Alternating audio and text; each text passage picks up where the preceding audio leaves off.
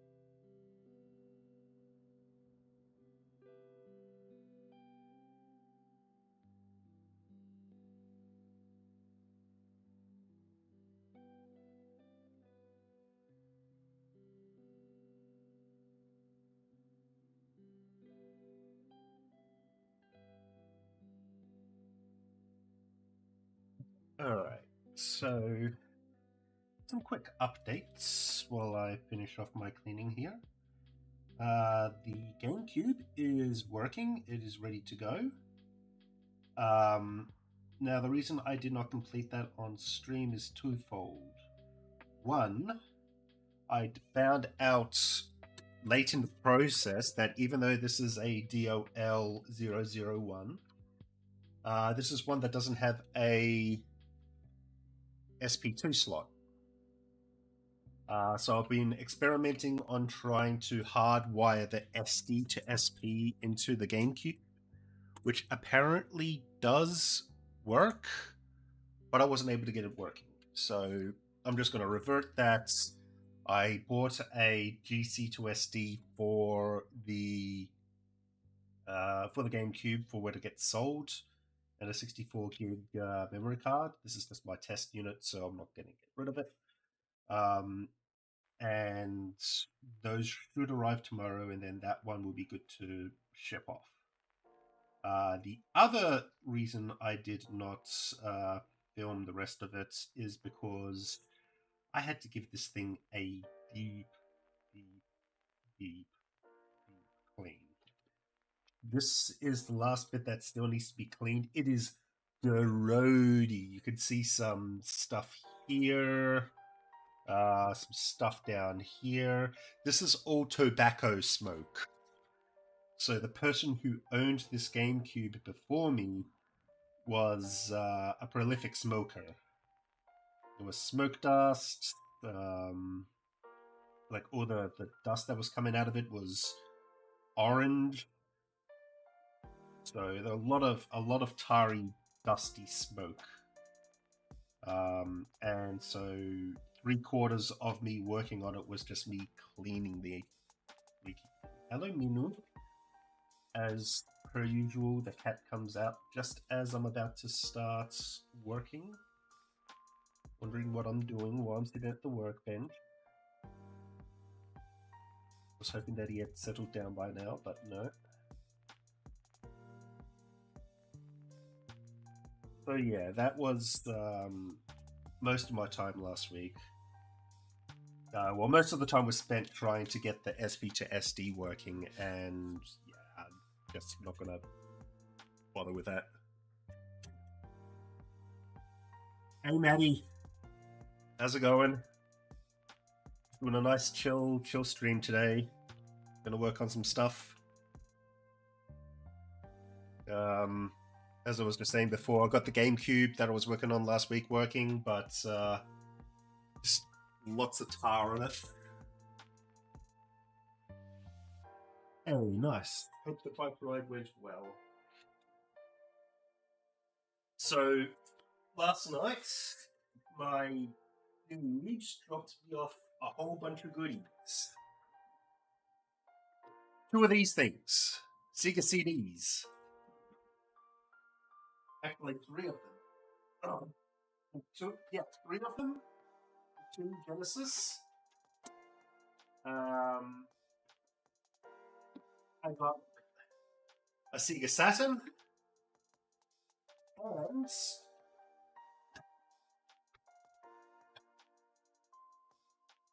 2 3DOs. So we've got a lot to get through. I also have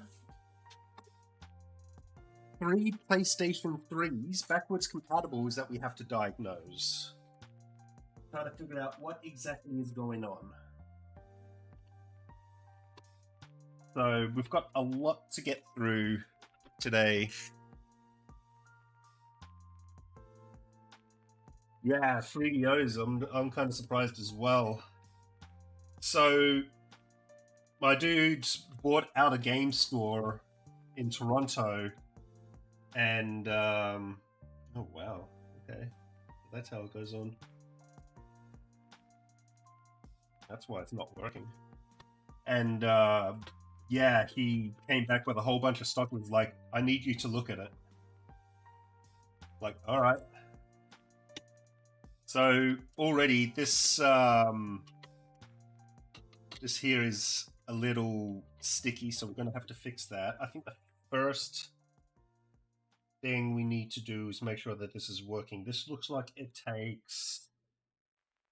Looks like the AV out here is where it comes out, and there's just audio from here. I'm going to need 2 AC adapters.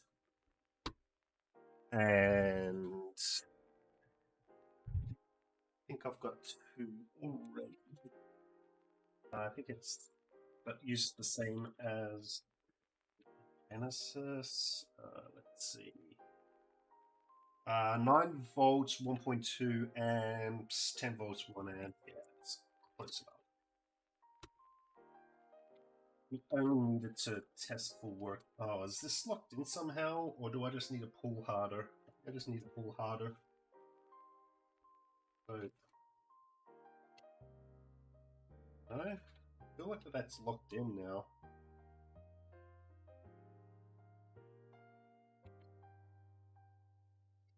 And I think that Genesis is the same anyway, so...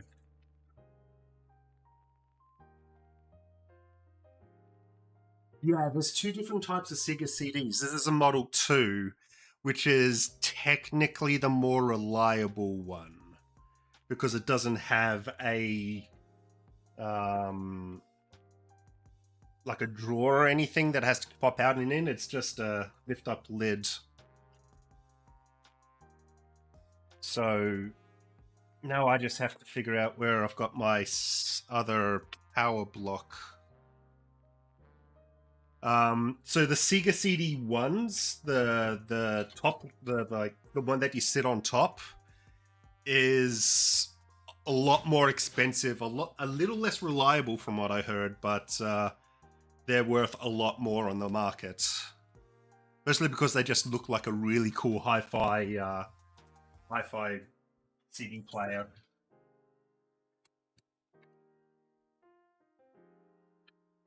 Oh, that's a Genesis 1 plug. I don't think I've got a Genesis 2 plug, but that's fine. I've got a Genesis 1 I can plug in.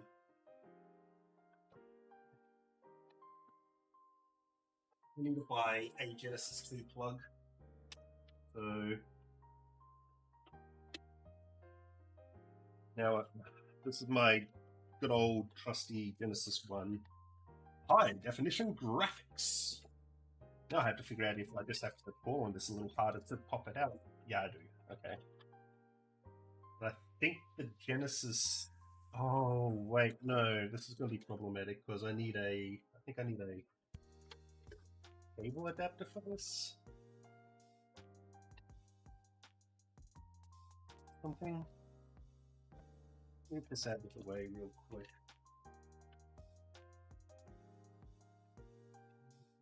Nope. Okay. So that fits. Oh wait, no. There's an extender base that goes under here, right?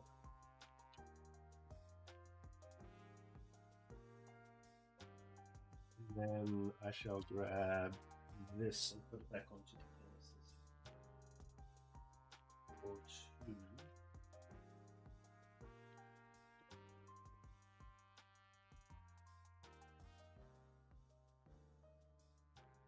Yeah, I hope everyone's day is going well.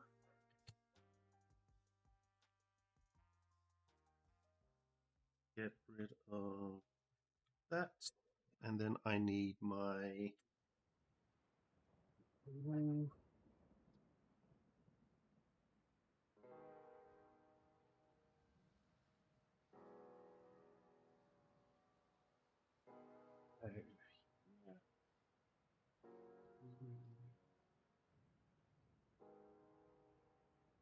Then I just need 2 AC adapters. One. I could have a second one somewhere because I was using it for my Nintendo. Got me some trusty old 3 buttons. Controllers.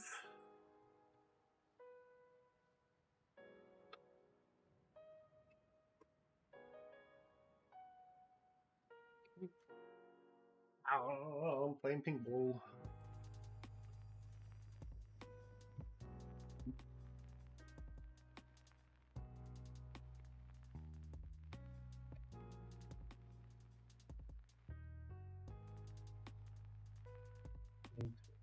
One. I have to have a second one of those somewhere.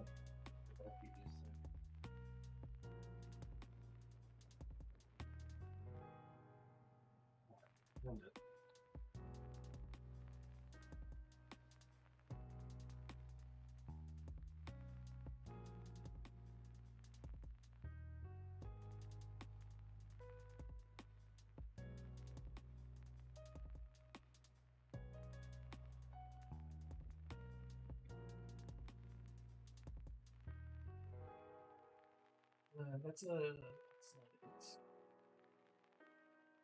Definitely not it.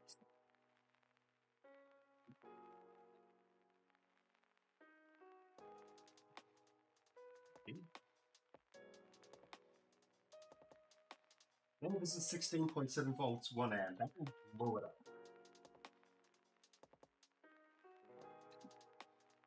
So I need to check the box of emotional support cables. Or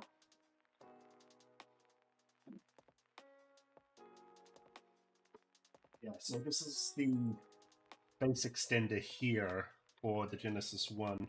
Oh, the Genesis 1 is turned on. Well, I guess I could give you guys a screen to look at for the time being while I look for this additional power adapter. Just need to plug the HDMI in, which I'll put the HDMI here.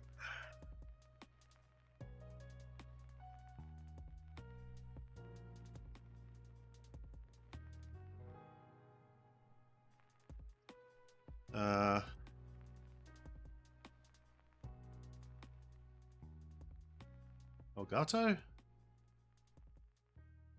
Check the other window. No, it's not showing up. Okay. Interesting. Maybe it's because the console didn't boot up properly. Yep, there we go. So you get to have a look at Sonic for a little bit.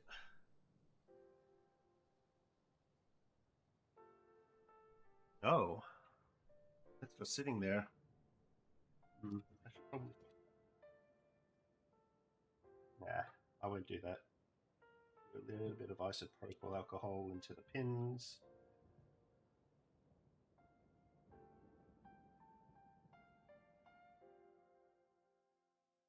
And I know this cartridge works because this is mine and I've played on it before.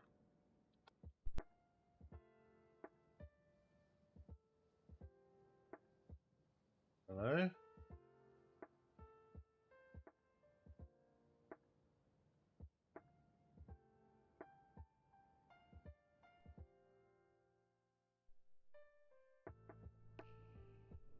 I wonder if it's not booting up from the cartridge because it's expecting power from the Sega CD.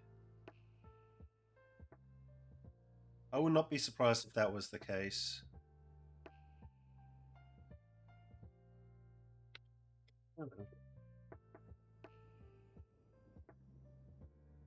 Maybe I just need to give my console a deep clean.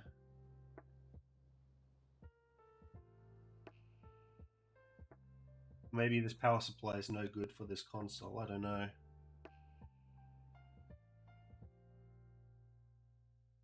All right. Well, I guess you won't be getting to look at a video game until I find the power supply. So it's down to the box of emotional support cables for me.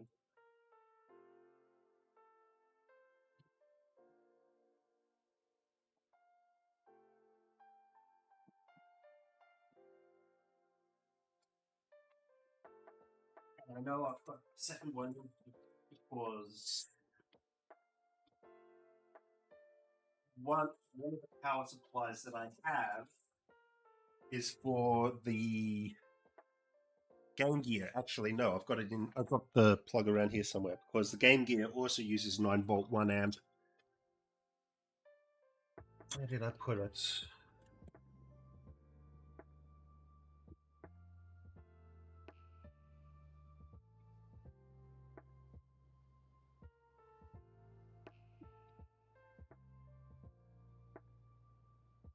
Hmm.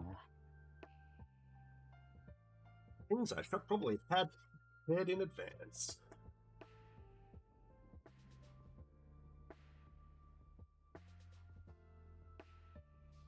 I might have put it back into the box of emotional support cables. I'm not entirely sure.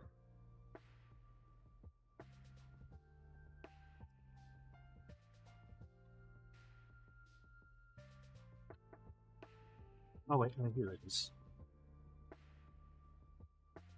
This is an original Sega lug. Let me untie this thing because there is a lot of cable to untie. So I think also written here's the same. I think so. No, it isn't. What a shame. I don't think it's going to plug in here either.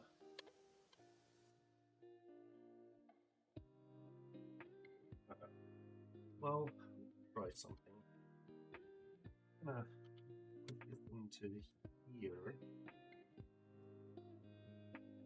Oh, but it powers on with the console, doesn't it? Can't do that. Alright, well, this is where things get complicated because I thought the 9-volt power supply from the Game Gear would work.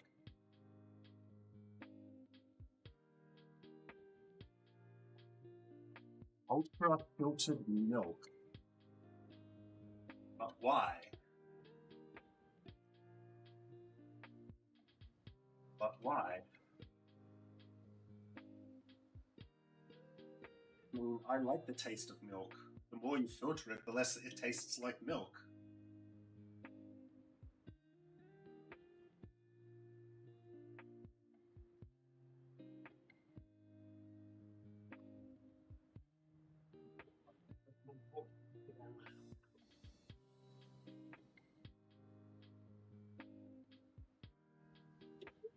What's this? Volume adapter, 15 volts, 1 amp.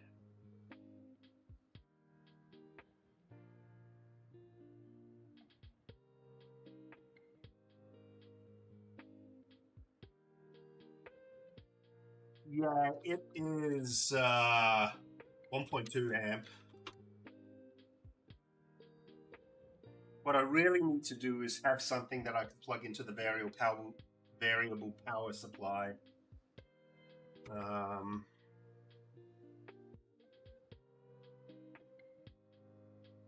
Would have been smart.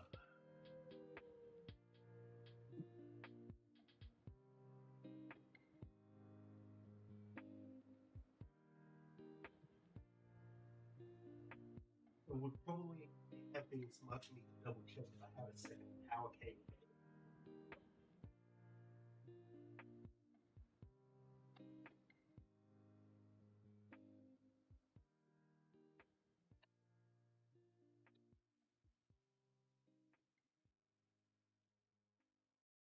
I did. It was, I think, the Nintendo that I have with a similar power supply. I'm sure I got power supply with that. Who's this?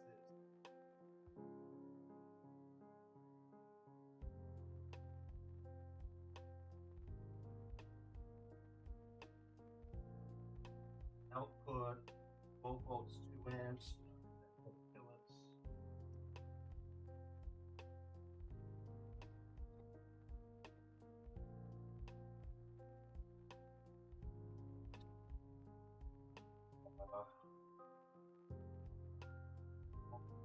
2 amps, 5 volts. That can't be anything higher than 5 volts.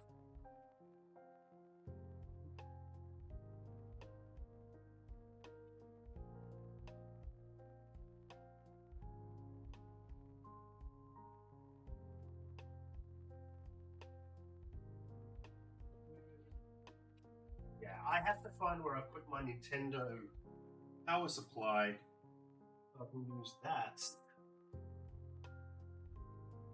But the question is, where the fuck did I put it?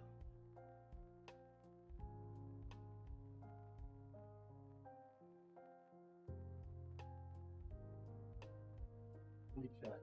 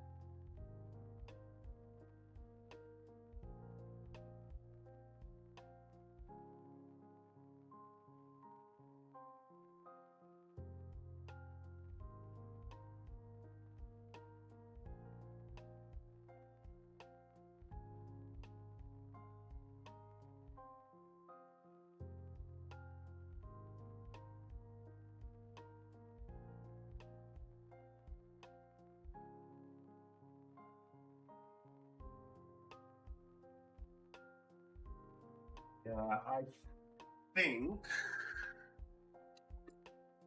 I don't have one. It's not, because I'm pretty sure that the Super Nintendo that I got came with one.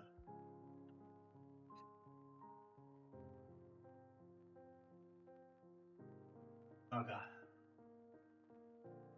So we might have to test those a little later, which is a shame. I was looking forward to testing these. Might just have to ask for a power supply to test these with. But we do have some consoles to test. We do have some Genesises to test. This is my one. I don't know why it's not powering properly, but then again, it could also just be the power supply is not working right.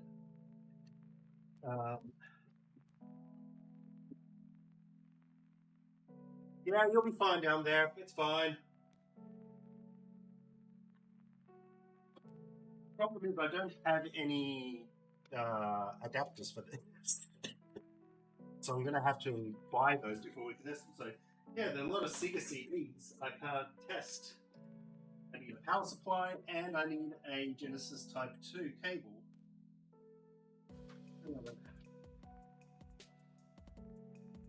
Alright, well, what about the Sega Saturn? I think the Saturn might be a bit of a problem because it uses. That.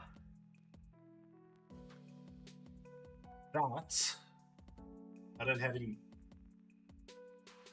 I don't have anything to test this with. I don't have any cables. What's the power supply? It's sides. I should have one of those somewhere. We can at least see if this power's on. I think I use. Honestly, I think I just use a regular universal one, which is. Well, the instant.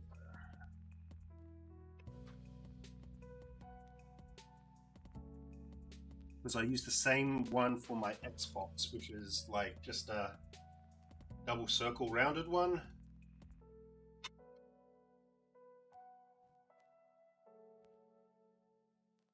I'm kind of also afraid because it might blow it up. I don't know. Oh, we've got an access and we've got power. So that's a start, but this also uses a Genesis Type 2 power adapter. So at least I know that this turns on, but I need, sorry, not power adapter, AV plug.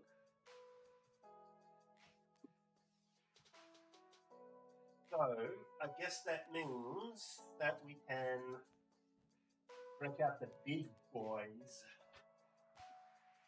Have a look at what happens here. Panasonic Radio. So I know what I need a shot for. This is polarized. Oh, how nice.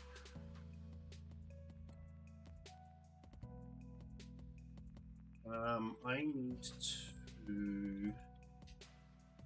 Okay, this is what I'm going to do. I'm not going to test sound right now, but I'm going to test AV.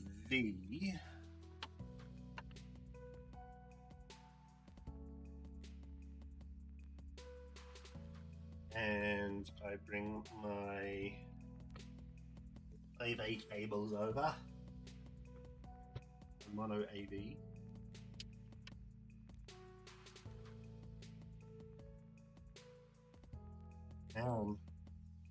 RF. The only thing I don't have is a game to test this with, but let's see what happens.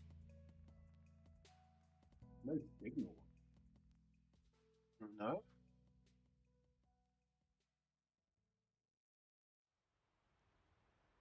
I don't have a controller to test this with either. What? Hey, we got a free game! Look at that! That's Super Street Fighter 2 Turbo. It is kind of scratched up. It looks like it's working.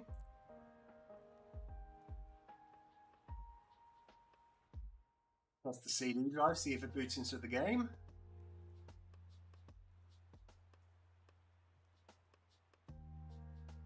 Hmm. 3DO. I would love to have a 3DO as part of with my collection. 3DO, okay.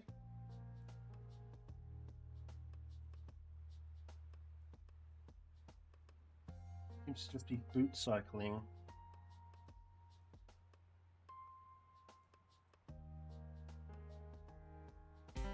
There it goes.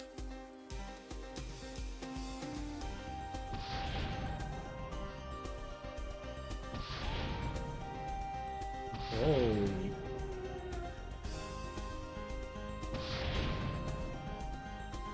Now that is cool.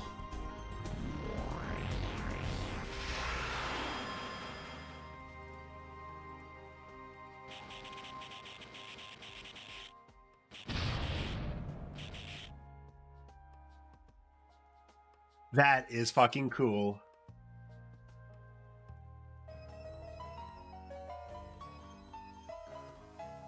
Oh. I don't have any controllers to properly test this with.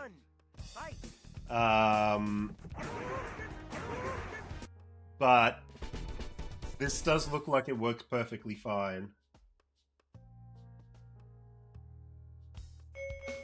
Which is great.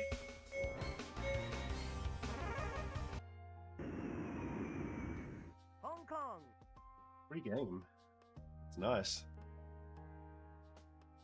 Does this go into a menu?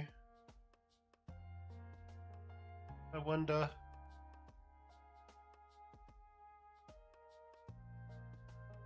It does. Allows you to put a disc in. What if I were to put in a disc it doesn't recognize, like a Bram Stoker's Dracula for the Sega CD? It should read the audio tracks. I would think that it would read the audio tracks.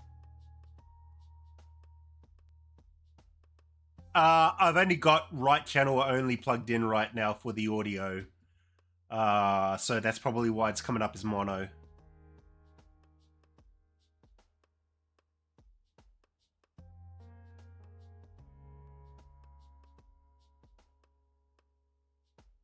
It does not recognize the disk. That's fine. We know that the disk drive works. I do have some proper AV cables, but they're currently plugged into my Xbox, OG Xbox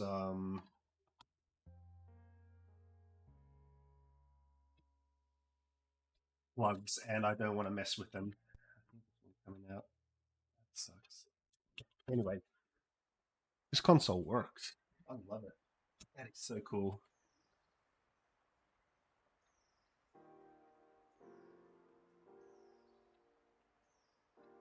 So, one video.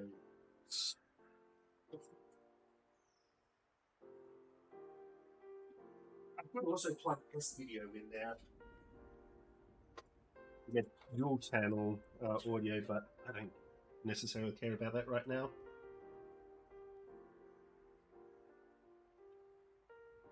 Here is our second video.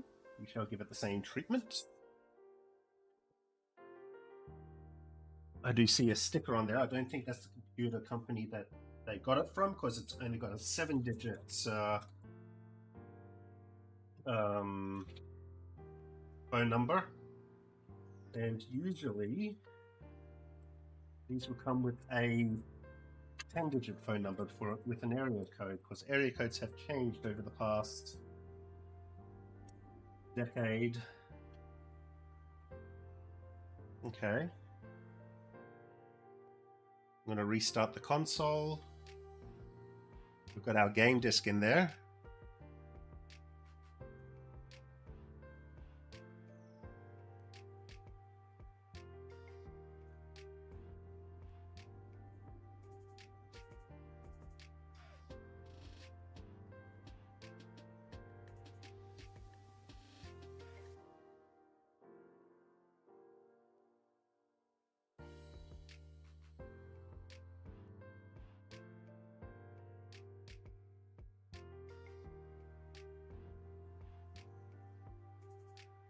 It is scanning. There we go. This one seemed to boot up a lot faster. So I think the lasers in them are probably slowly dying, but both of them work.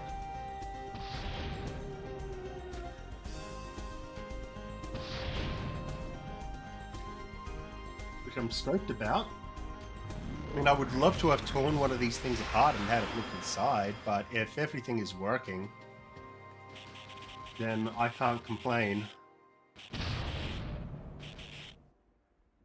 I just get to tell my patron, hey, they're both working. Plus, there was a free game in there, so hey, sweet.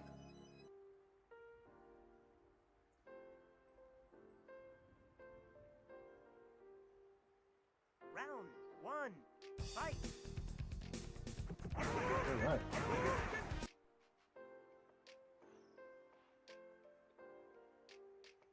One thing I don't seem to like about the 3DO is that as soon as you open the drive, it wants to close it. Kind of annoying. So we have 2 working 3DOs. That is really, really cool. I believe my patron is going to be keeping one of these for himself because he wants one for his collection. The other one, I think 3DOs go for like $600-700. Really expensive. But I'm going to look at the price of one right now.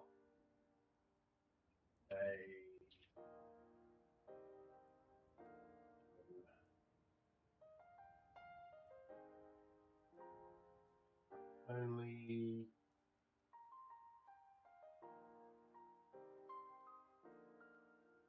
I'm gonna go for about $300, $250, $300. Okay,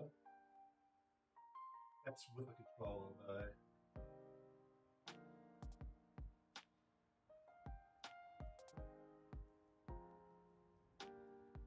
There are a whole bunch of mods that you can do this as well. Like you can put an OD in there. Really, really cool. Just having a hard drive or something.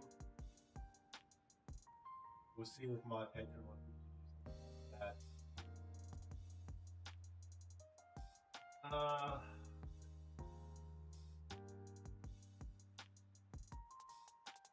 Now that those are done,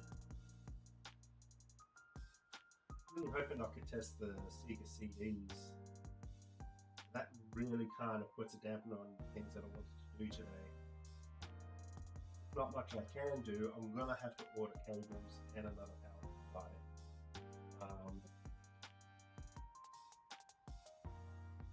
I'll see if my patron has any spare bits. But other than that, oh yeah, there wasn't another Genesis 1.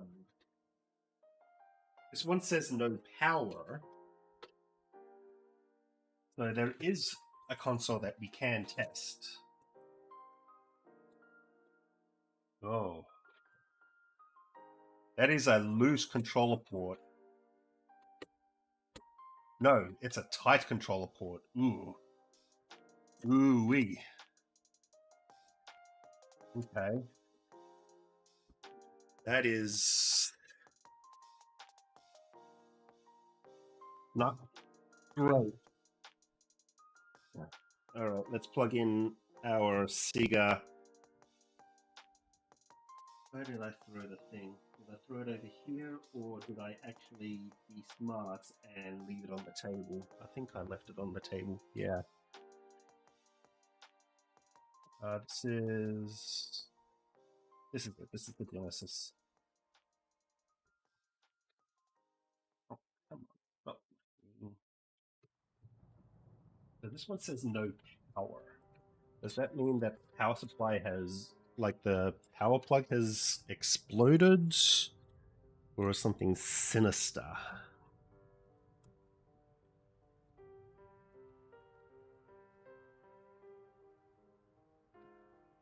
Find.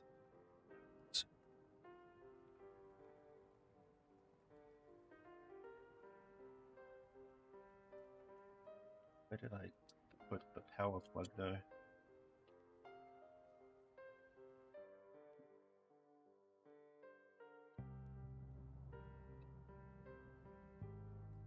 Oh, we've got power.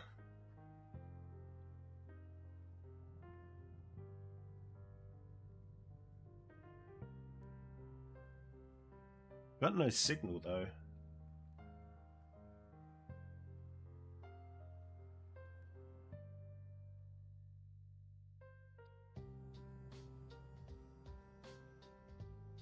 I do see my RetroTink reacting.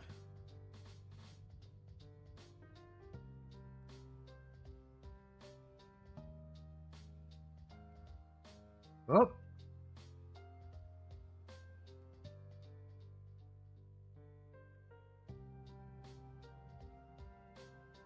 Okay. Then we've got a look. We do have something that we can try. Yeah. Let's try cleaning the cartridge and the cartridge slot first.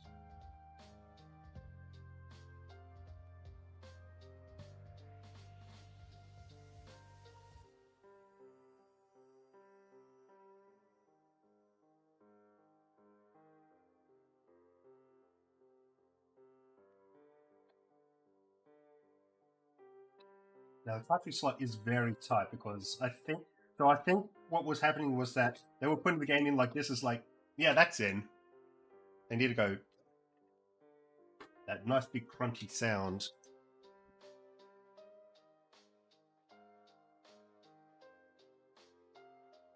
Not getting any signal though.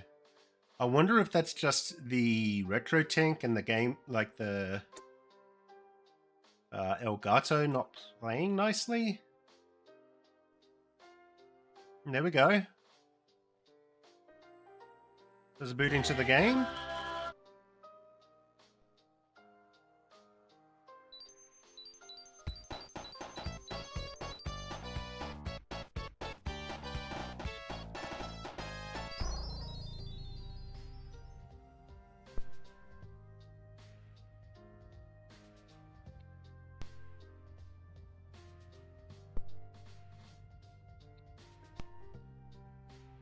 Maybe I need to recap.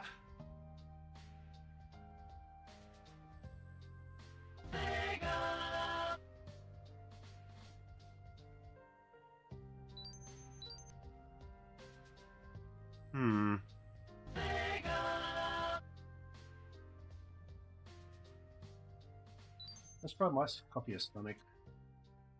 Oh shit, everything's gone to shit! It's down here! Ah!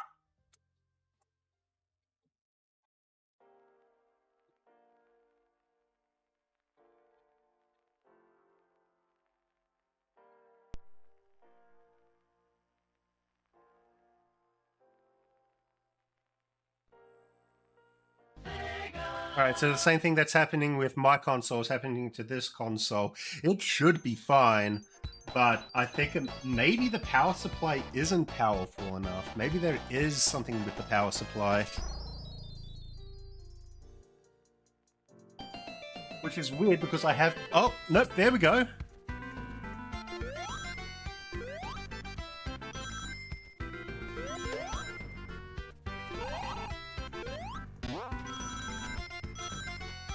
Now the black and white I think is just my RetroTink being dumb. Let me see if I can...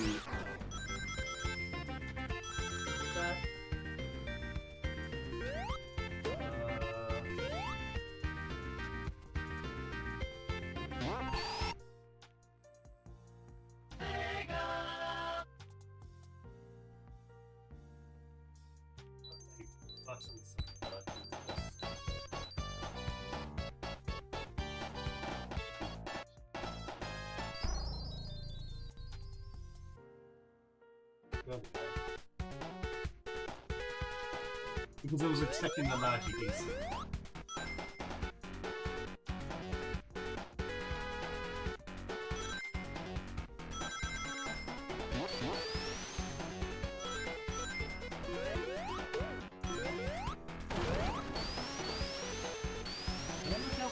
Frozen.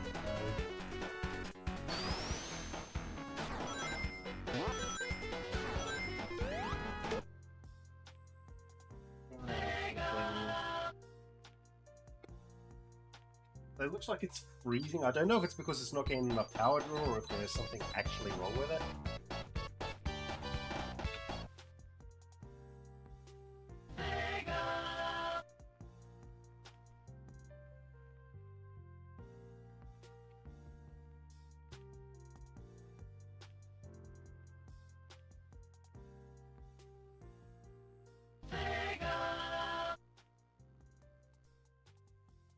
I know what I can do to test sound. Put a headphone jack in here. I don't know if this... I think this is going to cut off the sound from you guys, though.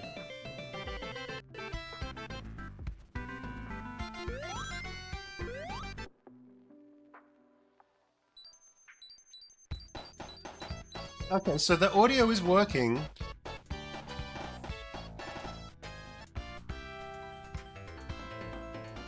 It doesn't seem to come up half the time, though.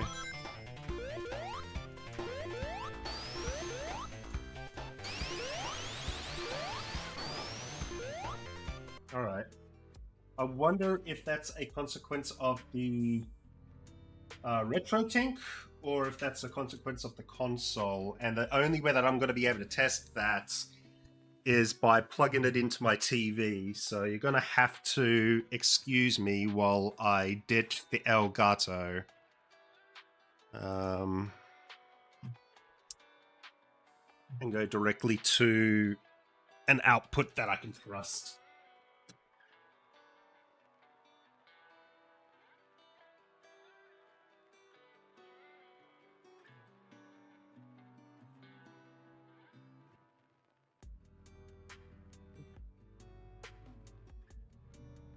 Oh.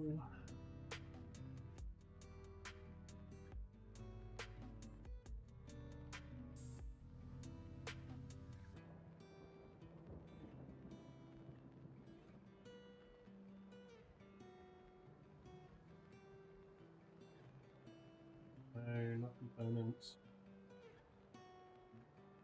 Video.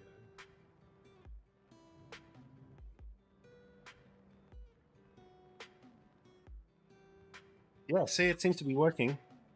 I wish I could. There we go. Seems to be working fine. So it's probably just the Elgato.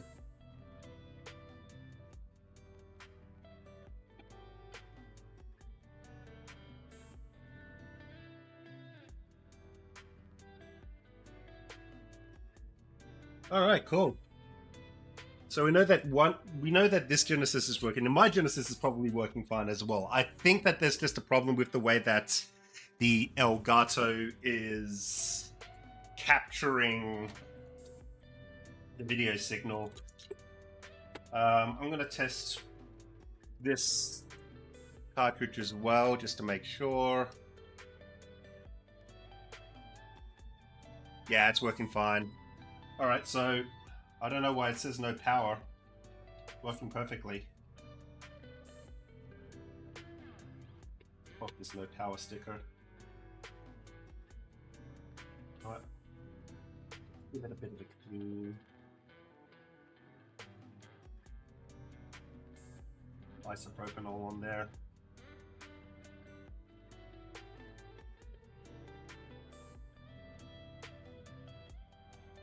And I am going to give this console a wipe down as well. Just a little cathartic.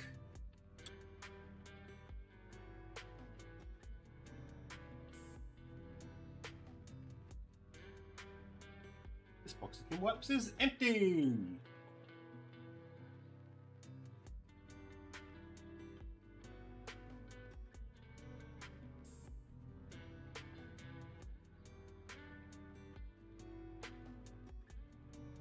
I've got a call. One moment.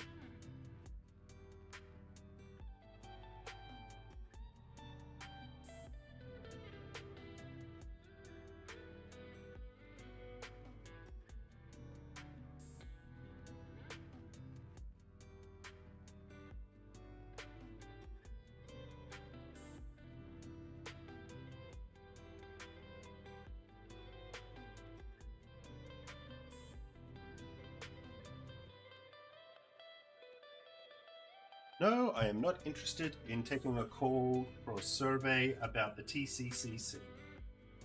The CTCC, the Canadian Television and Consumers Commission, or some shit like that.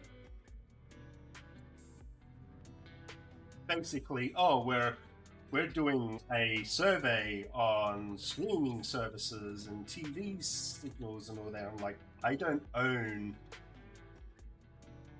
a aerial, nor do I own cable for viewing stuff. So good luck there, buddy. I'm gonna go grab some more Kim wipes. Hi, Nino. Hi, Nino. Let me give the Nino some greens. No, he's wanting some greens. Okay.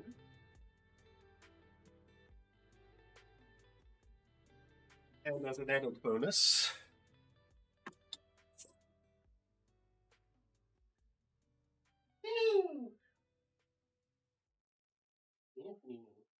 Burnett.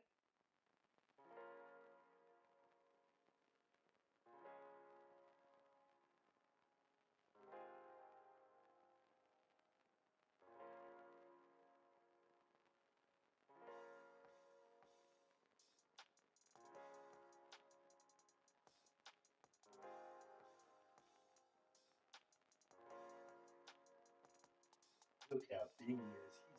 He's huge. He takes up this entire cafe. But he's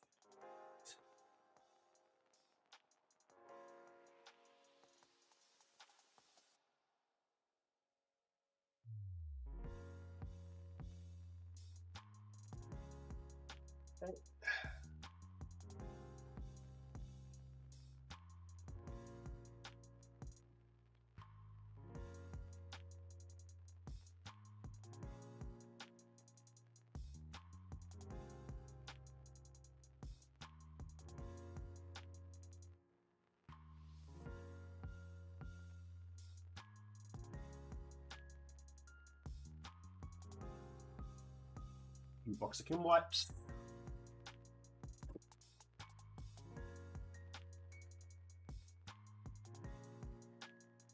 Ooh, these ones feel thicker. These are the science versions of the Kim wipes.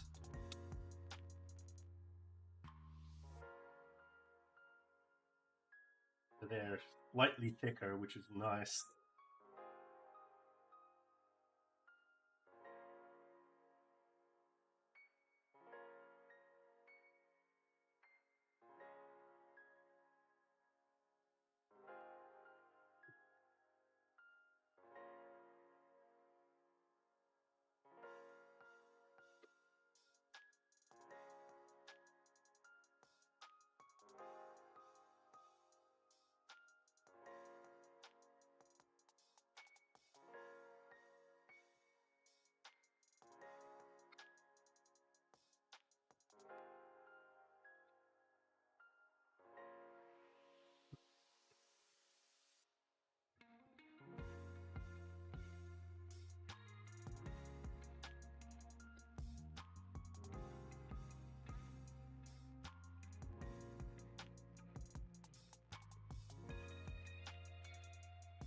You need help?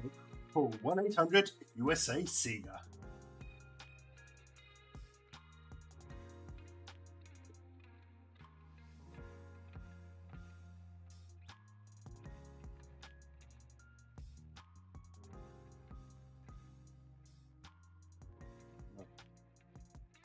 Well, we do have some other things that we can click on. Which is great. I did say that we had some PS3s to look at. And by Job, have we got PS3s to look at?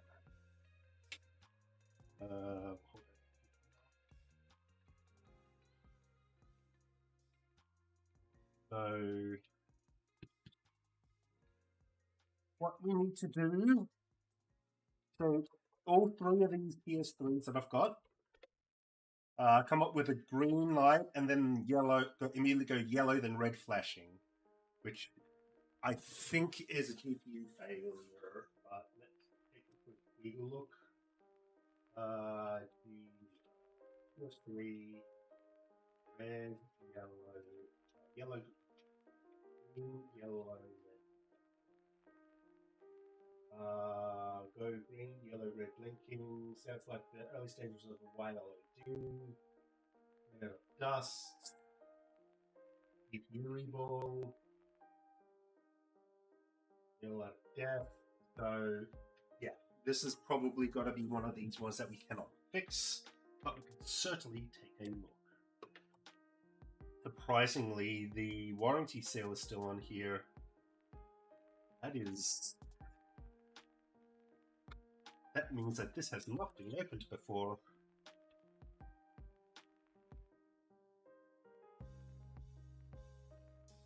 Hey, well, I like things that haven't been opened before.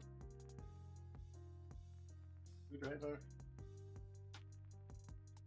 The first thing we're going to do is take out the hard drive, because we need to take the hard drive out.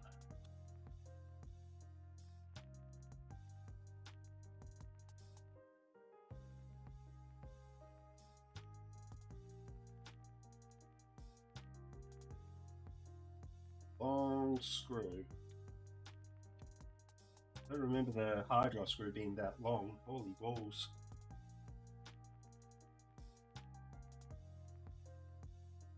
And this is an 80 gig hard drive, I believe. 160, ooh la la. They paid the extra money for the big hard drive. I can try to remove this sticker gently.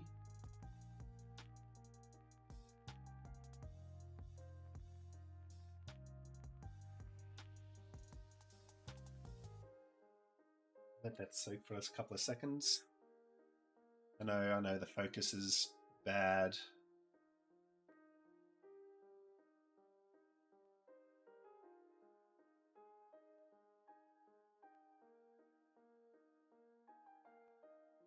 The cat is no longer going to go take a nap. He's probably got to come up here and annoy me.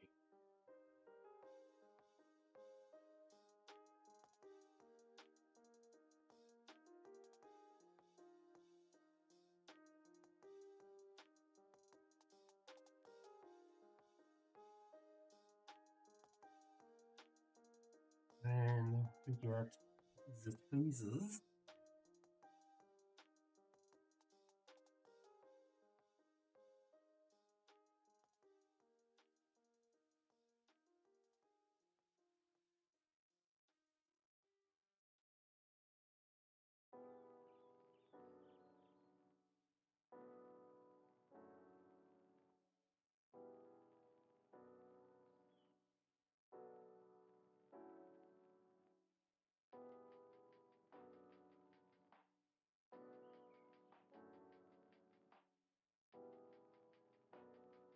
Wow, this one's actually kind of hard to get off.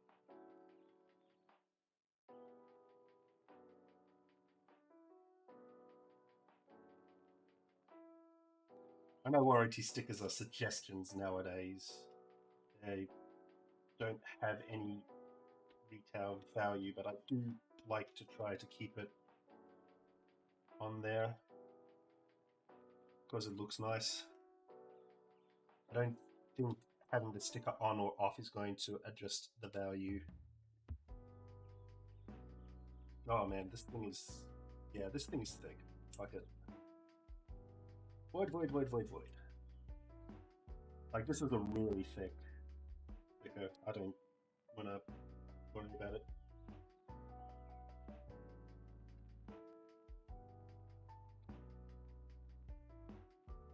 Which is funny because this is how you remove the faceplates, and they had replaceable faceplates. Oh my lord! Okay, yeah. See, this is bunged in. I'm gonna have to. This rubber is so old that it's actually just growing itself though.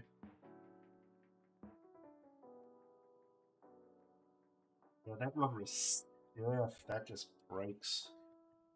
Then in there we've got a hep screw. I think the Torx T20 should be enough. No? Yeah, 15.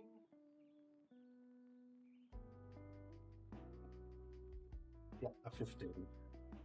Torx T15.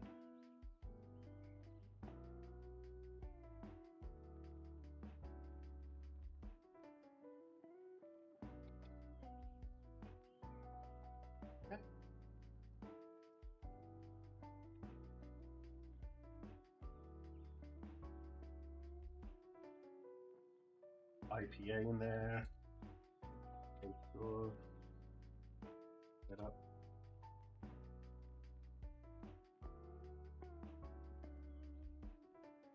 And we have 1, 2, 3.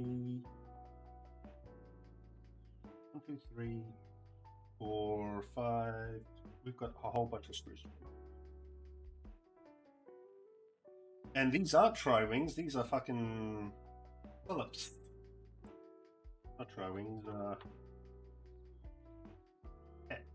Torx.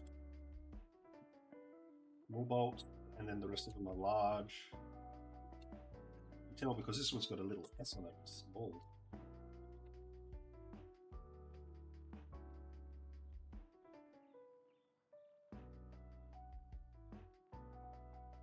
The camera in a better position. Really need a better camera mount, but whatever.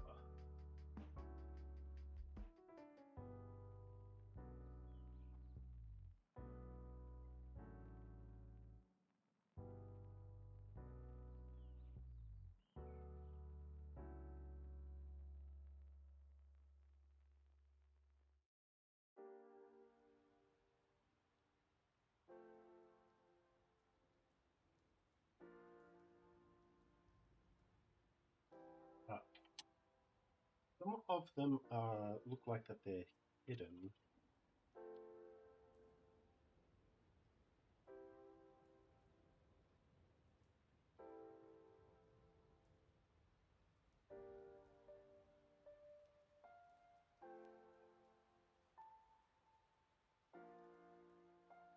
That's a tiny screw.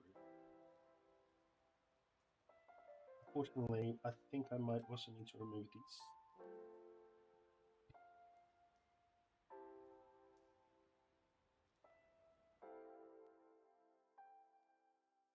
So it lifts from here, but there's also a tab here that you have to pull in to lift this up. And it is not giving, so there is some screws that we've missed. I'm going to take these two out because I think they might have something to do with it.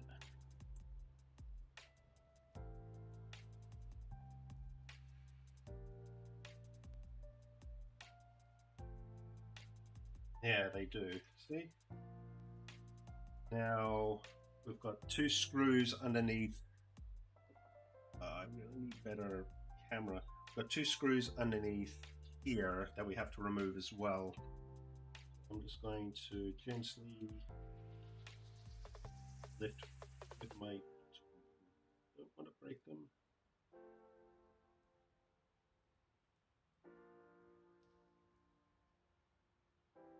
Yeah, see, these have got little. No, I don't think they're screws, but I think I still have to remove them because they're tabs.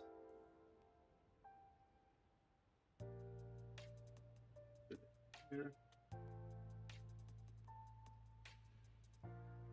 No, I've still got screws to remove. Another one over here.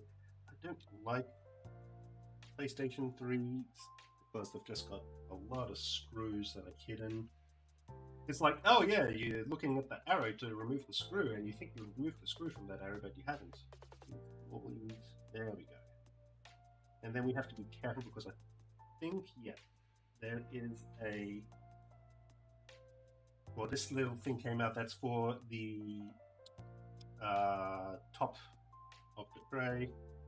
Then we need to remove the ribbon cable from that because that's the card reader. Right. And now we've got a history. We need to remove this more. So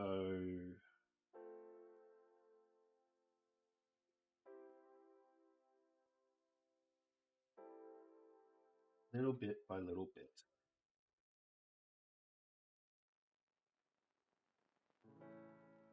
I'm going to remove this ribbon cable immediately. Just because I don't want it in there. There's a little tab there that you have to lift to be able to get this out. Just be careful of that. And then I'm going to detach the antenna which runs along the power supply.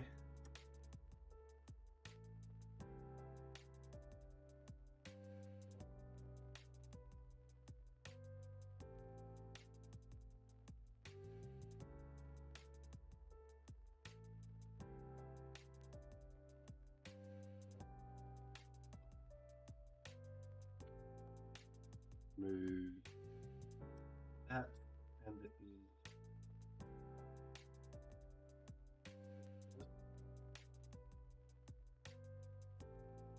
I believe that's a logic board for the card reader.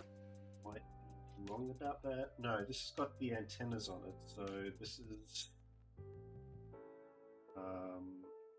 Wi-Fi and Bluetooth.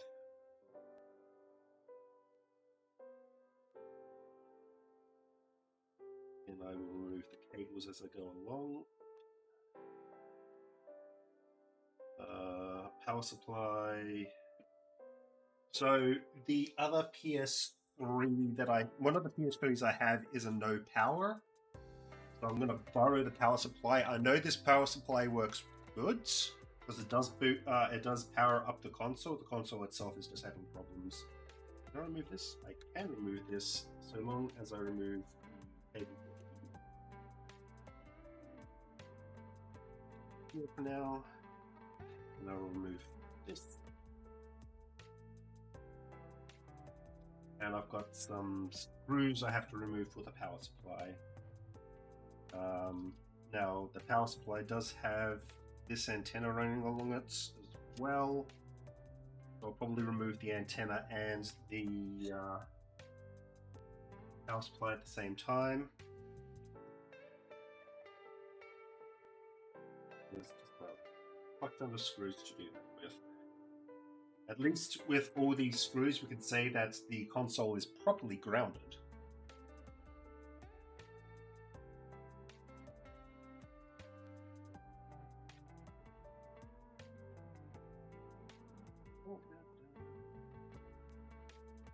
Going to remove the power there. Big old ground cable. The grounding cable because it's got a washer on it. Two washers. One's a retaining ring.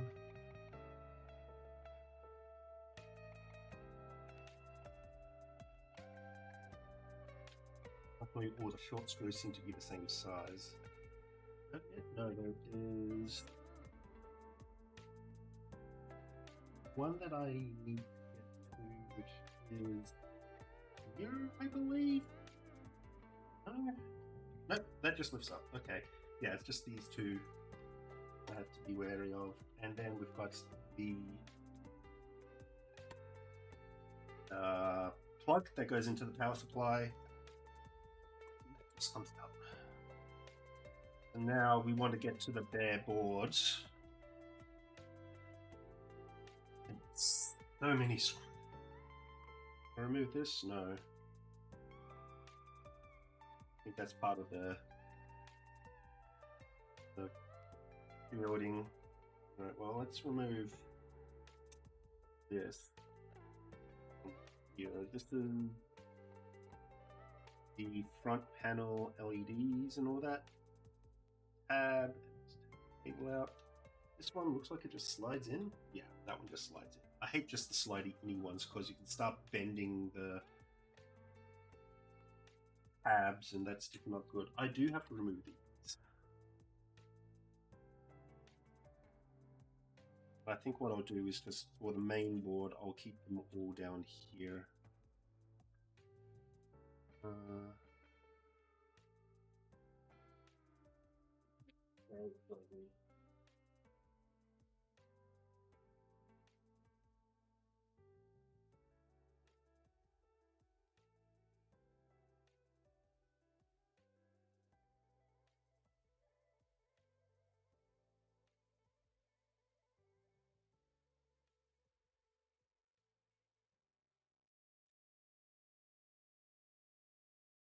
Move that over here.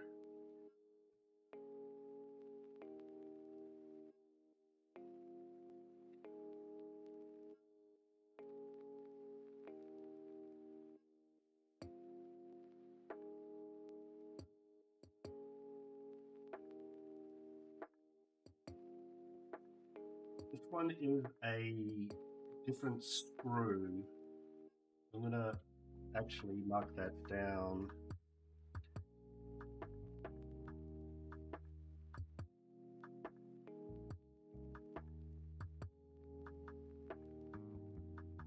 Mark that down in some removable pen.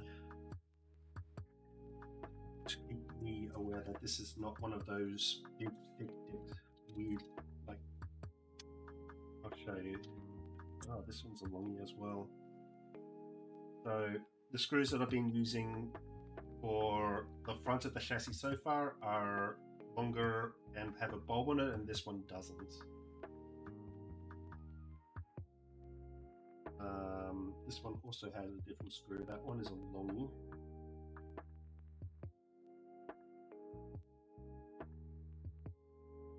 Yeah, it looks like the back just has different screws, so we have to be cognizant of that.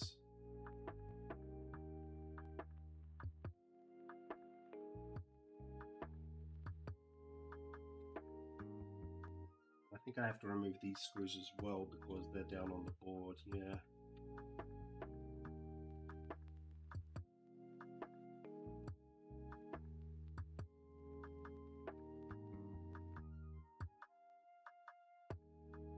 And the plus side of the PlayStation motherboard and everything is that it tells you exactly where the screws need to go. So we put a screw here, we don't put a screw here. Really nice. And I believe I need to remove the middle four screws to be able to take this out. Making sure I did not miss a screw. Here.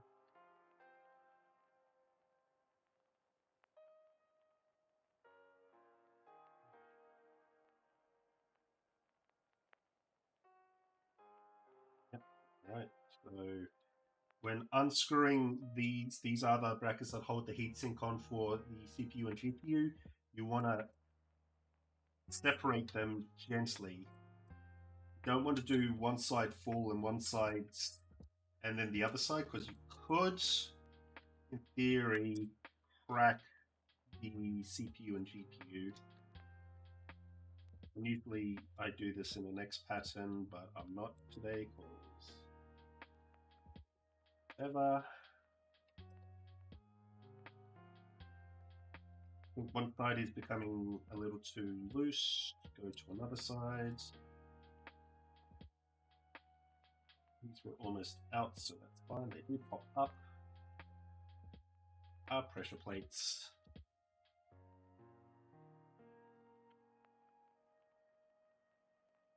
Side.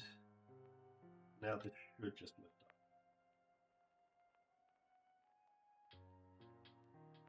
I have a little bit of more trouble because we've got little tabs here that are holding things in. If we just lift those tabs,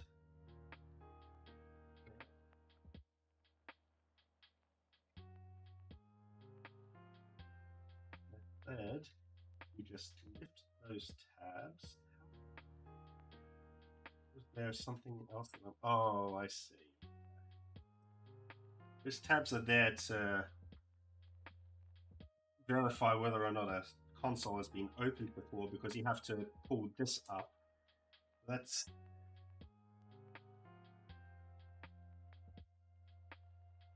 get that. So those tabs are just gonna break. There's nothing I can do about that. Or they're not.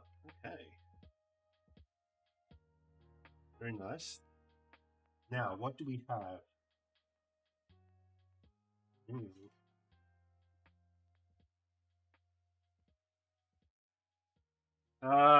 Well, first thing I'm seeing is, I believe that is going to be thermal grease from the manufacturer.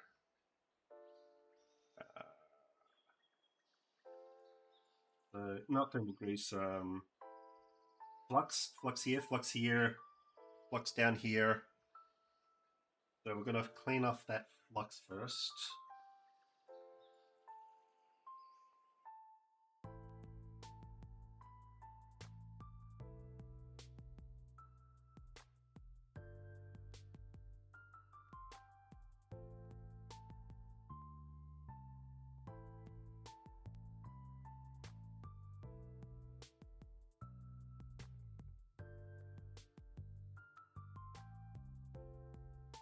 I like to work on clean boards. Flux is a lot easier to remove when it's heated, but sometimes if it's old enough, it will just come off with some IPA. It is here.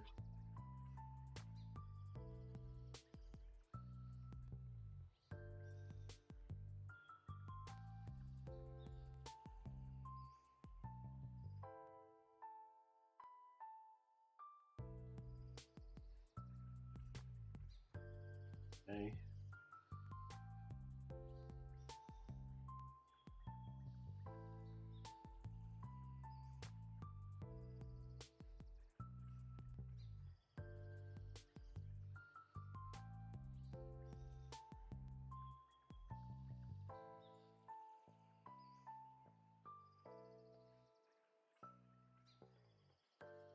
There we go.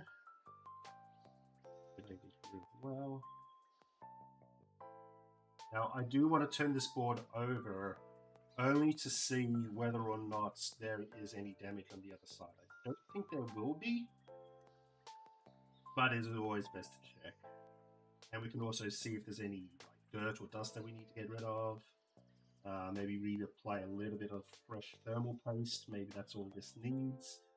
But this is also one of the earlier versions that requires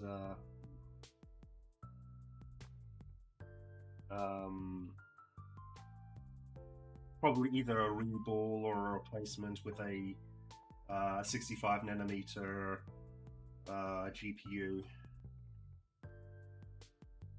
Can I remove this without having to take this out of the game? Well, you know what? I remove this without breaking anything. Nothing holding this in. That backplate comes. Ah, yes, that's the backplate. It should have just come out. Okay. Let's move this out of the way. Flip it over. Get to our heat stank. This looks relatively clean. Like, this looks like it's barely been used. The thermal paste is a hot mess. So we're going to need to clean that off. That there. Now and then.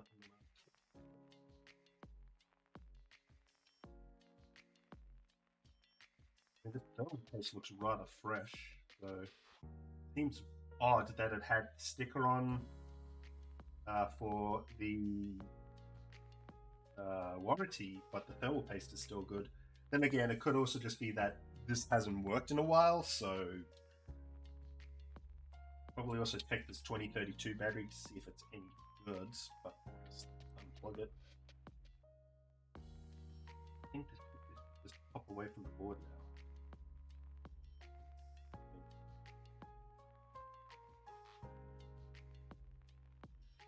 Just gently.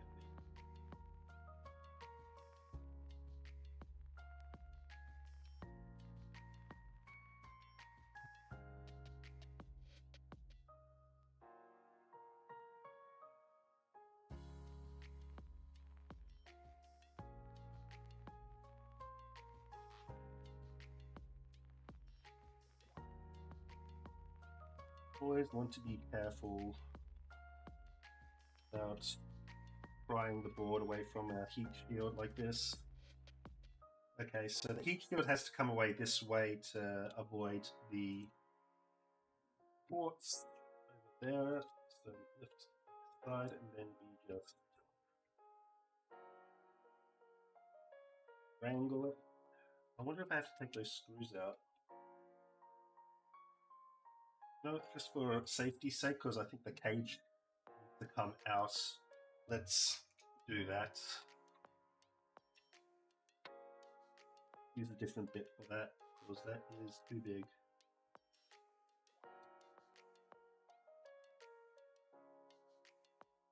Also the wrong bit, that's a try bit.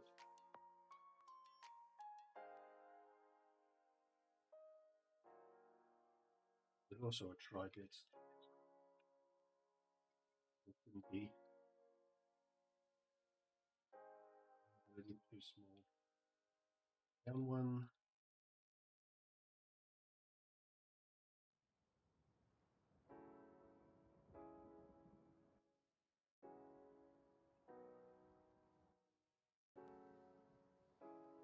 There we go. So this, the screws didn't need to come out. So yeah, from what I can see so far, this is relatively clean. There's the Emotion Engine. I don't see any cooked parts, which is also good. Remove some of this old thermal paste.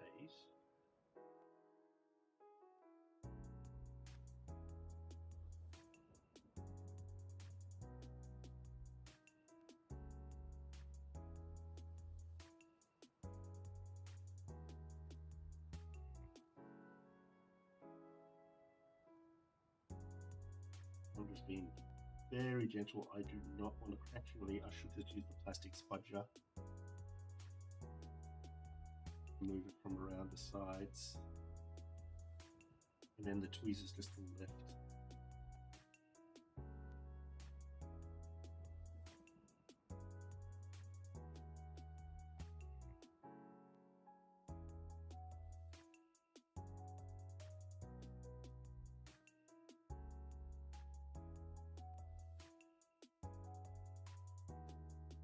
I think this is the no broadband engine. Okay, so that's the PS3 chip.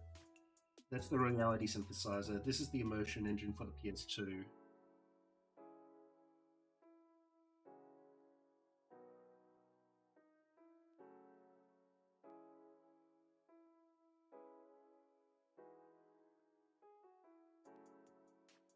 Now, I don't have a reballing station, so I can't fully reball these chips if that's what it needs. I can try the heat gun method, is definitely what I'm probably going to end up doing. But other than that, there's not really much I'm going to be able to do. So what we're going to do is we're going to do a little thing called UART, which is basically tapping into the error control, like the boot process for the PS3, and every time it does a boot and there's errors, it logs those errors within memory, and we can access that from the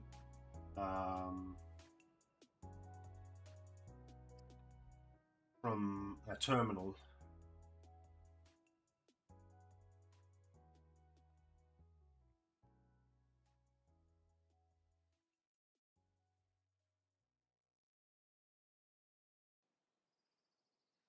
So what I'll probably do here is to put some fresh thermal paste on here. I'm not going to put a lot of thermal paste on, just enough for the processor to, the items to touch the heat sink. Then I'm going to flip it over and do UART. So I'm just going to do a little bit of cleaning here real quick. Flux that needs to be removed.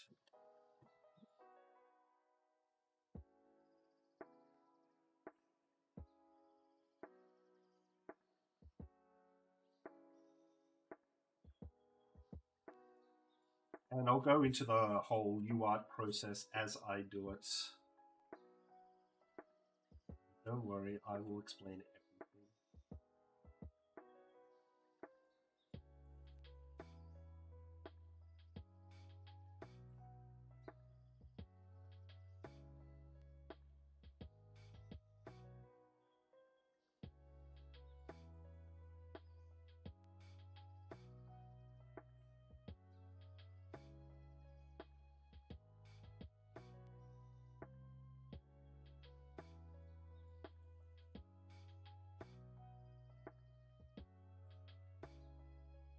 Fuck. There's no dirt in here, which is really nice, but that means that this probably failed very early. What is that? That dirt? That is dust. Okay.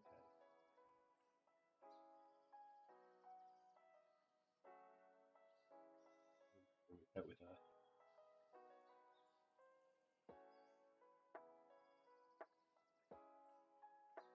I just thought that may have been some sort of explosive splatter for a second. I don't know.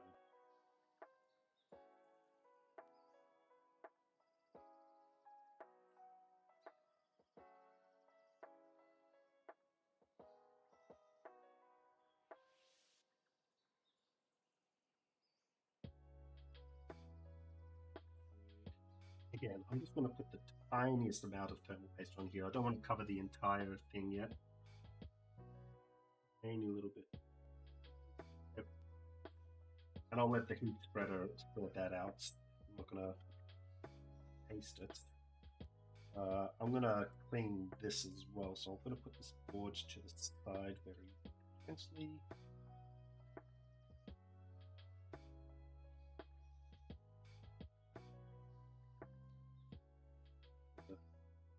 That's around here as well.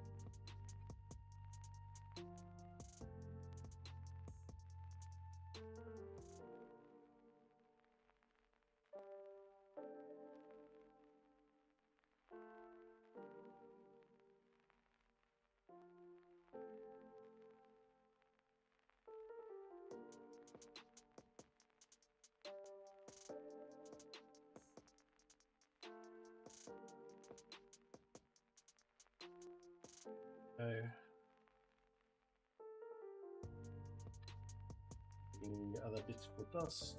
No. No.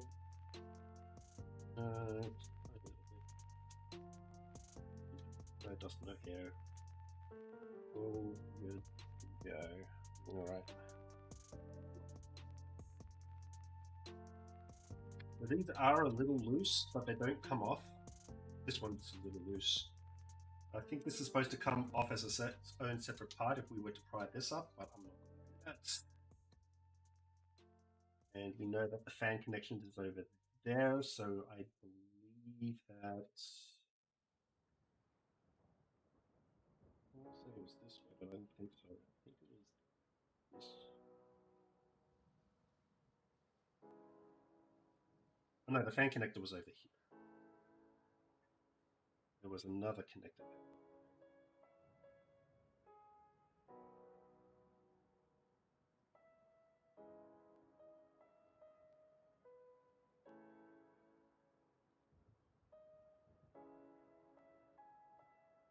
Let's put this in.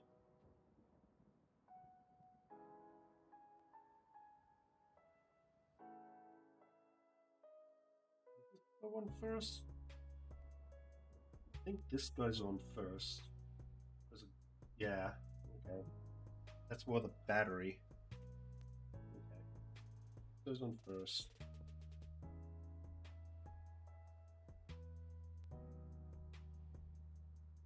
That. And again, I'm not going to screw anything down. This to be loose. And then this goes on top.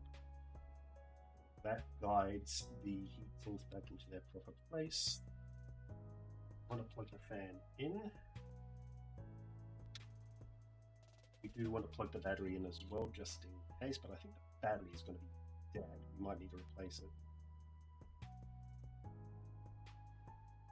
And I am going to put the heatsink devices back on. But first, we need to tap into the motherboard's UART. Down. I don't know if we're going to be able to get a good picture of this. It's down here. I actually wrote this down so I can show you what I'm going to do. So, hopefully that's on screen. No, we'll lift it up a little bit. And I'll try to get rid of some of this glitter. Alright, so the UART is basically a TTL command thing. It's for hooking into the motherboard's error processor, basically, is what I'm going to call it, but it's not the correct term. And there are several small points that I need to connect to. This one down here, this one here, this one up here. This one does not get connected just yet. It does get connected if I switch this into a different mode, which is not something I'm going to worry too much about. The only two solder points we need to worry about are this one and this one, RX and TX. And then I attach a point to ground. Now, I had a handy dandy cable that I used to solder. Do I still have that handy dandy cable, or do I have to? Because I have something that I solder onto this before I plug my thing into it. I may have thrown it somewhere. I still have it. It may not be in this box.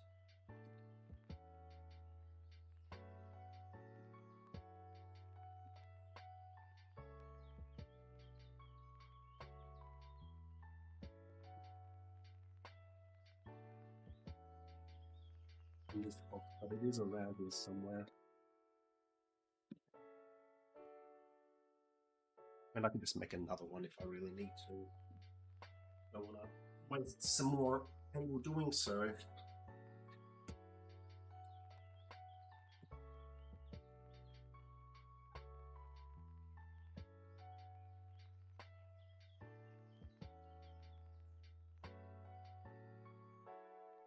I'll spend a minute or two looking for it. If not, I'll just show you how I create one.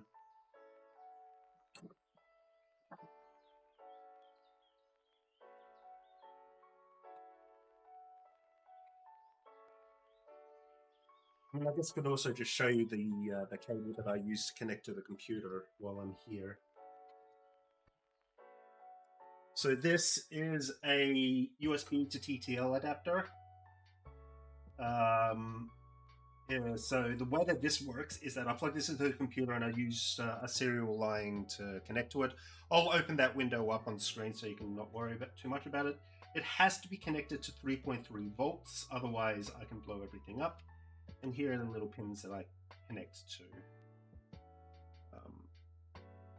but I also need some pins to solder onto the board itself, and figure out life where I put my original cables.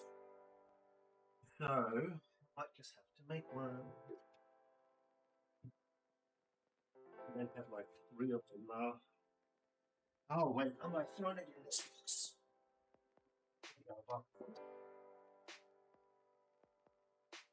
You can't use these.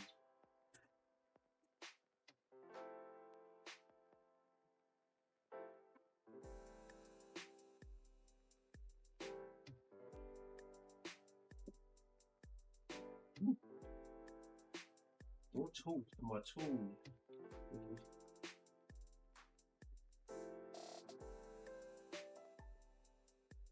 In this box, it might be in the other box. But it's not, then I'll just make some.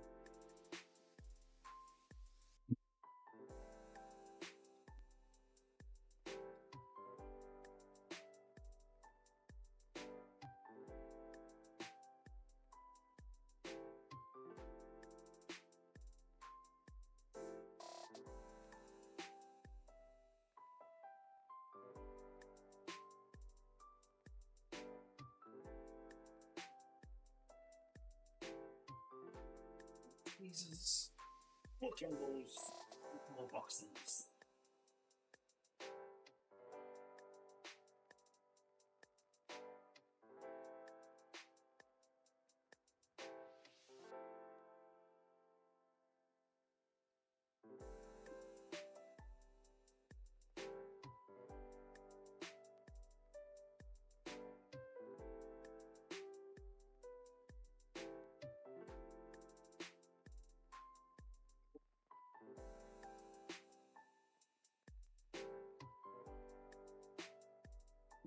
Not in here.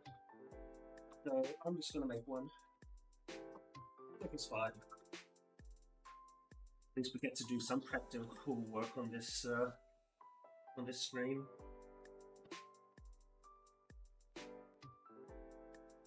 Let me find where I put my cables that I can use to make these.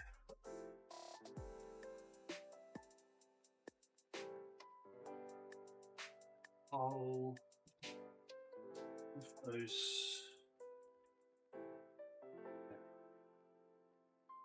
I'm losing them.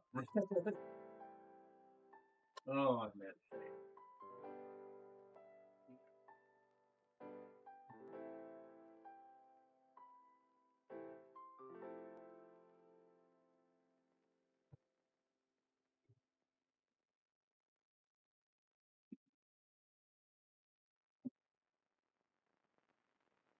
So what I need is these, or with a male adapter at the end as well. Now I've got some somewhere.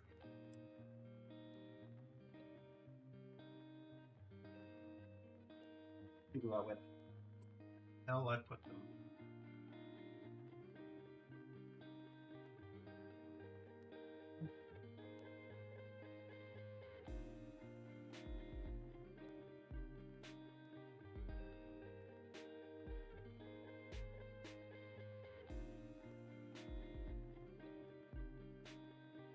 What's this?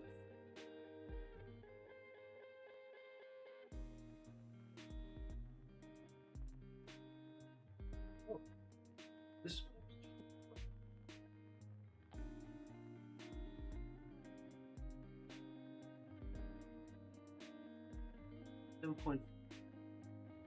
1.5 amps and 1.5 watt. Now,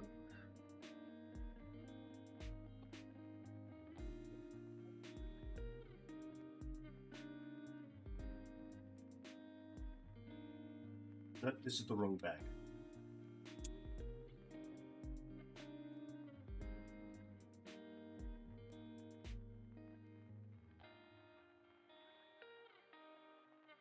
You ever have so many emotional support cables that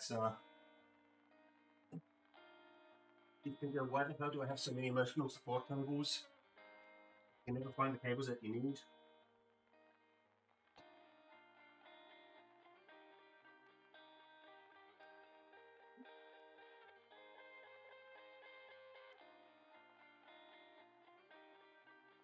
I don't know here.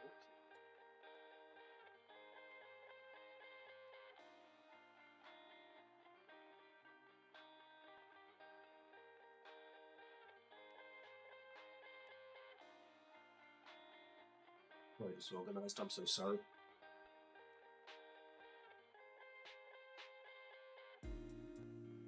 How did I put it?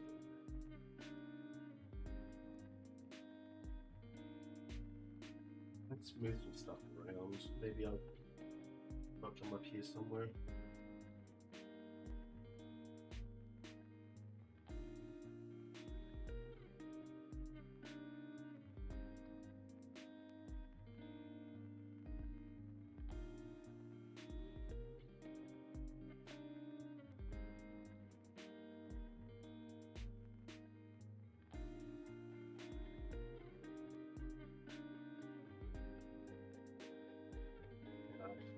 Get Madman and go through here again. I'm pretty sure left them in here.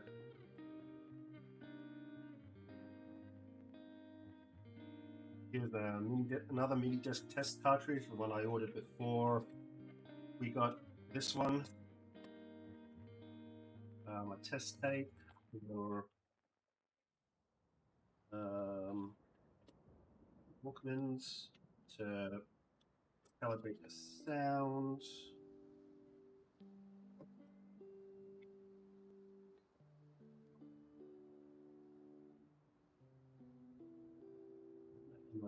Yeah, well, when I make the next one, I'm going to put it in there. Put it in here.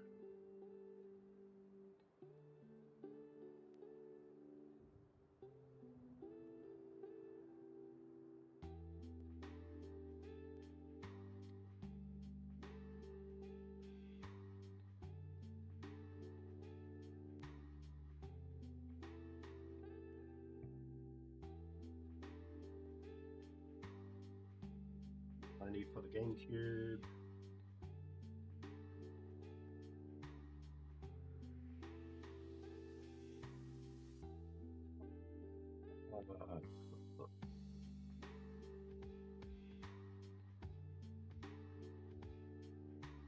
Part of the screen is learning about things. The other part is showing my ineptitude.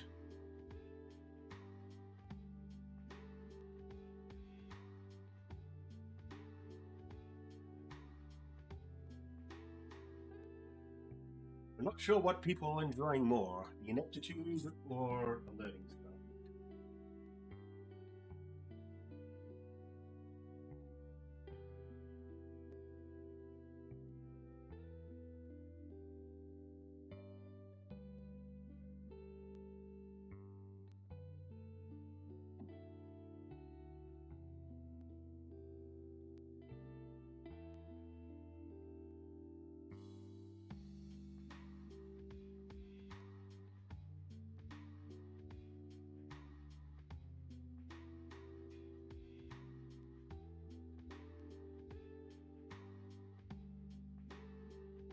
Oh, that's my Duke controller.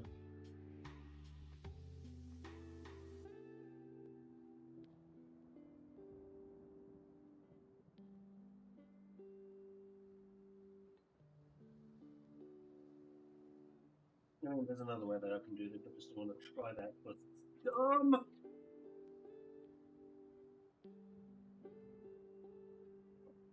Ooh.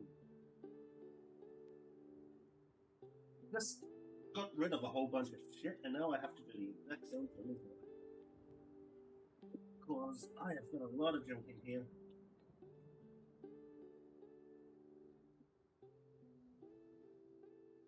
And if you're watching, you know exactly who I'm talking to. I'll figure it out. Oh, there's another box. Maybe I'll put it in that one.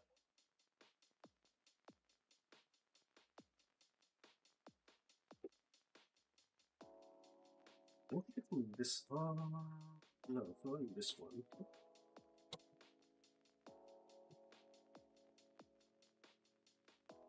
Mm.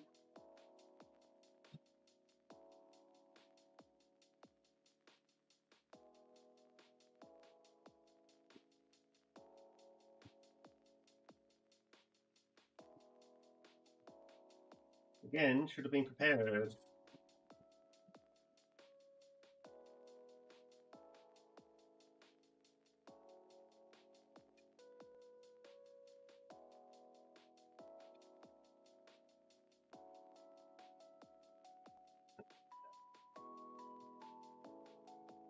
That's the one that requires power.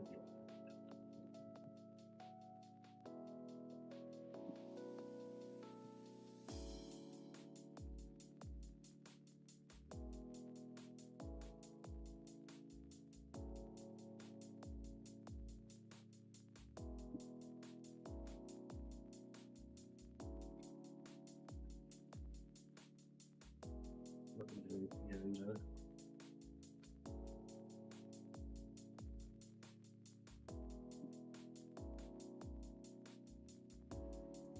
But I can get that in a couple of weeks. One that I need? Yeah, that's the one I need.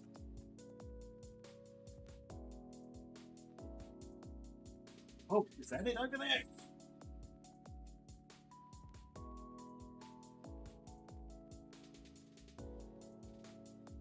Yes, that's the one. Yeah. Oh. What I needed. So, what we're going to do is we're going to solder these 3 points here, here, and here.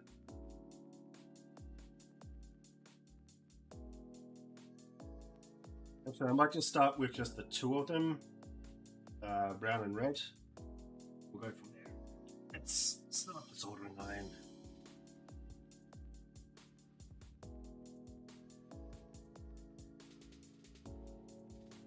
This so you can actually see it.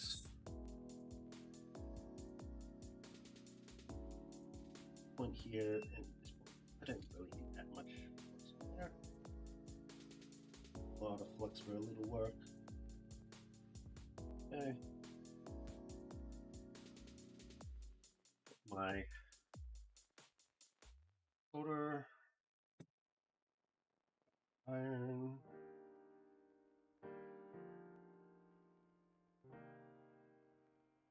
Oh yeah, I need the third one for ground. So we just a little solder here, touch a little solder there. I'll get, actually I'm going to keep brown for ground. Our orange one. There. I need more solder. Maybe we can clean the solder off afterwards.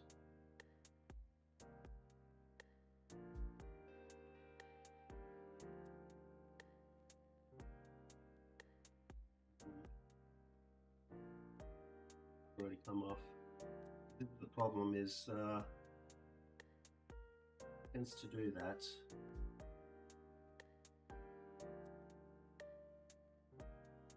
You need quite a little bit of solder on there to make sure it doesn't fuck around. Okay, so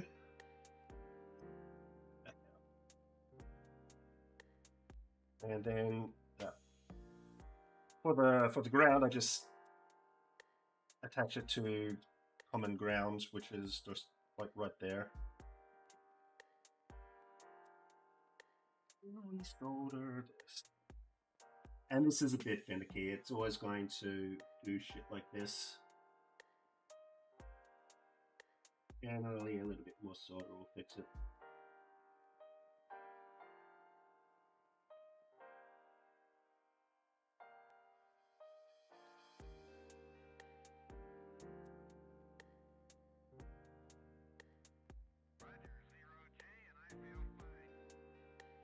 There we go. That's solid. Alright, so we've got our transmit and we've got our receive. And on my TTL cable, I need to connect the transmit to receive and the receive to transmit. So transmit is going to be green. on this, so I need to connect green to red. And then I need to connect blue, which is our receive, to the transmit on here.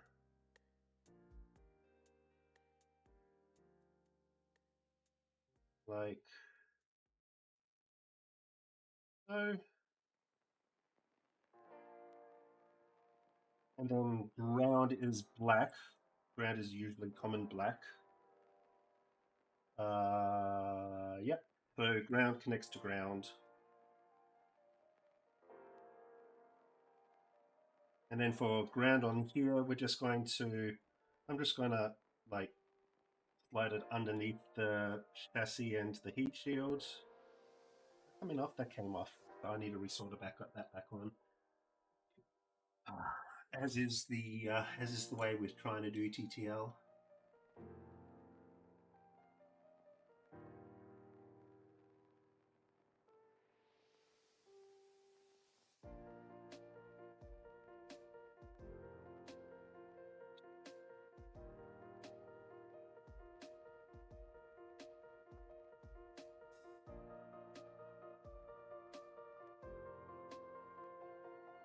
I'm going to keep the iron on just in case if that happens again.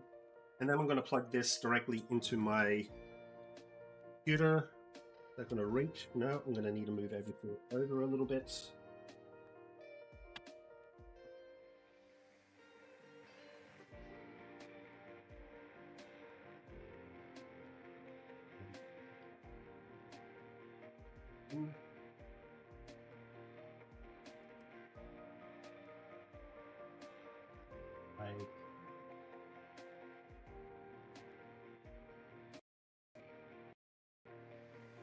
Now everything is connected.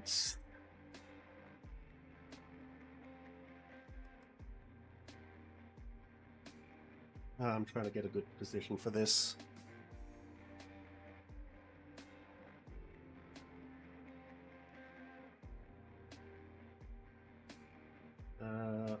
Like that, yeah. So you can see the UART connections. And now what I'm going to do is I'm going to bring up a PowerShell window.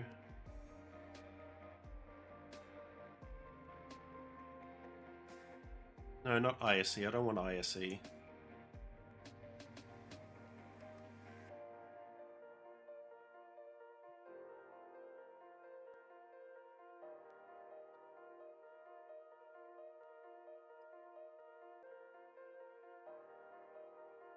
Where did I put it?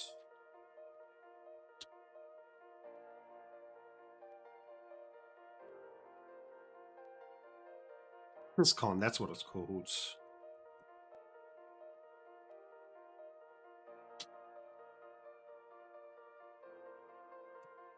So there is a Windows script for this, which I am loading up.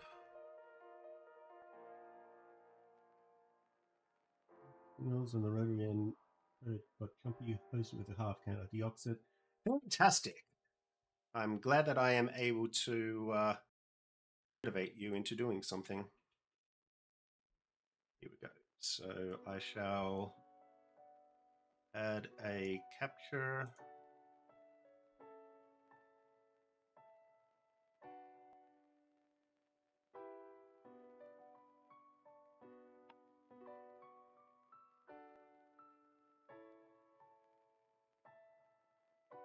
About this con window. It will require me to power on the console. I have not screwed on the top. I'm not going to actually do that, but this is making contact with the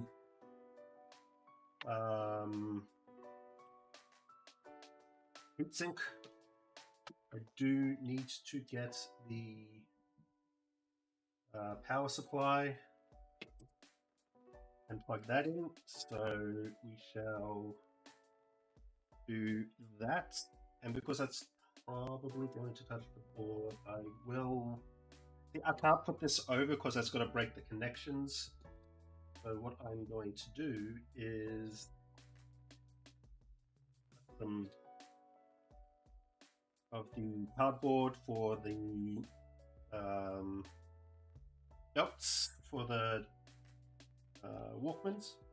Just gonna put one of those down and plug the power on top of that just to isolate it.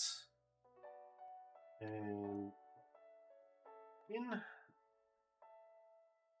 I need to grab another power supply, so I'll grab that one. Plugs into the back right over here.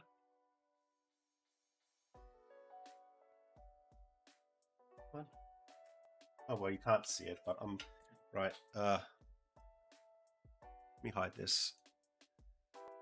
So I've got a piece of cardboard underneath here to shield the motherboard from the power supply.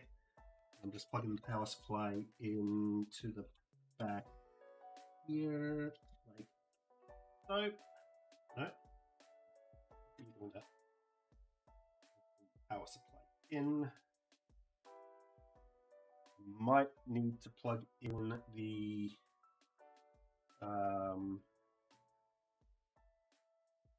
front board as well, because I need to be able to power it on. So we've got our front board.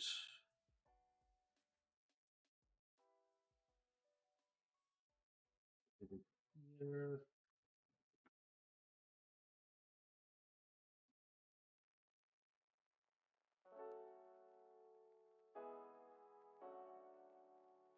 So that is the Wi-Fi, that's the thing.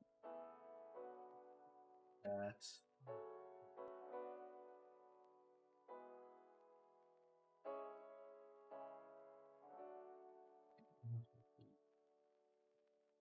CD drive, ribbon.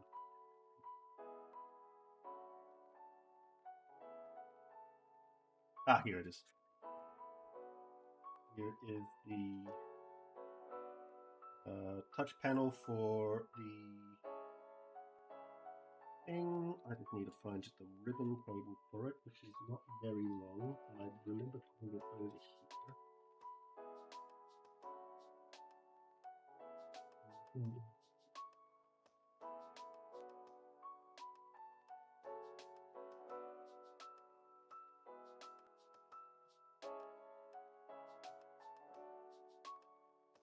So many tools.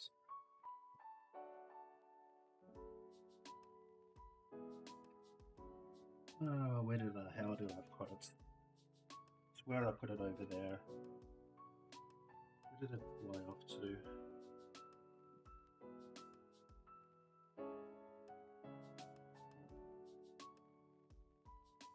Not put it under here. No, that's good.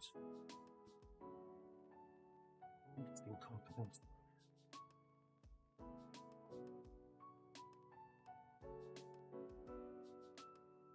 I think that will work. That's for a different board.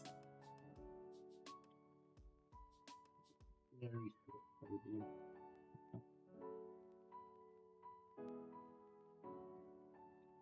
This is where I would like to remind you that you keep everything in one place, just like I did, and still lose it.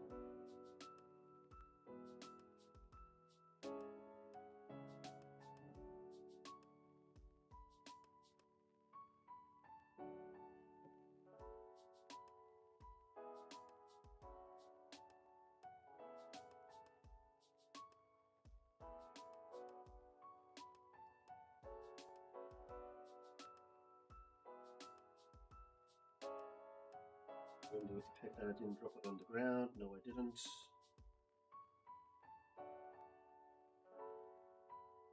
Not that much of an idiot. Maybe I'll put it over here. No.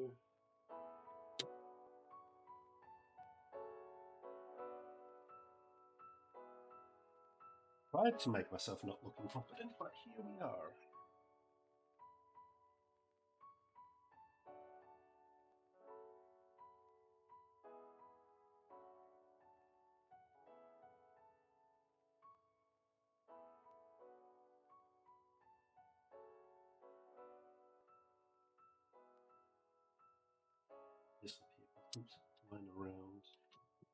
underneath.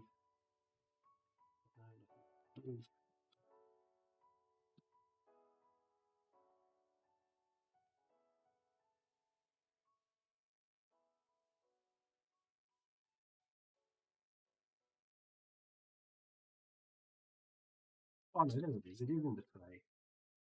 You can probably see it because it's so goddamn tiny.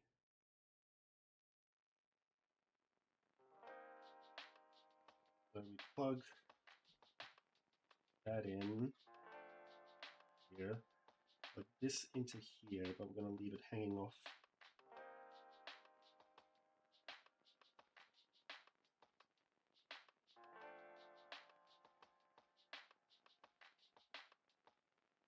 Then the button connected is that one. So what we'll do is we've powered it on over here.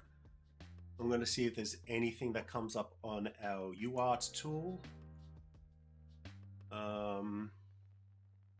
We are COM 8, I believe. Let me double check.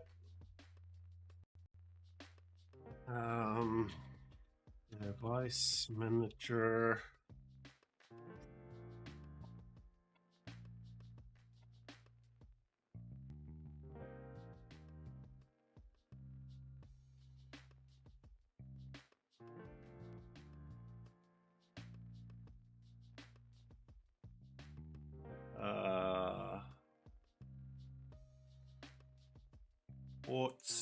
Port communications port 1 should be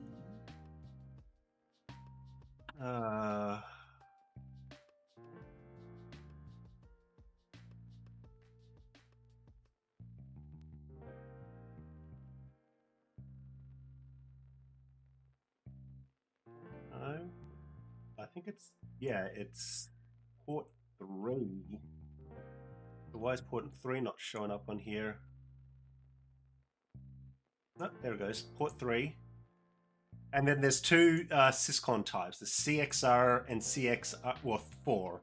SW is for later model PS3s. We don't need to worry about that. CXRF is the internal mode for the Syscon, which means that we're able to get a lot more information and all that, but we're not going to worry too much about that. We want is CXR, which is normal. So what we're going to do is we're going to send a command to see if we're get answer that we need an auth 1 response invalid. I don't think I got this working with the UI though. I'm going to try turning it on. And while it's flashing, I'm going to try authorizing again. Nope, I got an invalid response. So let's try the command version, which is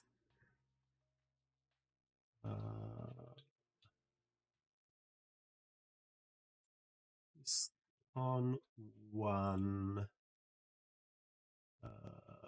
And then it's going to ask me for the port and the type. 3 CXR. See if that works. Given port name does not start with COM. Oh, it needs to start with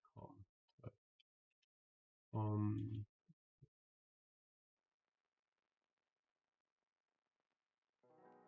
Well, this can take several times to try to work. I'm going to bring up a PowerShell window.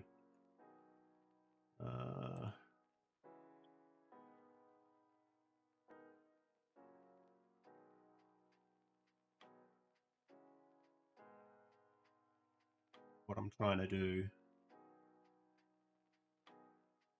Now, I get this sometimes, and sometimes it just requires a little bit of finagling.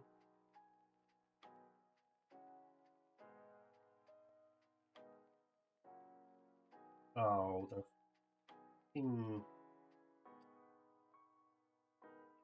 That's why it's not working.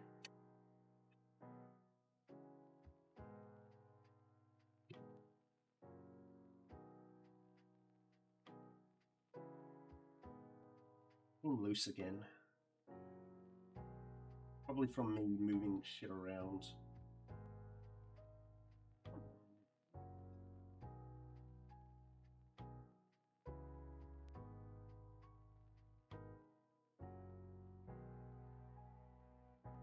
Try that now. So if I try this again,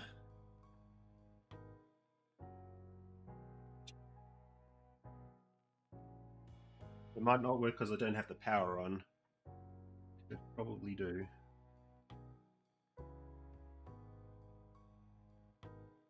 Communication okay. Fantastic. So auth. So now we have access to the syscon. And the syscon that we want to do, the message we want to send is I did not write that down.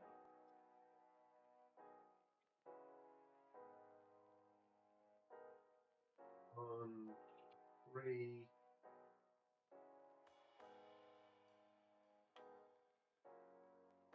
Message we have to send is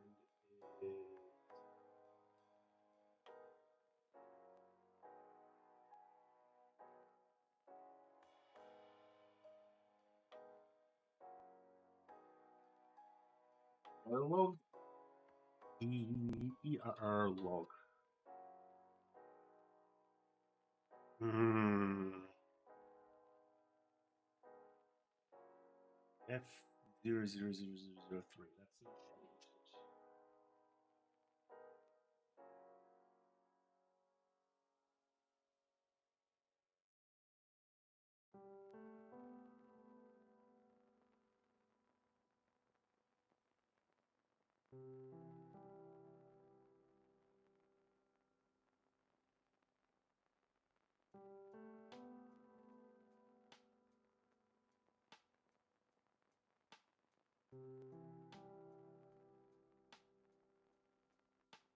seeing a different message.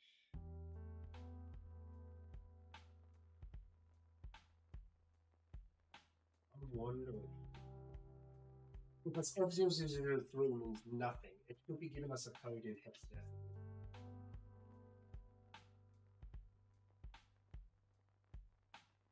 There are logs.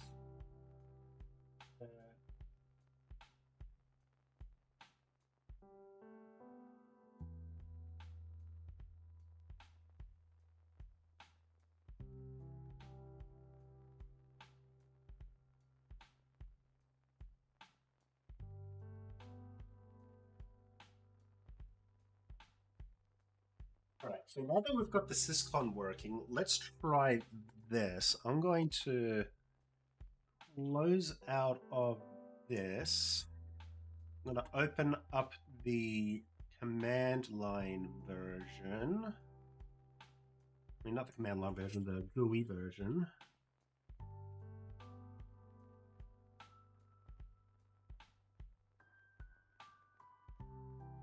Let's see if the GUI version gives us something better.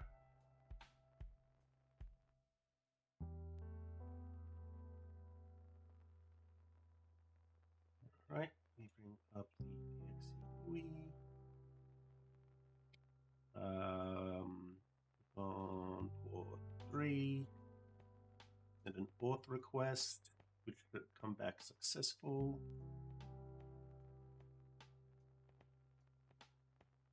Or should at least do something.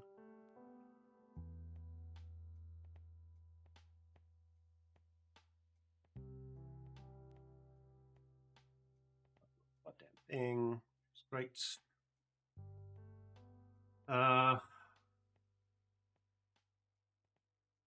Denied. Access is denied. I have to open this up with fucking admin permissions.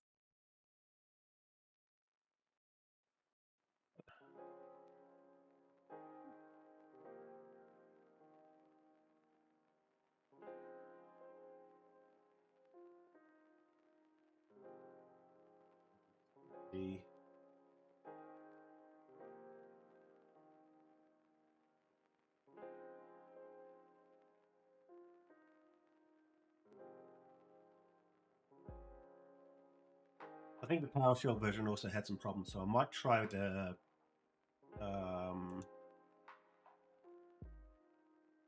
I might try the Python version.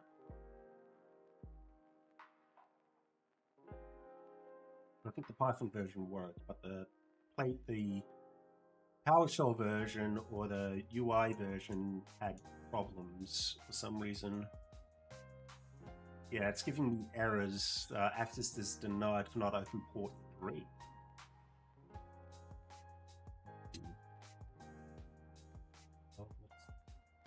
Let's kill it and then put it again and try it again. Auth1 response invalid. Yeah.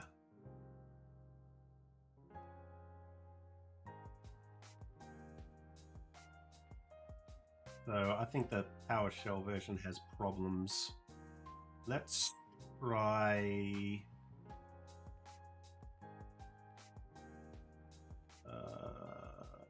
Let us try. To not dox myself.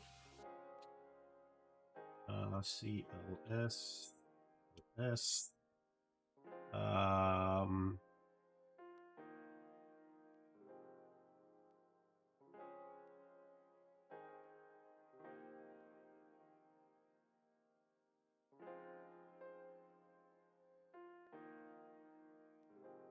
Python es3.py.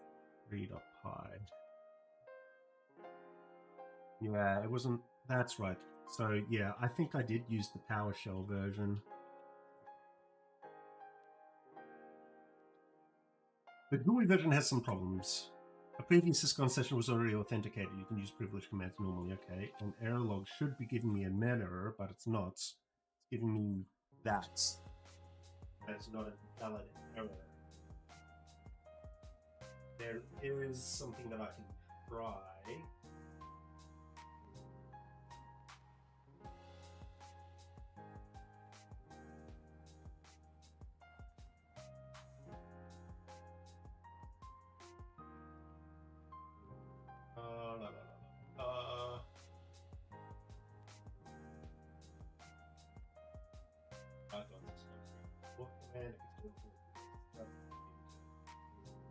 Oh, right.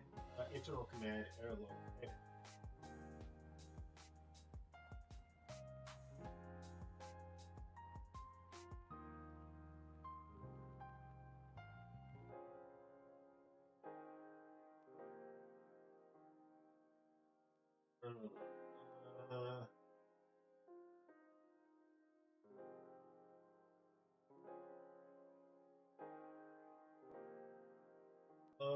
When was this last updated? A year ago, so.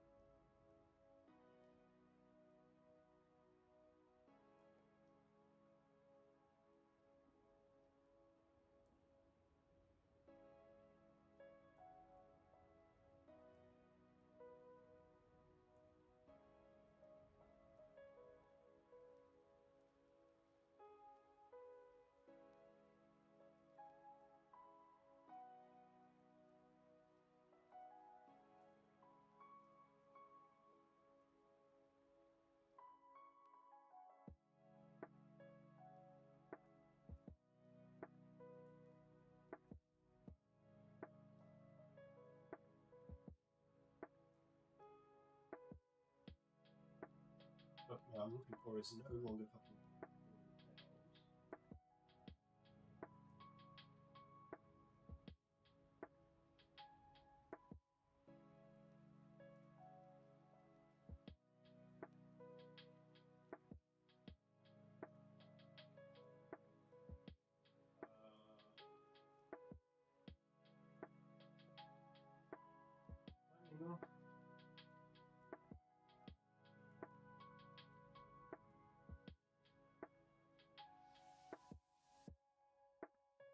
Error code should be starting with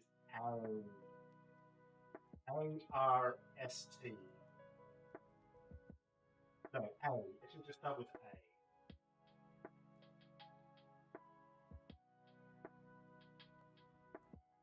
there is a way to, like, I had a whole page of this, how to properly get the codes and everything. I just can't seem to find the part. Errorlog 00?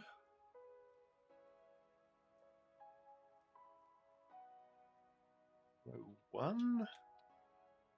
It's doing the same thing.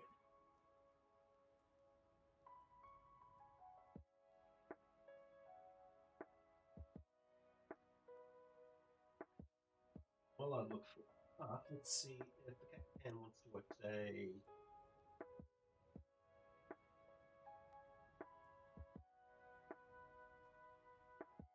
Catcan's is looking for.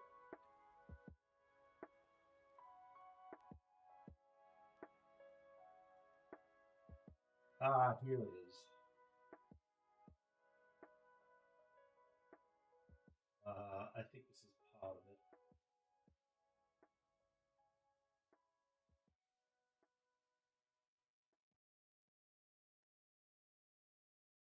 Right.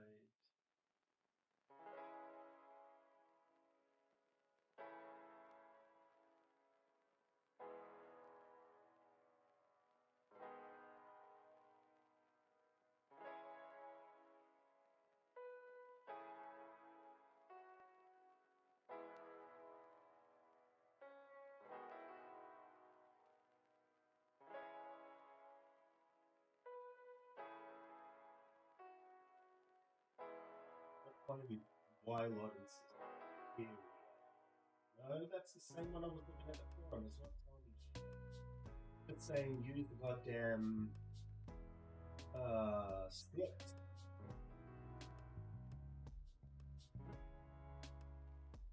I don't get PDF on this side. Yeah, okay. PDF.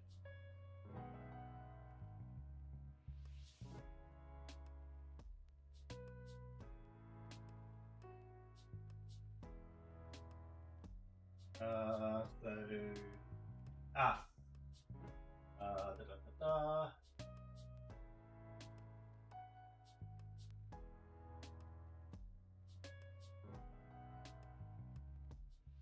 One.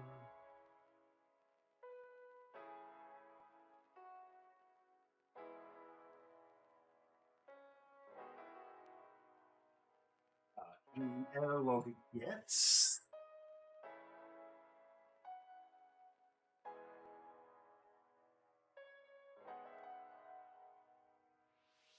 No. Yeah.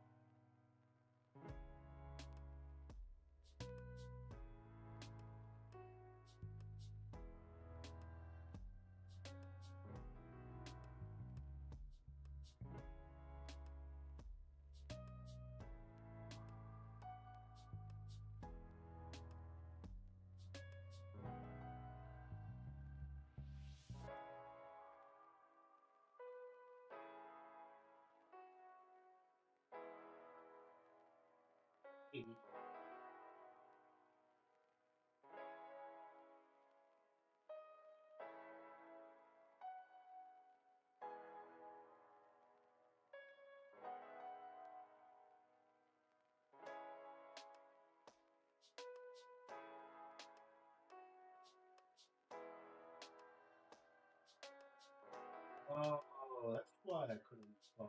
Maybe that's okay. Let's focus.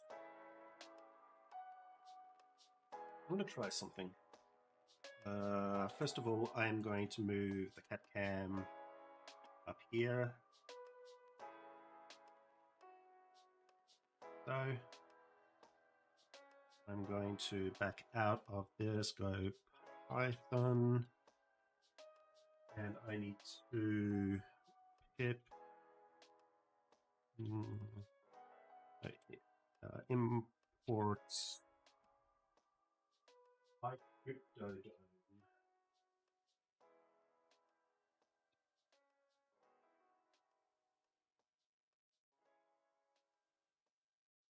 Hit.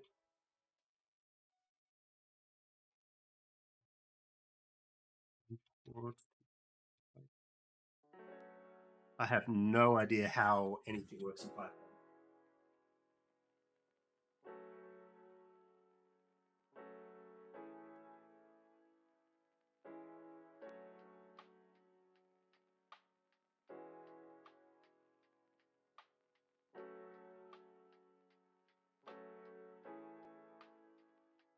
Okay, so it's not finding that.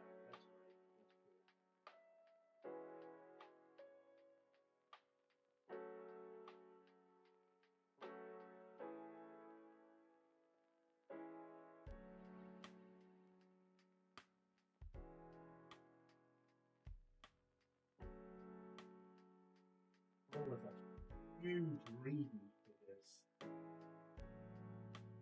Can't seem to find any more.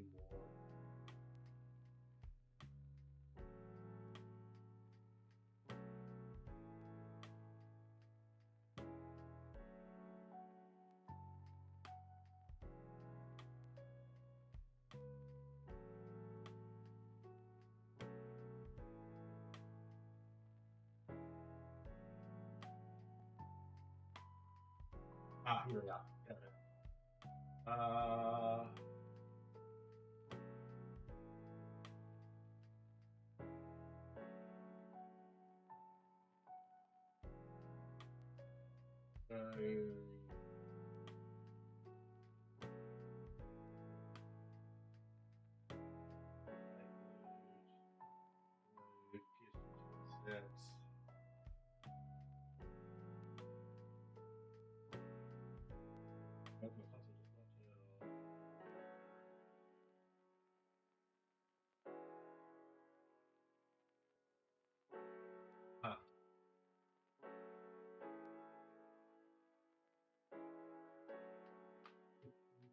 We'll buy cereal. Right.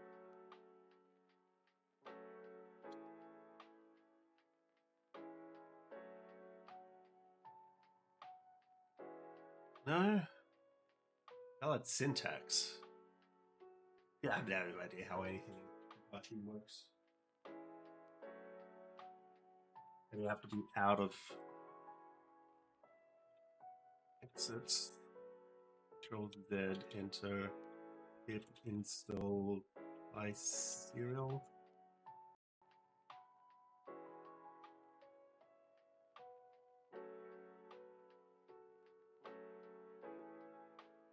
Okay. Cryptodome X. What was it? No, it's PyCryptodome X. I don't think I have. Oh, it's already installed. So pip. No. Python. Python PS3 Py. Com3 CXL.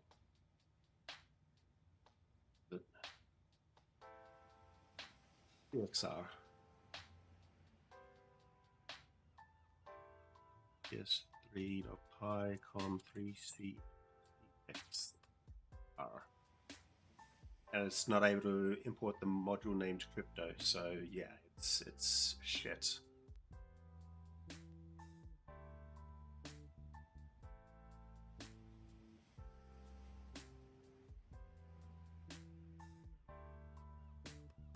So still, we do have some things that run.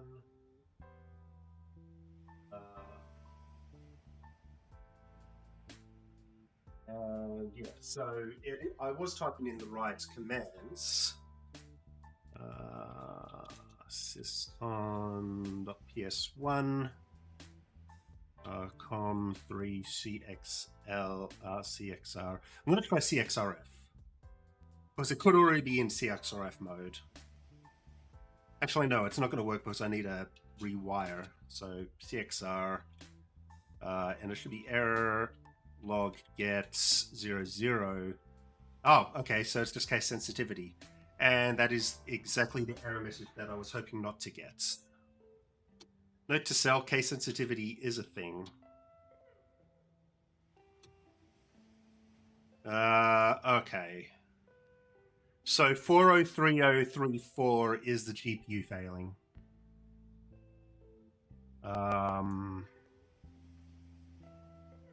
Which kind of sucks, because that just means that I can't do anything with this. I can try to reheat the chip to resolder the balls underneath, which I'm going to try to do, but I can't guarantee that it's going to boot up after that. What I do want to do, though, is get a copy paste of all of the error messages from the past.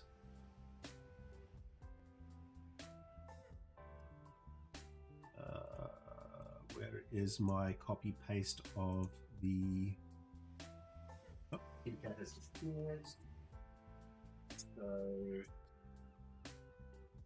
we now hide the KitKat cam.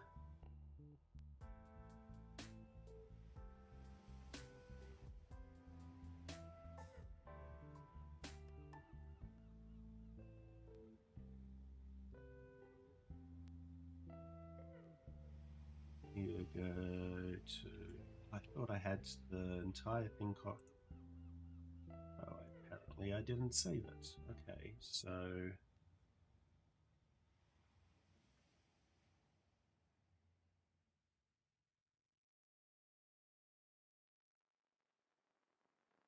grab that real quick.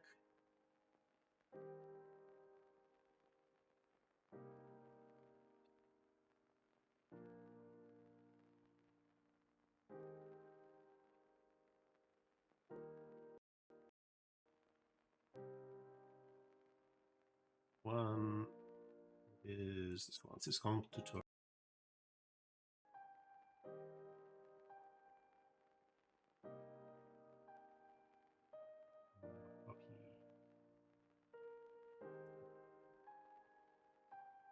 And basically, I'm just going to copy paste this into PowerShell.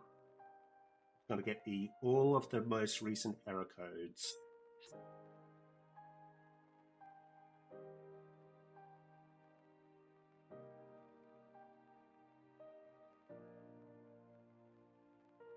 Ooh, a lot of different error codes.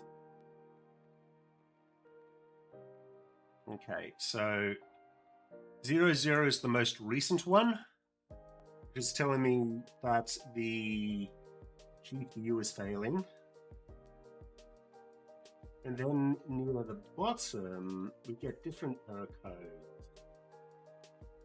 So this is the step that it's failing. So it could have failed while it's in the game. It could have failed while it's in the boot process, which I believe is what FF is.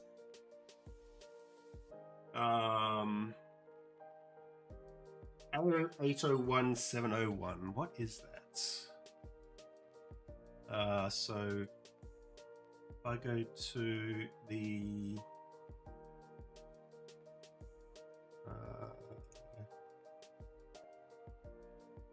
so there's a handy dandy website that you can go to get all these error codes. Where did he link the website? Syscon error codes on the PS3 development wiki. Which I'm not bringing up right now because that will require a whole bunch of work. I'm going to have a look at that 801.701 first.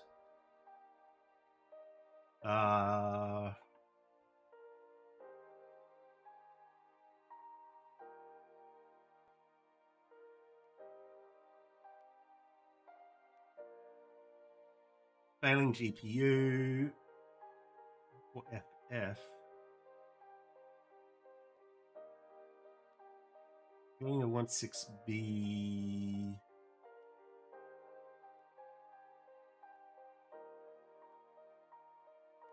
Okay, so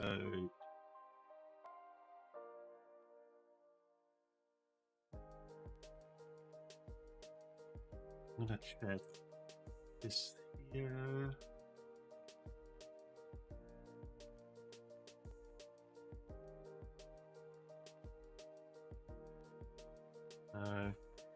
Just a lot of A801071 errors. Error can occur with consoles we upload content.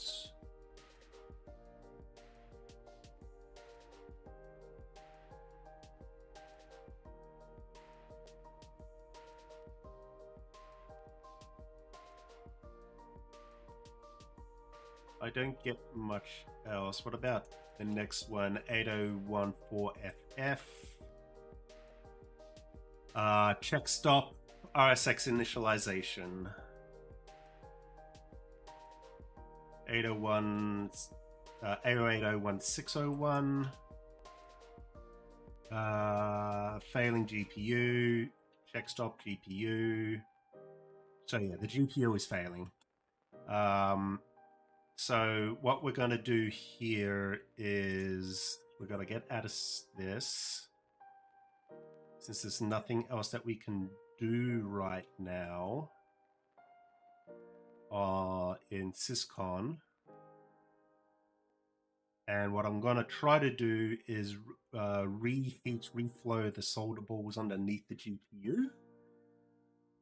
That is not guaranteed to work. I 100% tell you this right now. It is not guaranteed to work. I cannot guarantee that this is going to work. But I'm going to do it anyway because it is the only option that I have to try. Can't fuck it up any more than I already have. Well, I didn't fuck it up. I can't fuck it up any more than it already is. Connect the power, remove the power supply.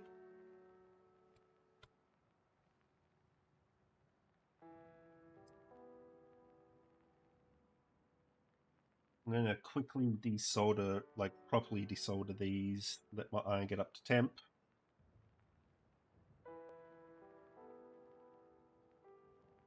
Heat up the solder and remove. I don't need to clean that up because it is pretty clean as it is. Just double check. Yeah, nothing's overflowing to any other pads, that's fine. So now we flip console over.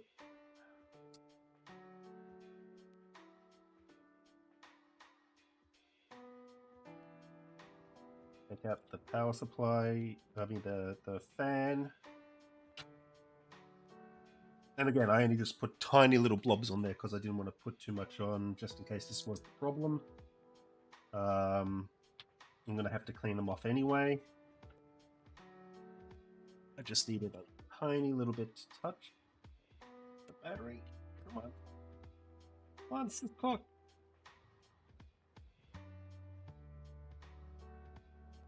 That's... And what I will do is I'm going to get a roll of my tape,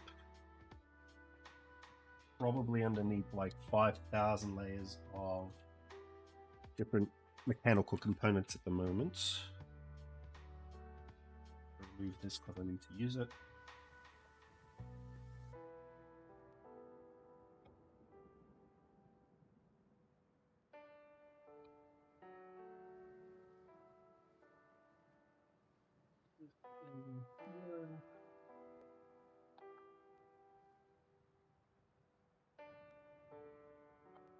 Tape is not under there. There. So I'm just going to get my roller capped on tape, and I'm just going to put it underneath. I'm not going to cut anything off. I just want to put it underneath so it's steady and flat. Now I need to plug in my hot air. I'm going to turn off the soldering line temporarily. That's plug in my hot air gun. And before I turn it on, I do need to do some cleaning. And this way.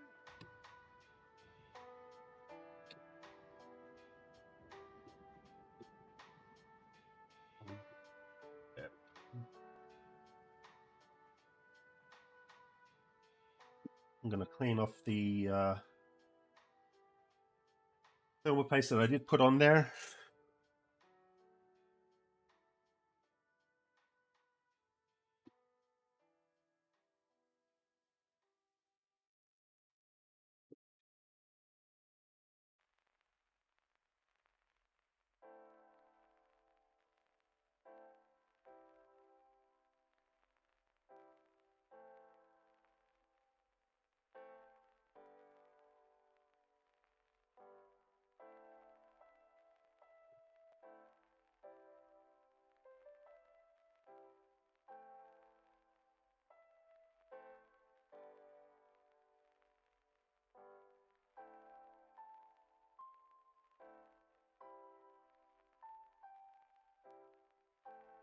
Up. I'm going to get a little bit of my flux. I put over here. I'm going to run it underneath here, like so.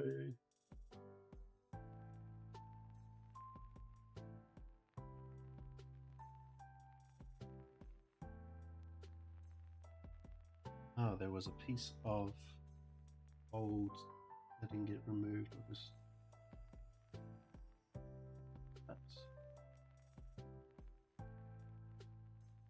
doing a little bit of flux, not too much. I just want some to go in underneath.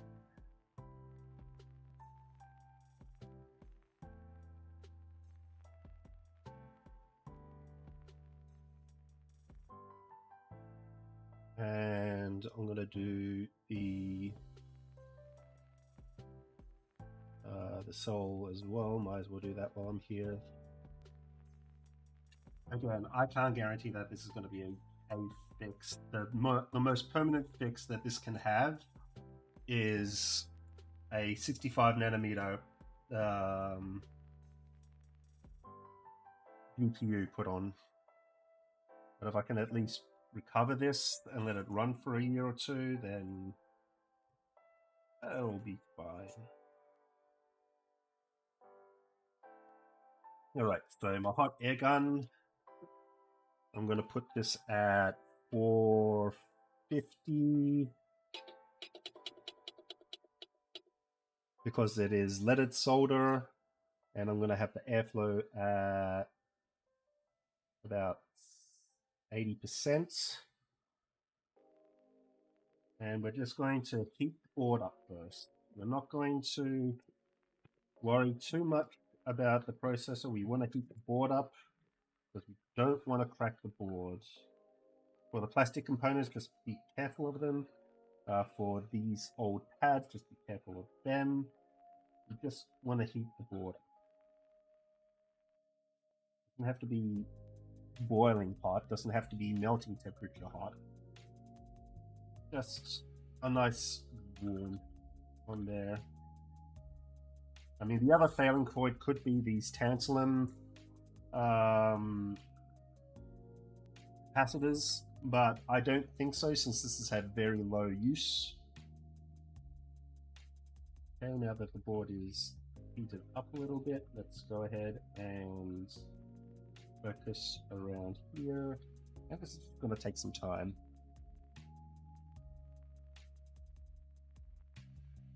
I might have wanted to put in a nozzle for this, but that is fine.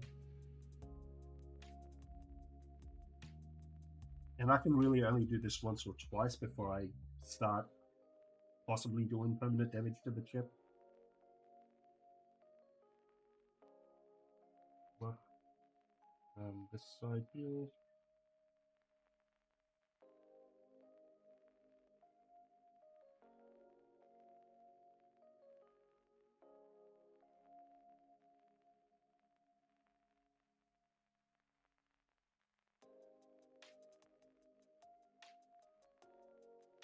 And then I'm going to switch over to the cell processor.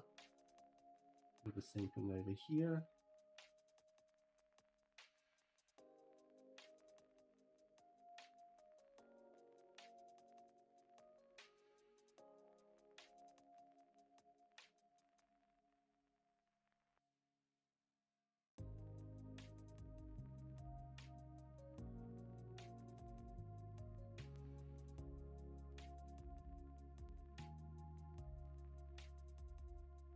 Unfortunately, I'm going to get a little bit in the way.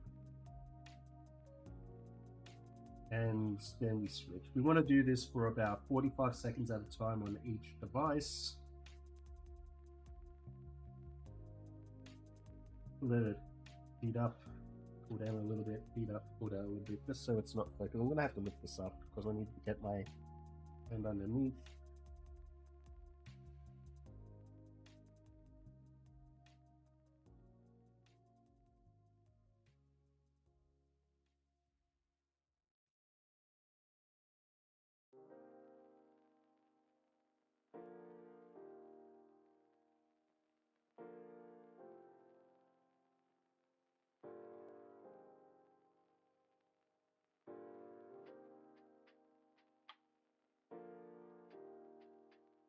We've got the heat cranked up, the air cranked up because we need the air to get underneath.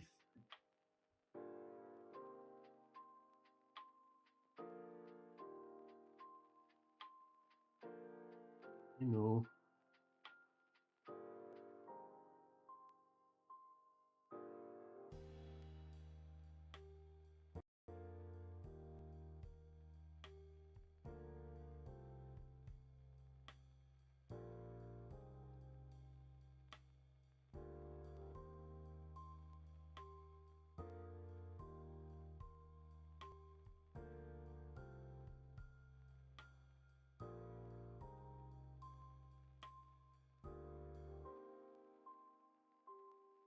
Now, there is a way to test whether or not this is working, but I'm not game enough to try it, and that's by giving. Actually, I might try it.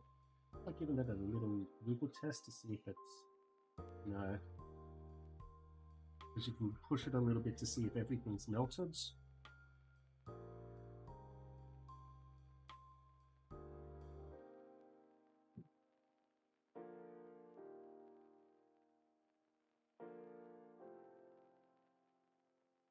It's not, but I don't expect it to. Yes, Minu.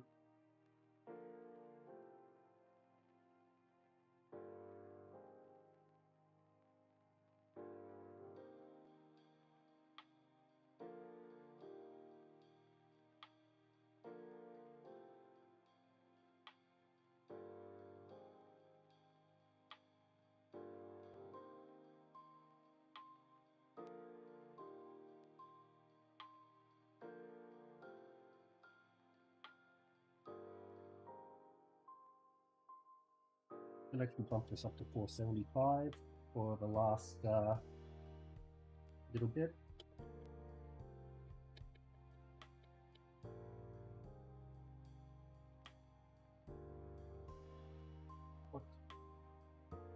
What?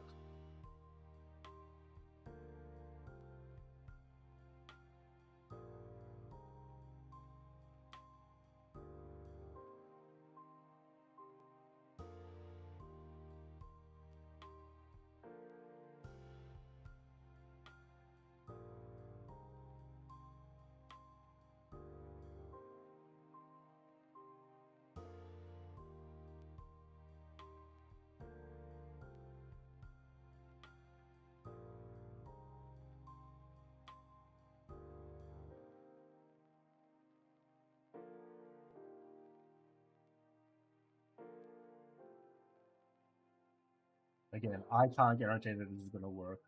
A proper reball station, a proper like 65 nanometer GPU would fix this. But this is the Hail Mary attempt. This is what a lot of people try to do to fix their PS3s that are yellow light of deathing.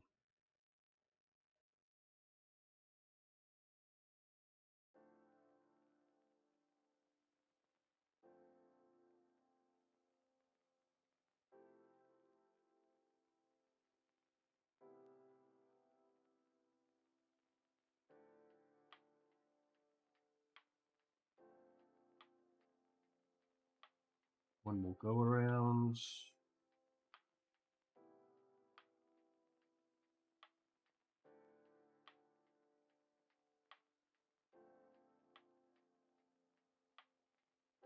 That's it. We turn off our gun. We want to let this cool down for a minute. Cool down to visit us.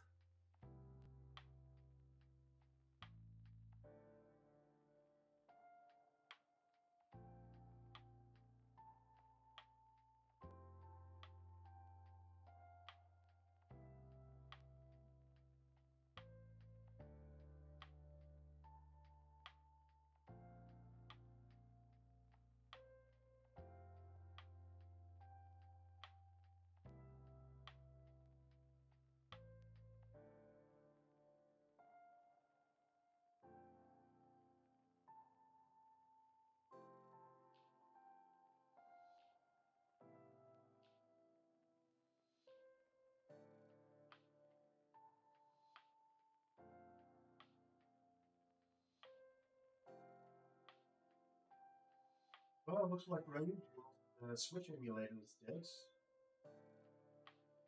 Nintendo has made an offer to the not the, I guess the owner, the publisher of the emulator, and has come to an agreement with Nintendo.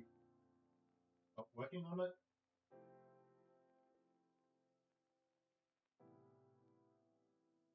Kinda sucks.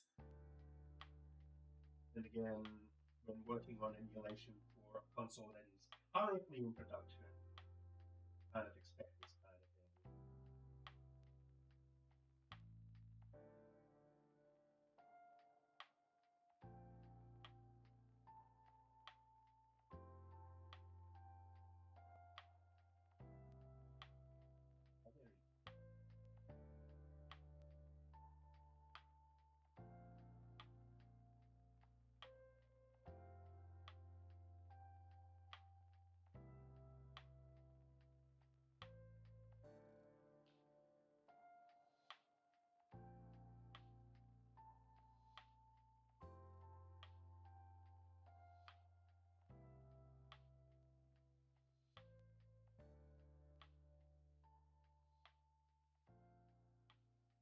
Yeah, that should be cooled down enough for me to start giving it a clean.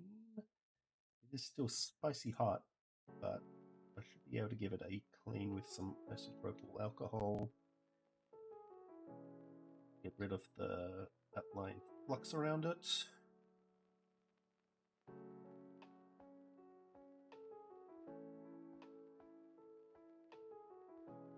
With that extra stuff. Oh.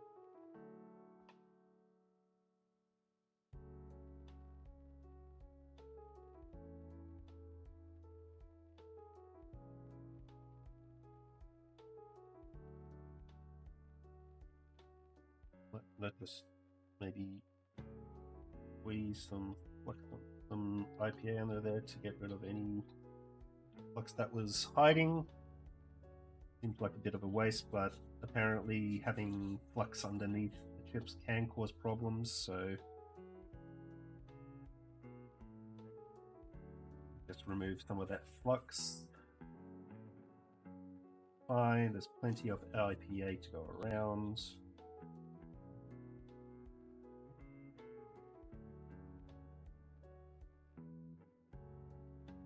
So what I will do now is I'm going to test to see if we get if it boots up. We get a different error message in the syscon. And if we get the same error, then I'm calling it. If I get a different error, say that the DVD drive is missing or the hard drive is missing or something like that, then we can try it like plugging everything in to see if something happens. And then I need to give it a stress test to see if it will stay on for a long amount of time with the game in.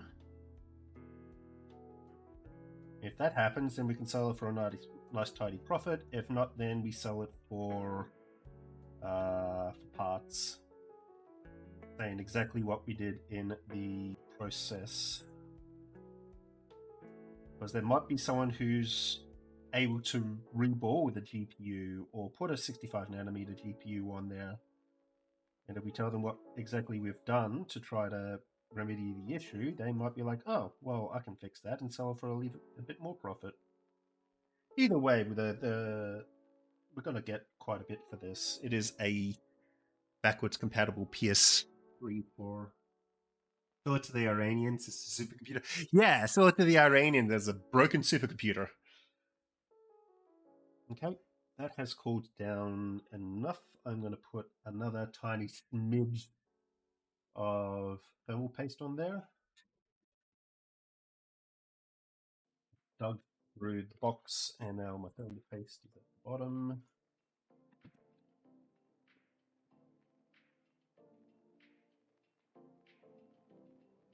Well, may not even be in here.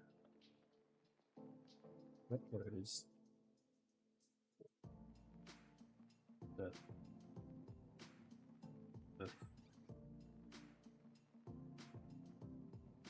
Well, I'm gonna probably just cover this with thermal paste since this is the last chance I'm gonna have of, like, I'm only giving it one try of a reball, so I might as well cover this with thermal paste for the next person. I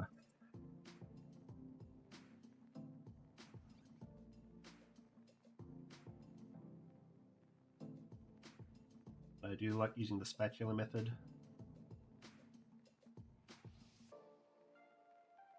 That covered all the way to the edge. Give it the best possible chance of succeeding.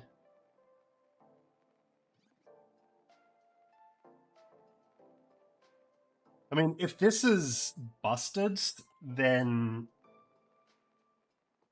and someone can get it working, it's probably on a low firmware that's got other OS on it.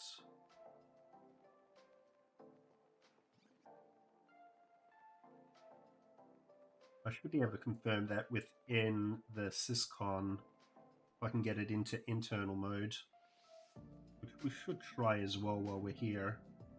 I've got 2 other PS3s, but I'm probably going to need to take a break to get dinner before Raid. I haven't been streaming Raid recently because, well, it's just not really worth me doing at the moment. It's just a lot of learning, a lot of practicing on the last boss, and I don't know how interested people are. If people are interested, I'll stream it, and I'll let you know when I go live. Or if you follow, then you can know when I go live all the time. I don't just do console repairs, I also play video games.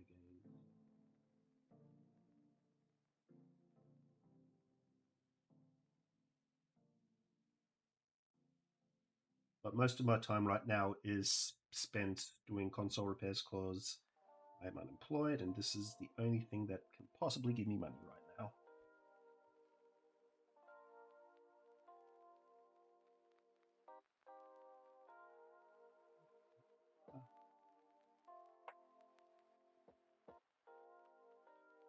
Oh, that's how you want it, okay.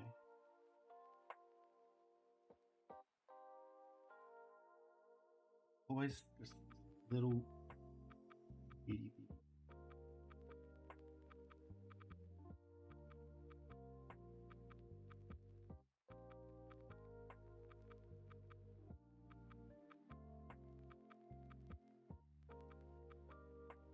Now I need a little bit more on the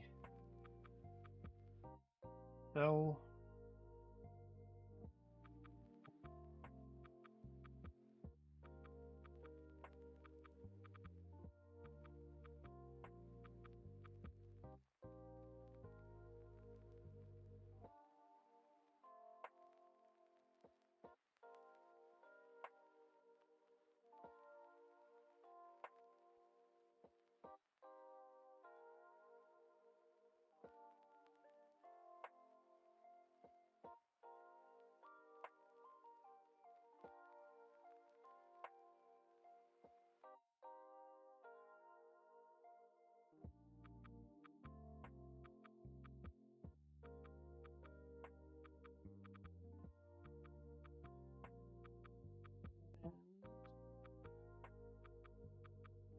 I've seen some gray off the CPU there. Just want to cover it.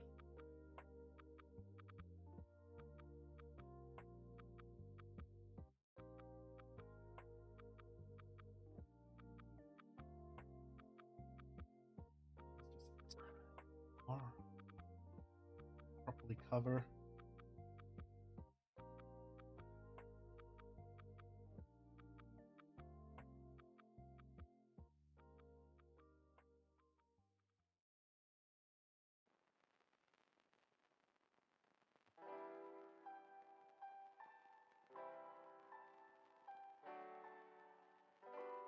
Yep, go.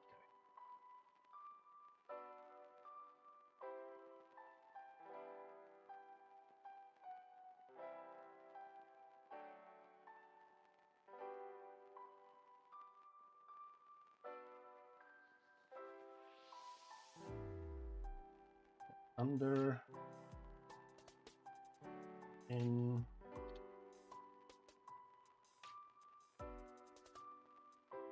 put the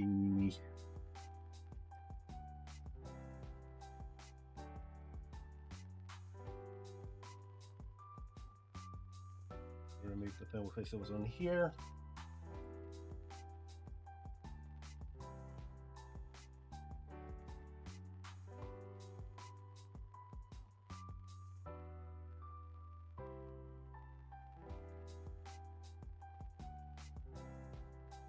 In and in.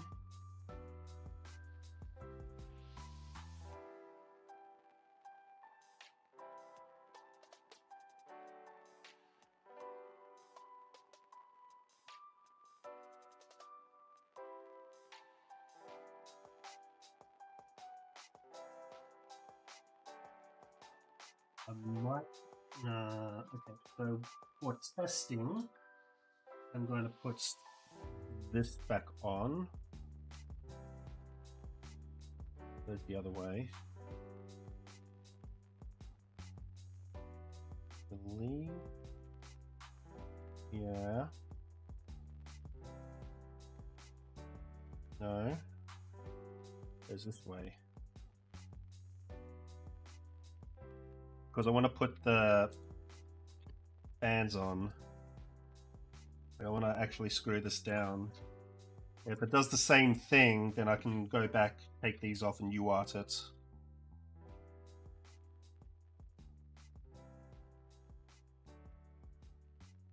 Which should probably then give us the same error message, and then we can pack this up and say that this one's dead. Once again, I'm going to screw this down a little bit. Oh, come on. A little bit. And just a little bit over here. Patch. Here's. Then I'm going to lift this up a little bit too low.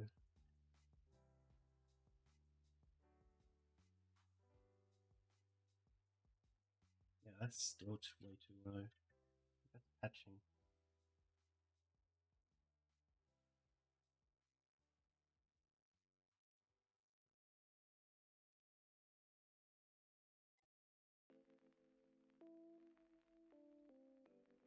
Damn it. Stop. Stop.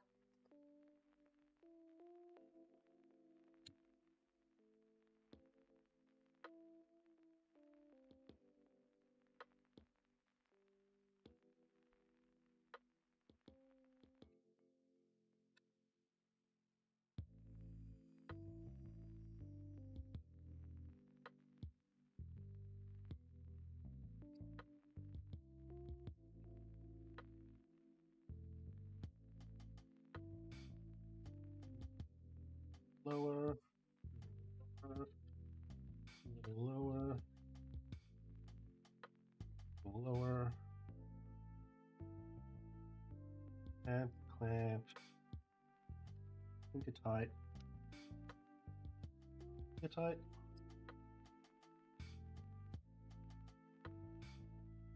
Okay. I want to give this the best chance of booting, so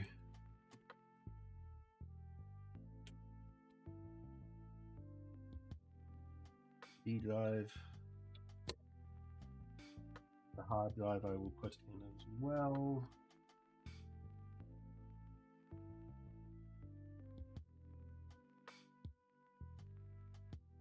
Power supply, I put down there. No, I'll put it over here.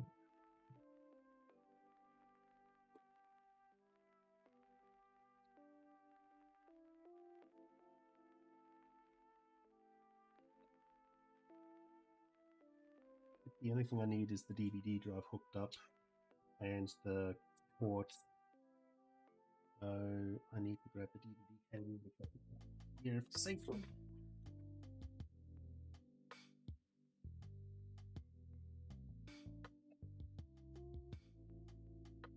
Oh, Mr. Amino was taking a little slap.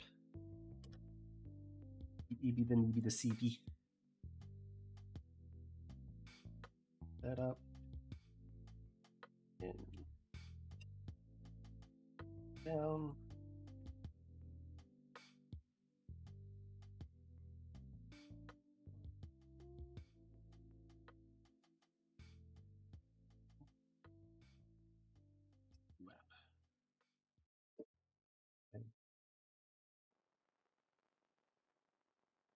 In. Then we get our adapter, our plug for this. Write that in. Move this down a little bit.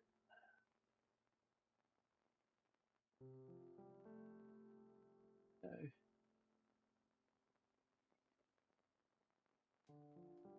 And now, one of two things is going to happen. Either it's going to stay green and boot up, or it's going to phase out again. All eyes on the light. Does it stay green or does it go to yellow and then red? Staying green. It's staying green.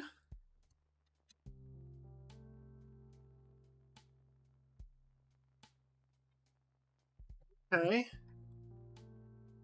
It hasn't died. So let's plug a HDMI cable in. HDMI, that's HDMI.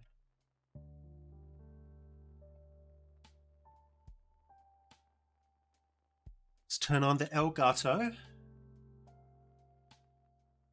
Format not supported. Ooh. Interesting. What if I go to my... I'm just going to switch panels on my monitor. And it is also not showing. But it is staying green. Super interesting.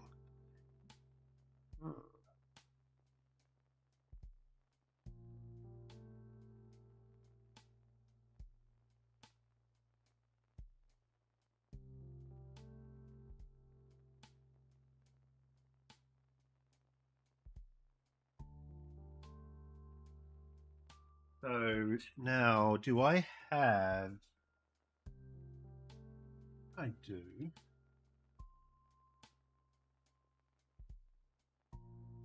I think I do. I might miss a cables somewhere.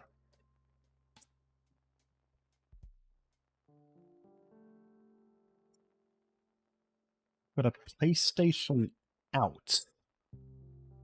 That might work.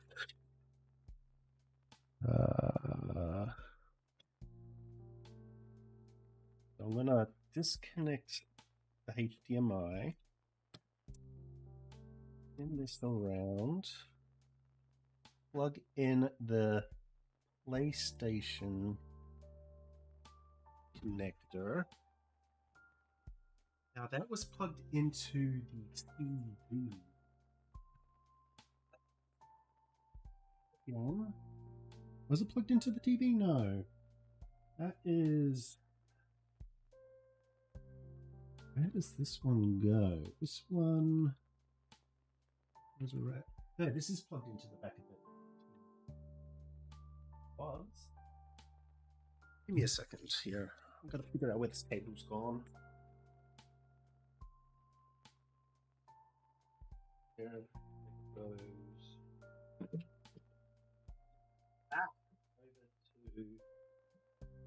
Over to this. Okay. Yeah.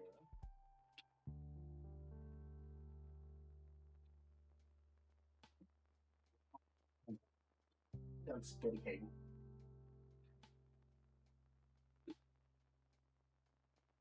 So let us plug the spaghetti cable in. R G B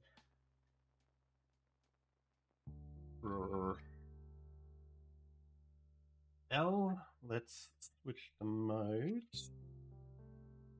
Let's move this to the L Gato. The pass through. No, because I unplugged the Elgato. That now.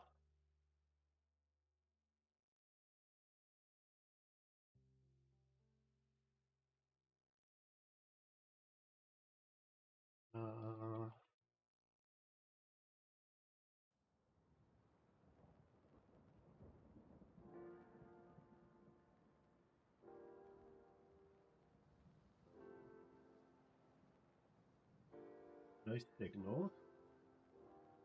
Oh, it turned off.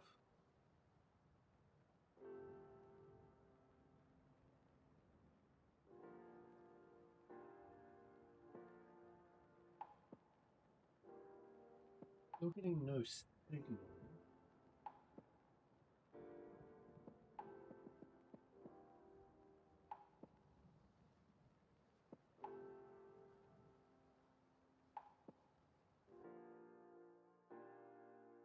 What if I plug this directly into my retro thing? And then I just check my...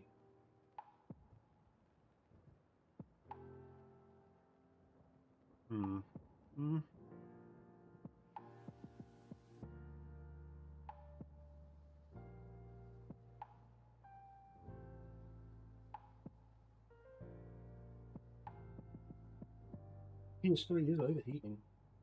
The fan is turning on.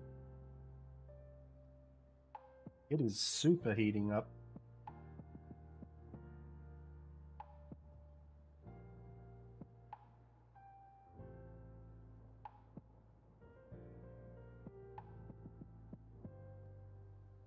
But I can't seem to get a signal from it.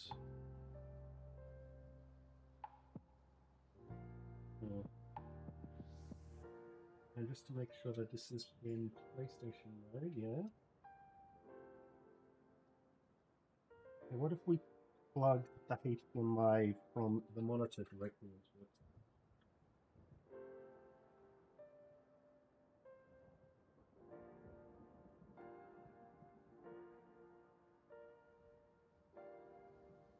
Hey! Hey, that does work. Hard drive must be formatted. Alright, let's try getting this working over the retro tank. Sure, I mean, not retro tank, over the Elgato. Not sure why I wasn't saying that it wasn't ordered. It clearly is. It's still not coming up with a signal.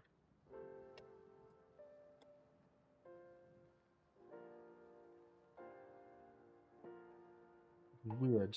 Oh, I know why. I know why it's not working. There's this little thing called HDCP.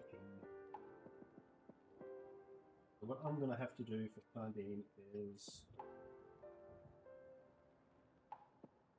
you get to look at my monitor.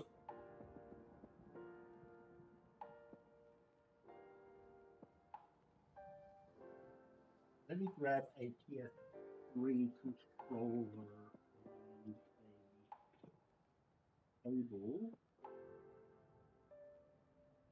I'll buried all the way underneath my the biggest series. The console is super loud.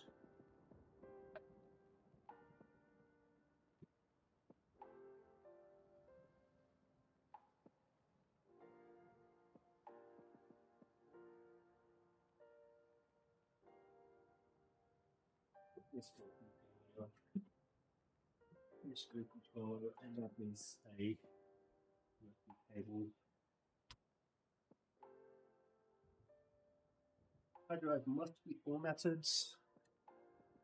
You want to format,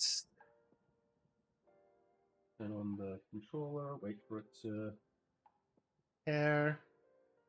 Yes. If you format all data on the hard drive, it will be lost. Yes.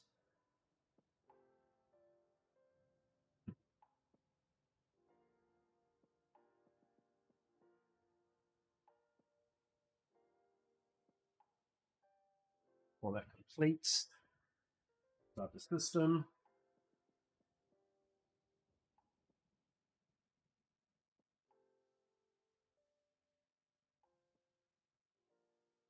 Interesting thing to be seeing would be the temperatures of the system, what revision the processor is on, the firmware is on.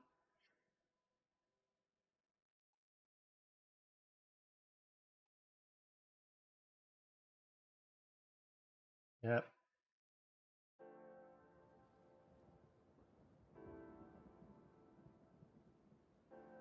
Hello, Sean. Sean and Kyle. Well, Sean. System. No. Oh, first things first. Let's turn off HDCP. 1080p 24 hertz output.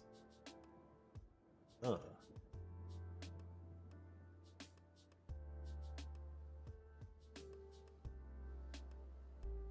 Where is it?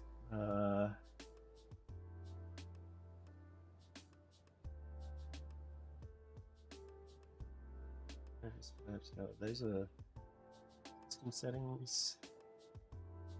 Automatic updates are off.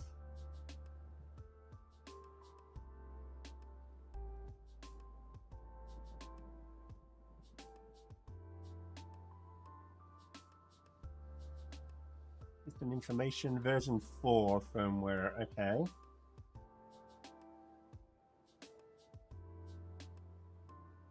UAD settings.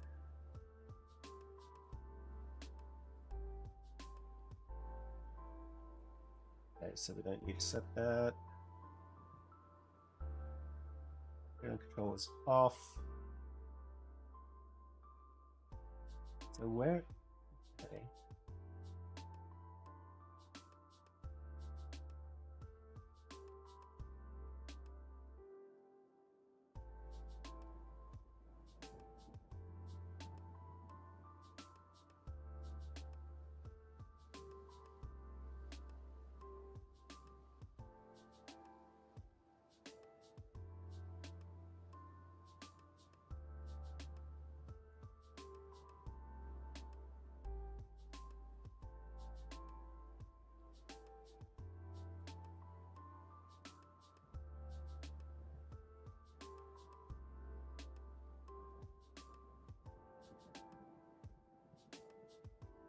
I'm not sure where the HDCP settings are for this.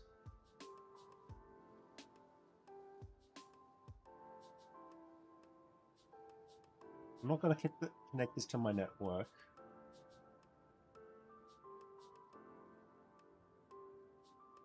At least not yet, because I do want to get temperature reading on here at some point. The air flowing out of it is pretty cool. No game. No free game. Display settings maybe?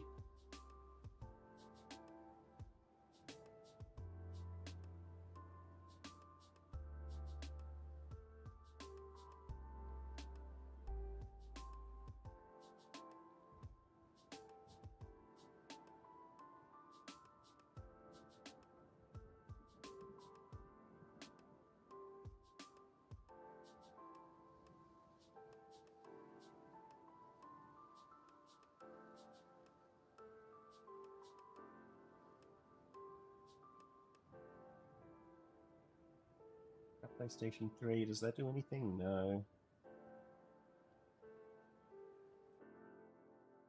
I'm not sure how to disable HDCP.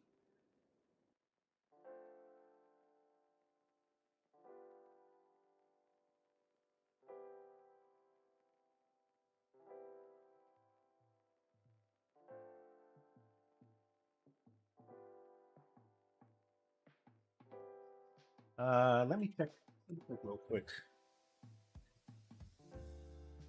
Oh, right, I need an external HDCP stripper, which I do have. I do have one, but I have no idea. Yeah, yeah, this is working. Right. Yes.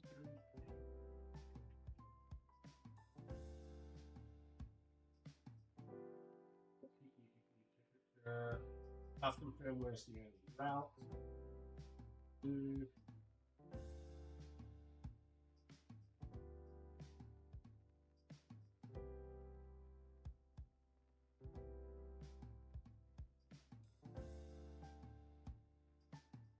But we have assist on the temperature. But I am not going to try that. So what I'm going to do is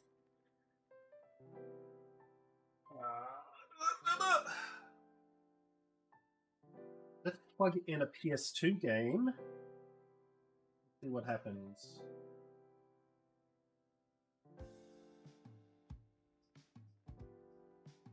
It should boot up into a PS2 game. Yep. Yes, create an internal memory cards.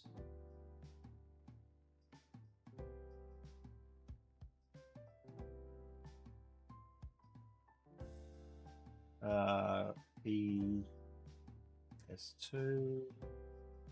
Enter.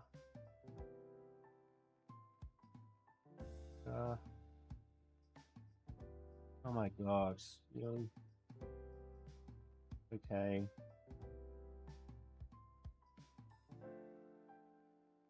Yes. Good. Now let's play some game.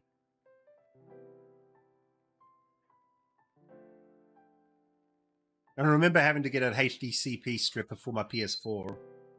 And that just exploded. Ooh, that turned off. It did not like that.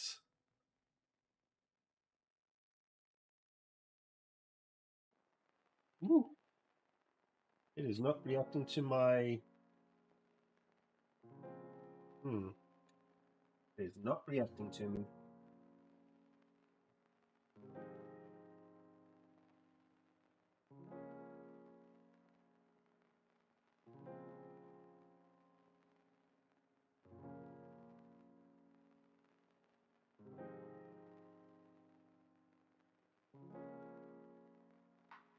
I started it back up.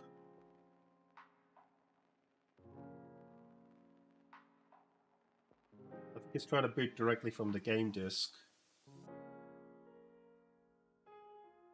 The temperature seems fine. I'm not sure why I didn't take the game.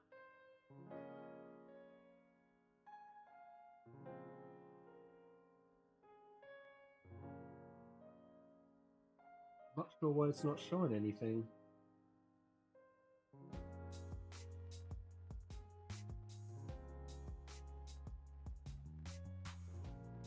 Hello?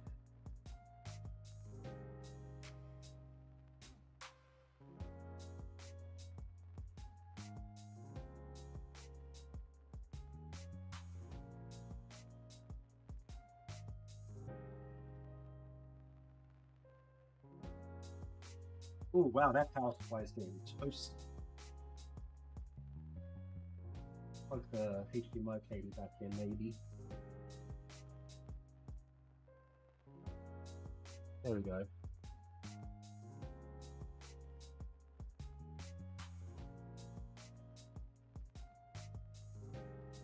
What happens when I try to play the game again?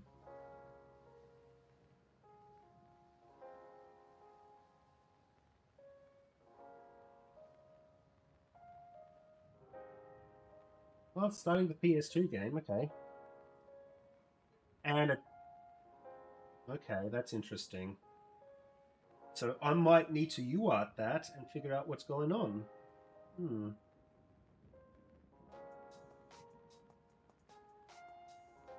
Because the interesting thing is, you can see the flashing light here, right? See the flashing light? But when I press it, it doesn't do anything. Okay. That power supply is fucking boiling, though.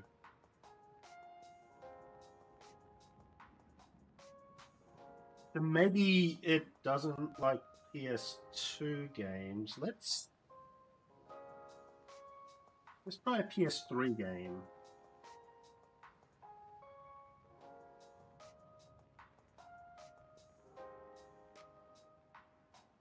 Yeah, let's try a PS3 game. I've got Assassin's Creed Black Flag.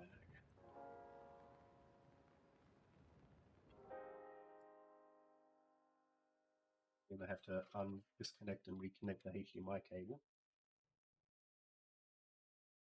Let's see what happens when we try a PS3 game.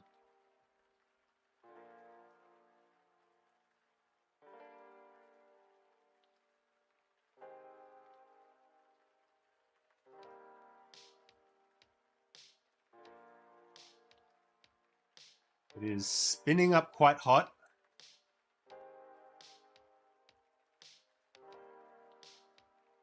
Just trying to read the disc. Oh, I'm on the wrong. Yep, so it reads the disc. It requires an update. No, I don't want to update it.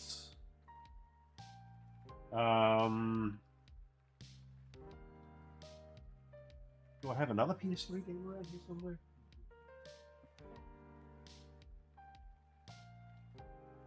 I think that's the only PS3 game I have because it is something that will come with came with the upgrade for the PS4. So I could play the PS4 version, and it was like $10. So I'm gonna take it that it reads discs.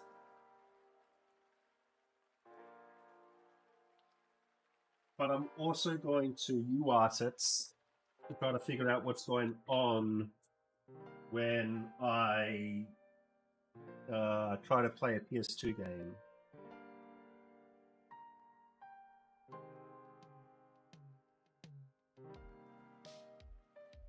Actually, before I do that, I've got another PS2 game I can try. Lord of the Rings. Maybe it didn't like the first game that I put in there. Which could be because that disc was scratched up, and this one is as well.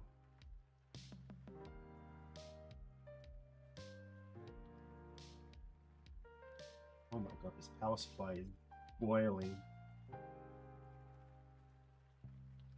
Come on. Plug in, Shufflefuck. Plug.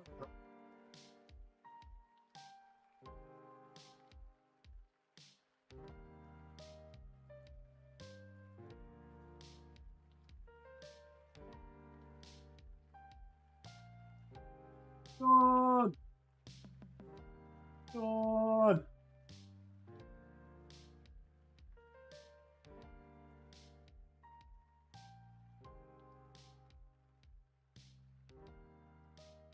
God!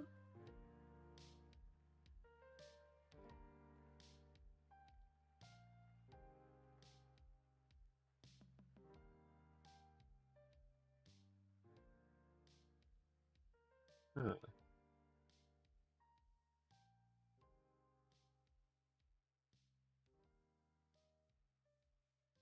Interesting that now it doesn't want to come up with anything on screen.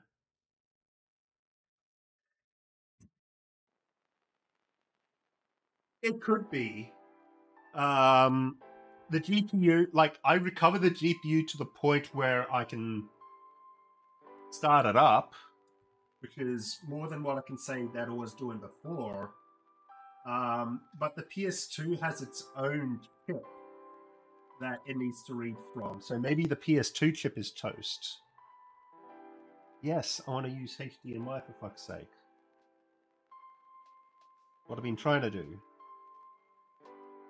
Yes, I can read the HDMI.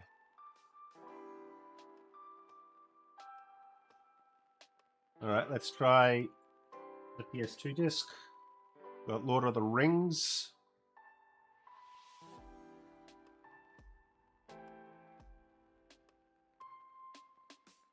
Booting into it automatically this time.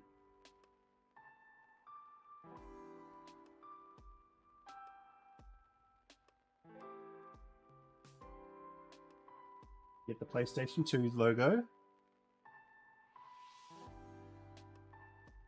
And it spins up and then stops. The same thing happens. Okay. So I'm going to retrieve my disc, turn the console off, and UART it again to see exactly what's going on.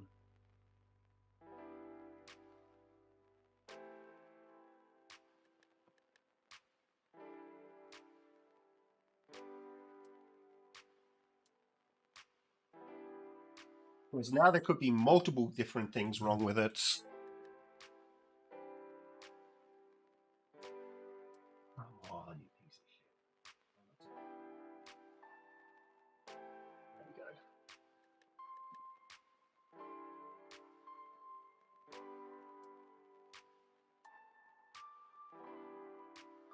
Now, of course, I forgot to turn off the Elgato, so... Alright. Now we need to take apart this really hot console to the point where I can take the shielding off.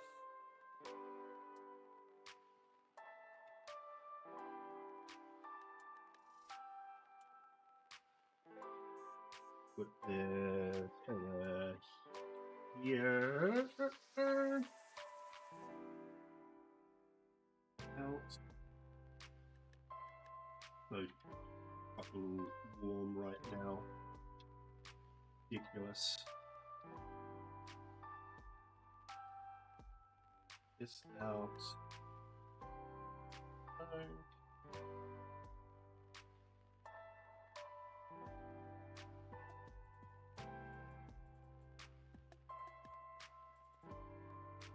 Oh, that is.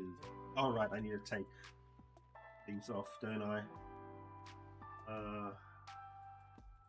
And this will probably be the last action that I do before I go on break for getting food and going to raids, cats and stuff.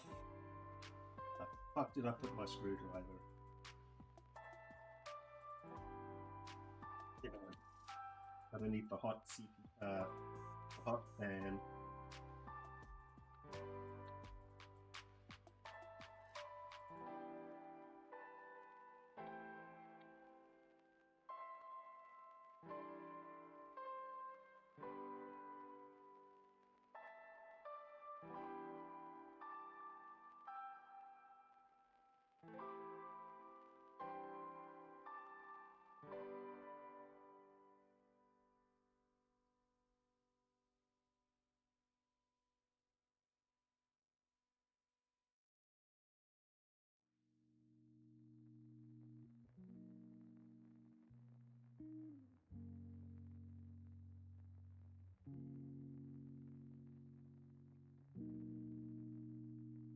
Our soldering iron turned back on.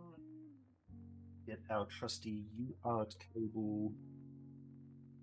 The fact that I dropped the pins here. And we've got, it was like this, orange, red, then brown. Sounds about right.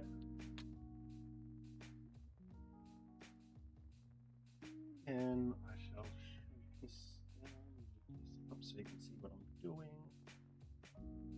Gonna have to focus down here. I can't move the camera in a very good position for you to be able to see better because this stand is not fantastic.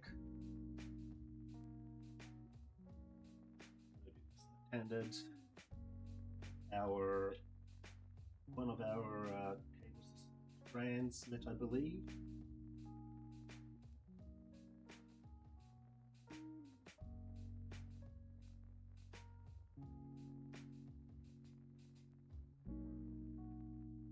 Might need a little bit more solar.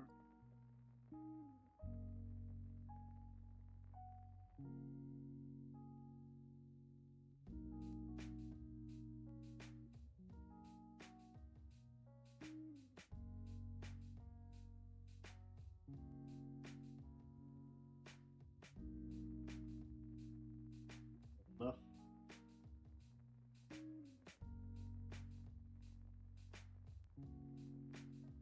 Enough, and then we'll know it's not.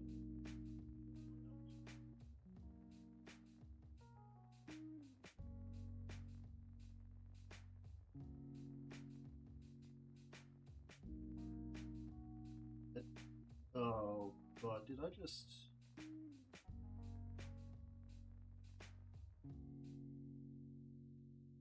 Fuck me.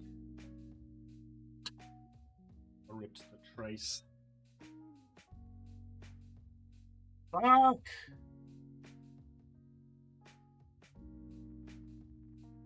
How the fuck did that happen?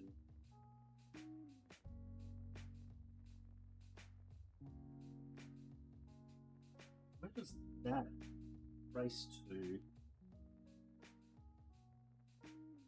How the fuck did that happen?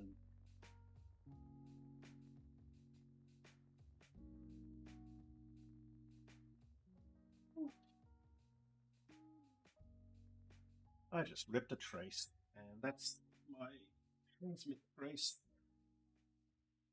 Right.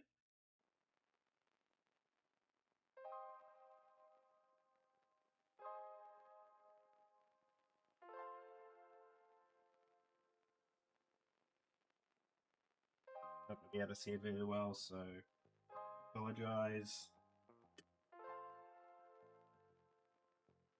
Give the board.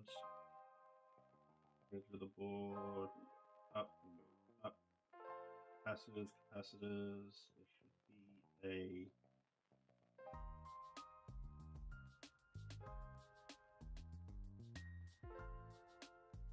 three dots. So it's going to be just below.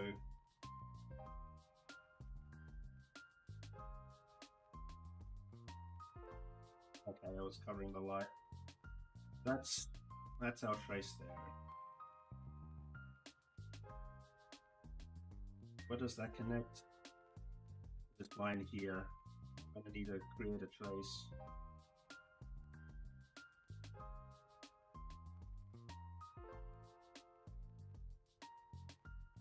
Underneath that chip there.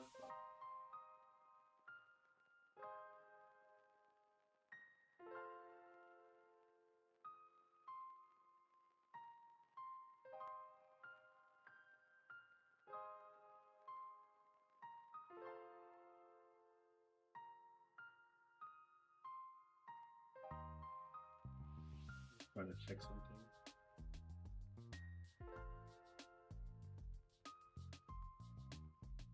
Leave that.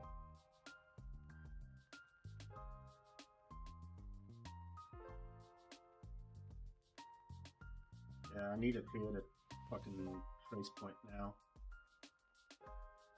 I have done goofed up.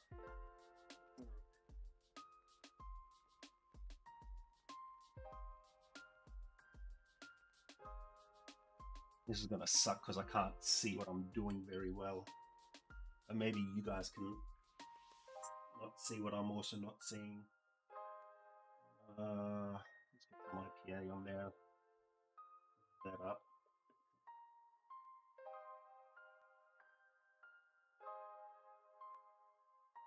I need to move this up a little bit.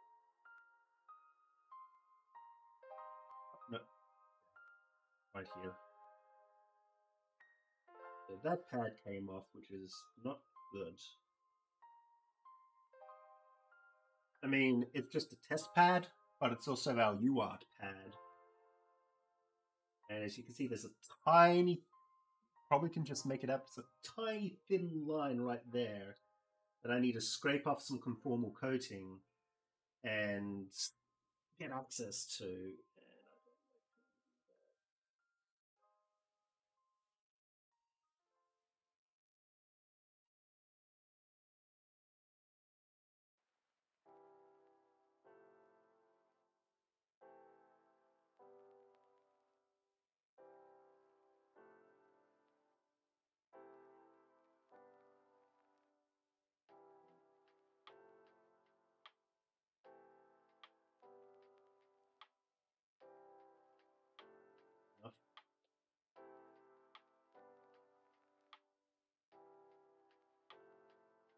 Yep, I can see the trace. Get my magnifier out to confirm.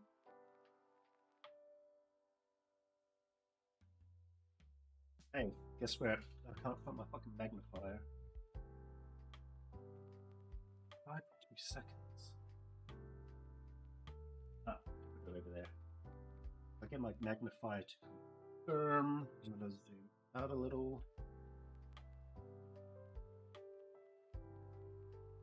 And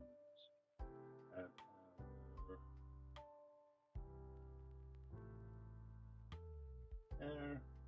Yep, so you can hopefully see that there is some copper trace that is showing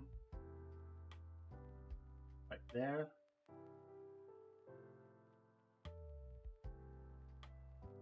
So hopefully you could see that. Try that. I'll try to show you again.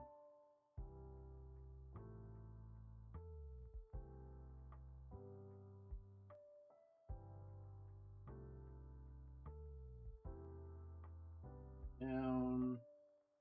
Too far. 2 dots. Too far down. Quite here, too far up. 2 dots. Go. And you can see the shiny metal there. That's where we're going to solder to. Create a small trace point, and then you'll see what I'm going to do. I might want to try to scrape off closer to the edge, but probably not. Probably not going to do that just so it stays stable. This is where we get some micro soldering done. I'll put the knife back away because I don't want to touch the pointy end of that. Here is some teensy tiny little copper braid. You probably can't see it very well. It is 1 millimeter thick. What I am going to do is I'm going to get in very closely. I'm going to tin this a little bit. Actually, I should probably put a little bit of plastic there. Just first things first. Drop of IPA to clean it. Rid of any of the other scratches. Now I can see the thing a little bit more clearly. I'm going to put a little bit of, like, not a lot. I've already got some on my tips. I'm just going to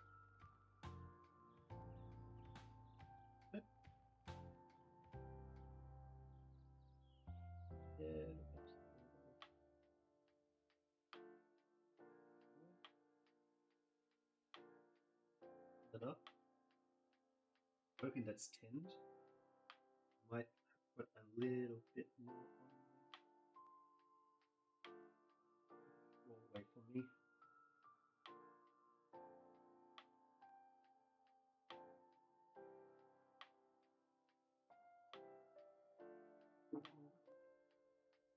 And I'm going to check that with my scope, make sure that there was some tinning done. If not, I might need to scrape down a little further.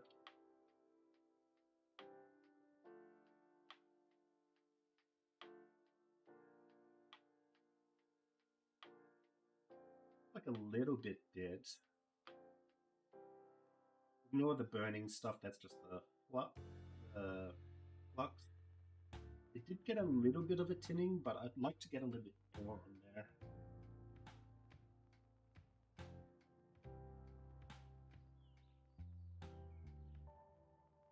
How's that look now?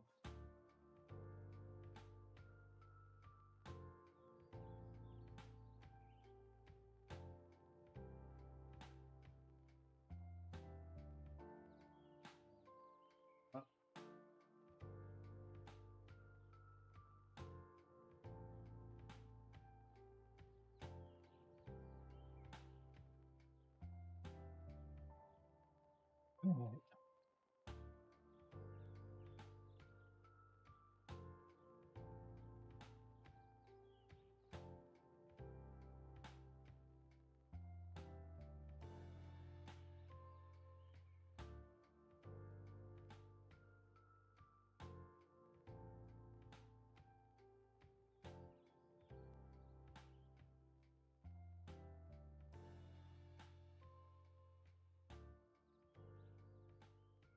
Tiny spread of flux. I might need to spread a little bit more mask off before it will.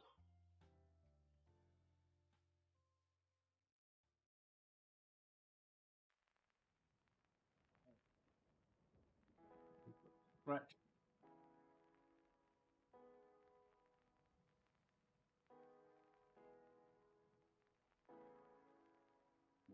Flux.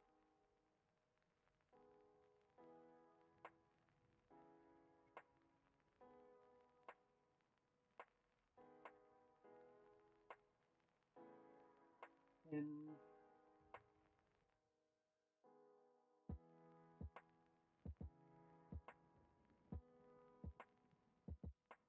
there.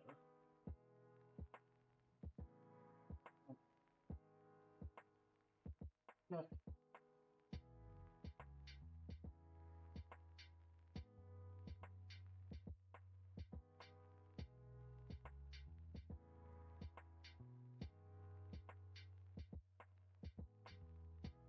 Still not properly tinning.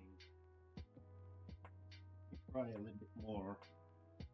Maybe the solder is not getting in there properly.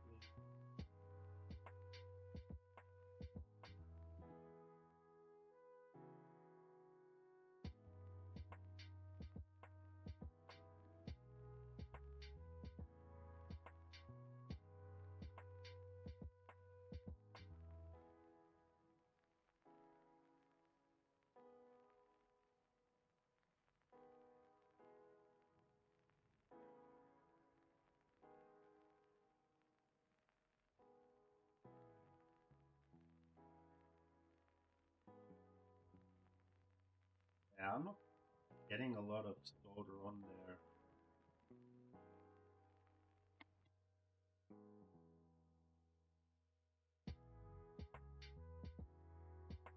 Problem.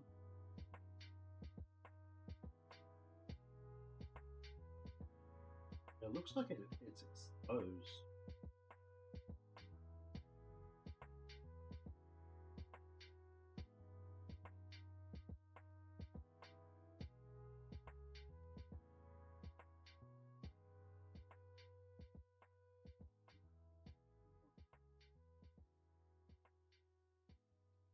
I don't want to go too far down.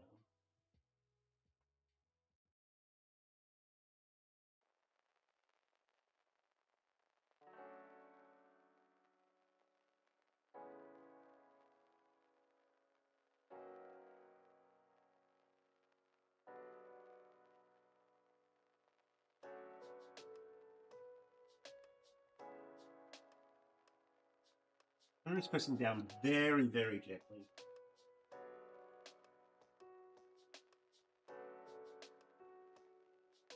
Go down.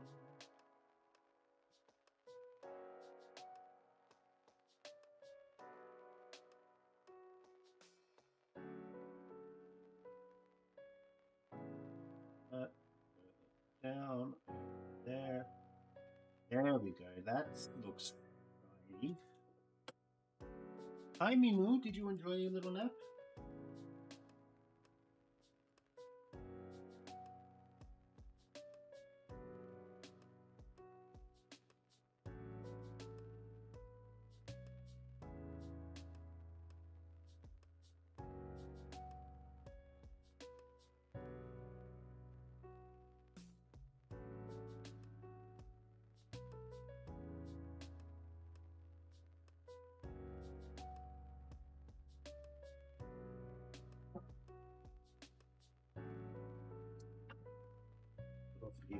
That's not clean.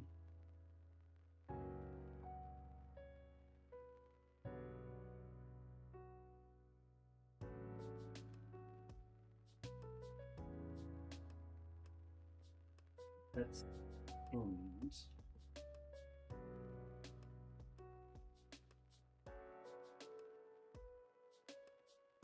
Yeah, see, that's getting tinned.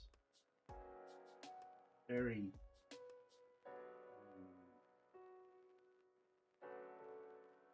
Very lightly, but it is tinned. So now what we shall do is going to clean this up.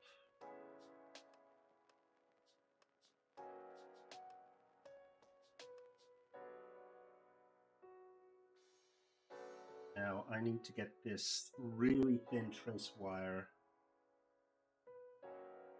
But I would be surprised if you could see it on camera. It is super thin. I need to add some in here, and then I need to curl it up there.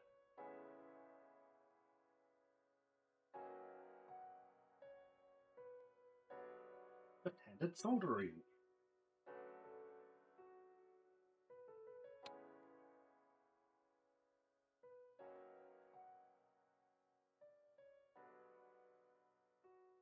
Right-hand soldering. Flux.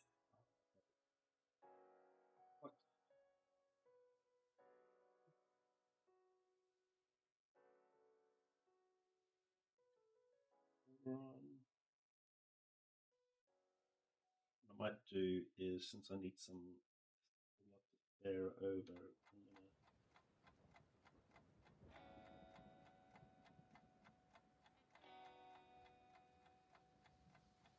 there.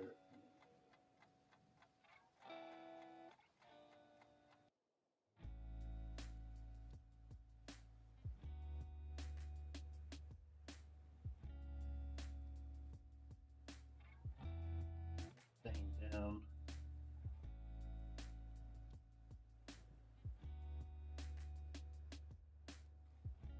Come on.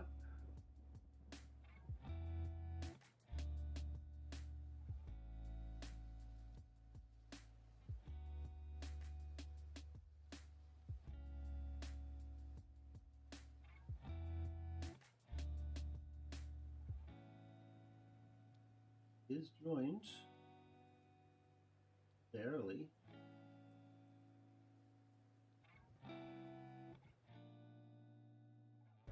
That is much stronger connection. So I want to grab my knife and just for fuck's sake. Was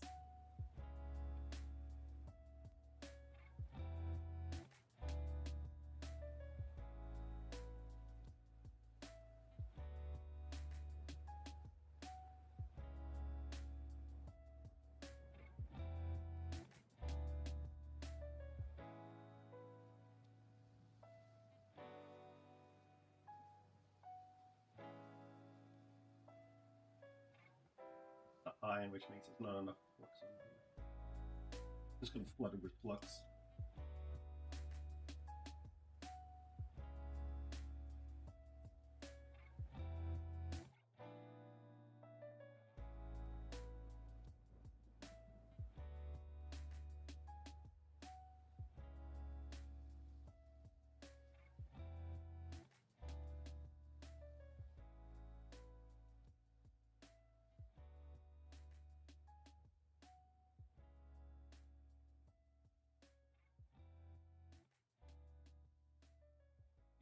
This is not for the faint of heart.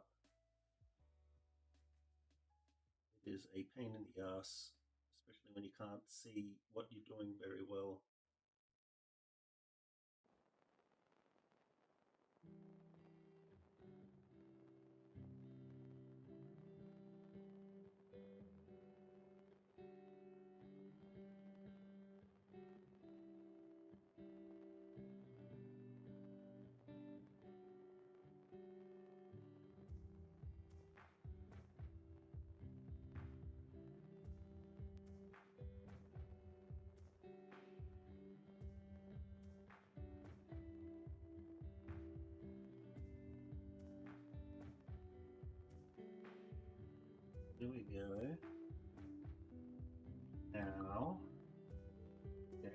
careful.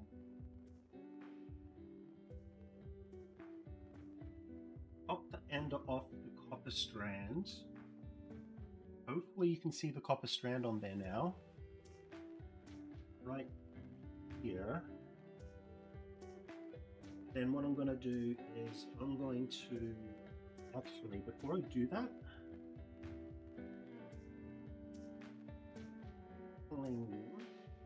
very gentle, we're going to just dab it.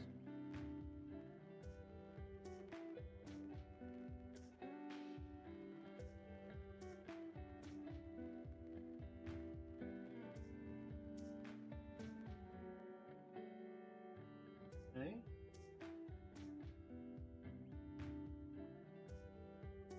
Now comes the difficult part. While not breaking this, I need to curl this up into there.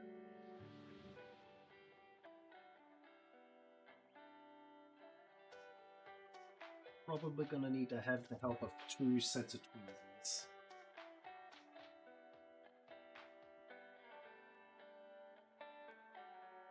There's one. Might be able to get away with using something that's not tweezers, maybe a screw. What I want to do here is curl this around.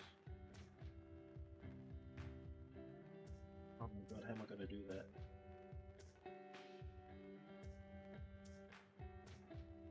No, see that it's already coming off, but the solder that I've already added here is preventing me from doing that.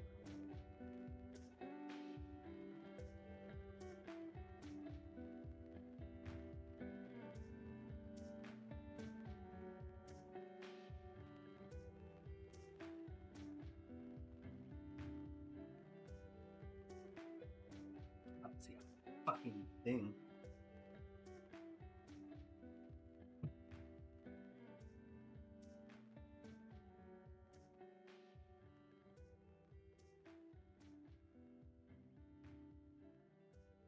Good.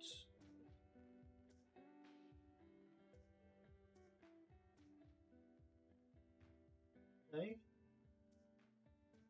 Okay. Let's add some solder.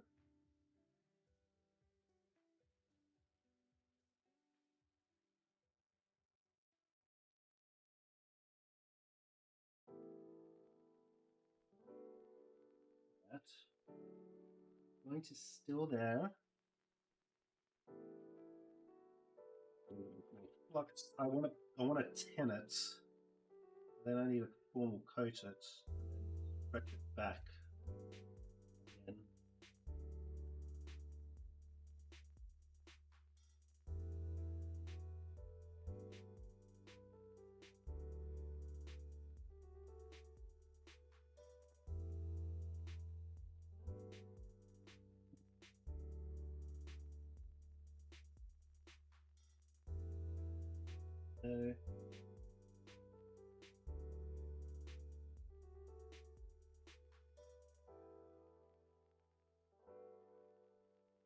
That should be a solid enough connection now.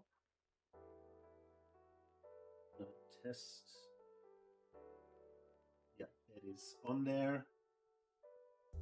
It is not the prettiest job, but it will do. Which means I'm going to need to be a little bit more careful when I UART it this time.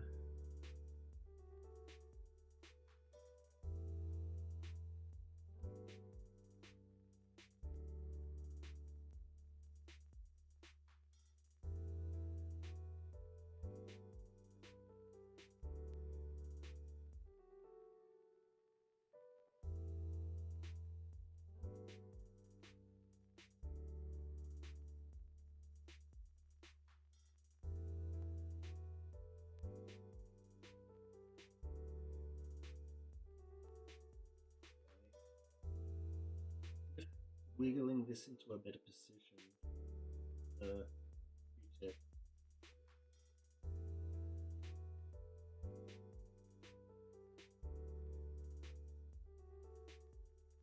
I have just that off.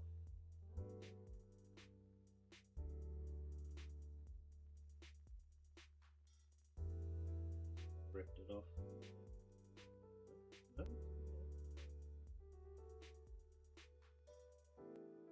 Okay.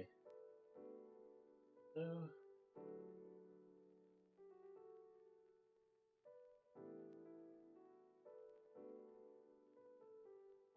do want to tack that down a little bit more.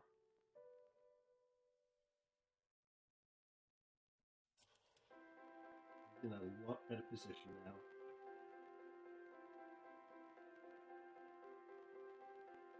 There we go. Ah, no, I take the entire thing off. No. No.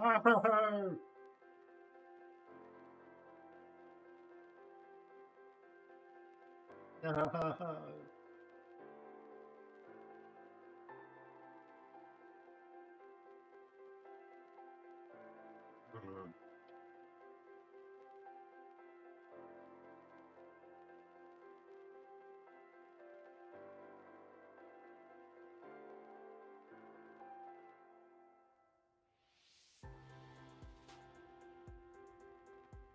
See a leg of it still sticking out, so maybe I can.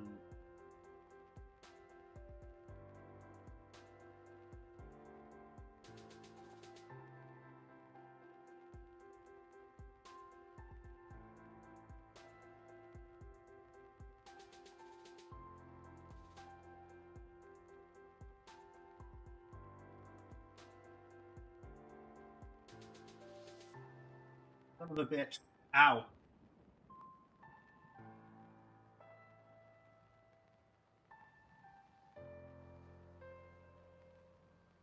That's the blob.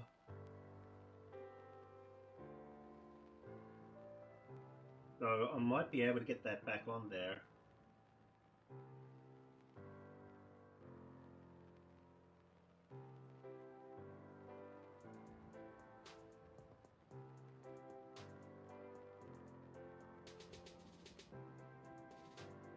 Yeah.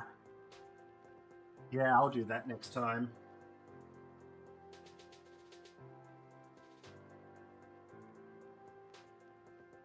There's the...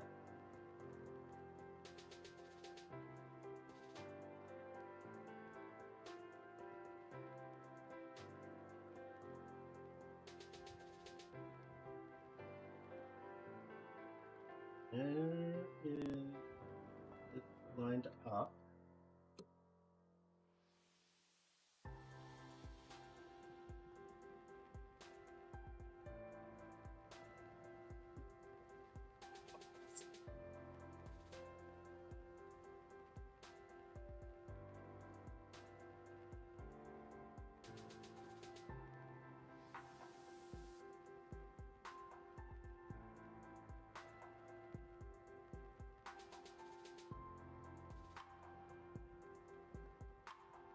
My trace wire, you fuck.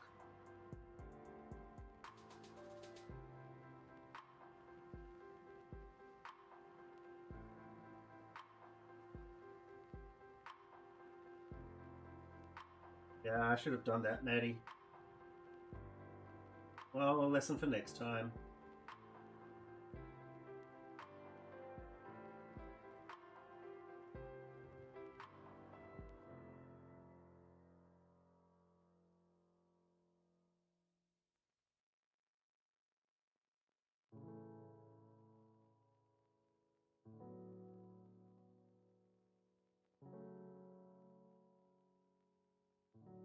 But no.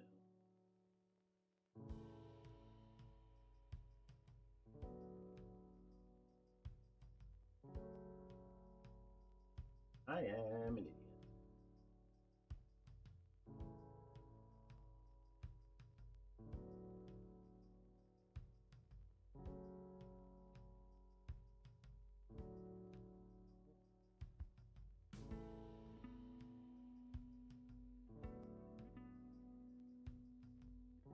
Oh.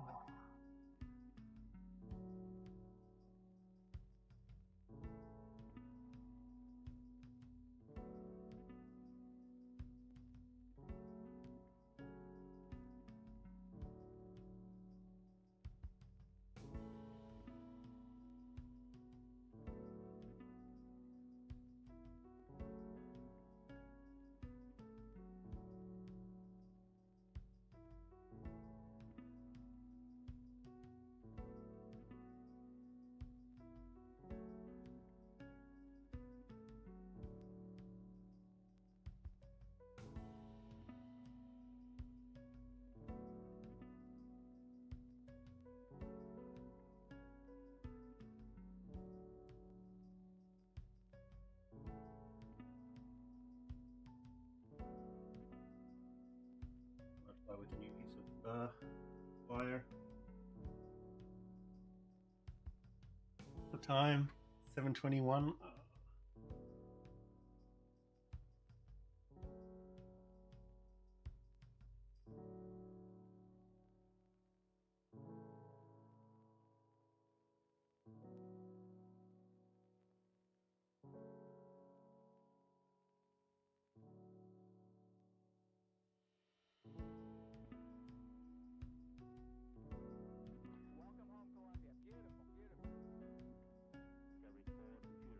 Go with a new fresh piece of wire. Oh, this folder that got stuck to the fucking ground plane as well. That just scratched it off.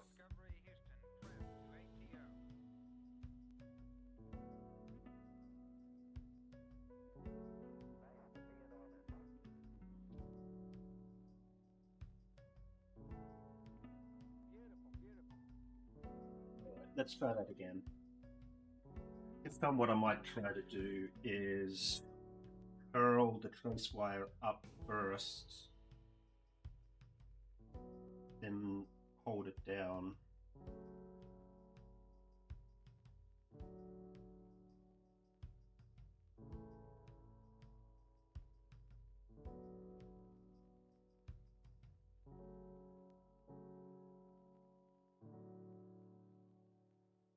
Doing this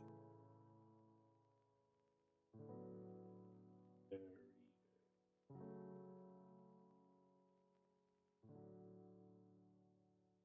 that's pretty good.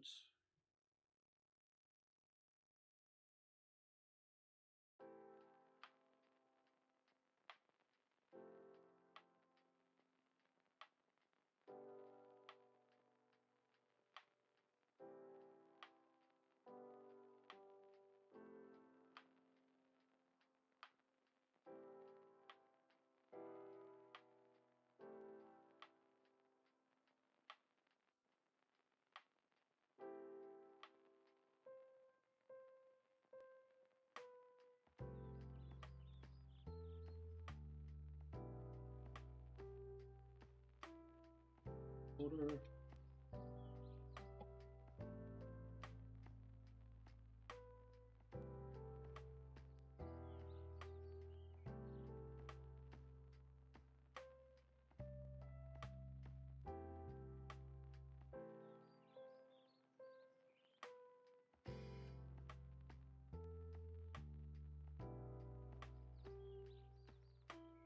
I was able to put a fresh blob of solder exactly where I wanted to on the pin, on the curl.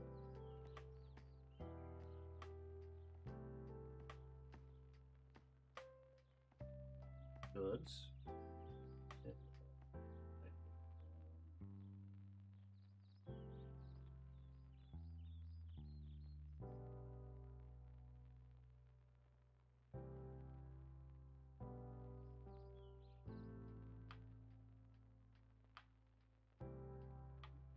Down.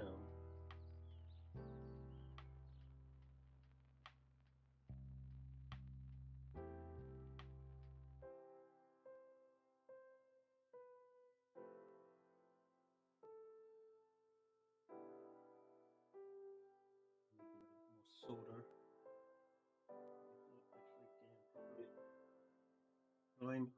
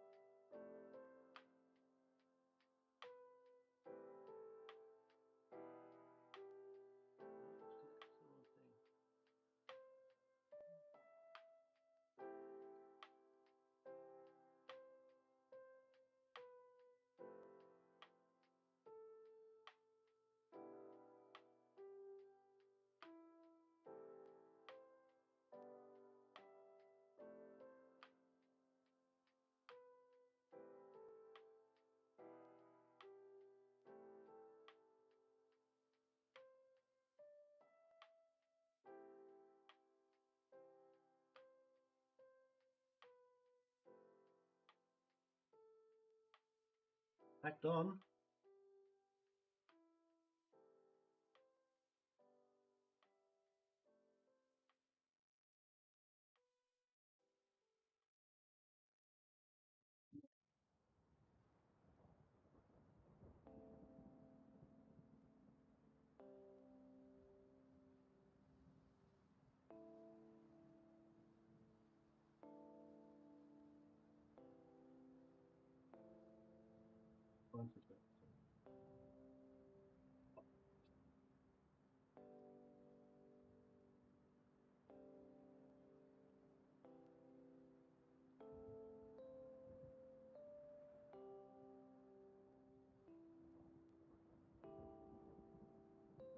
There we go.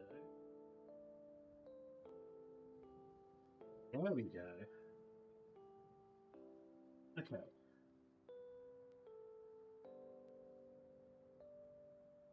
Before I do anything else,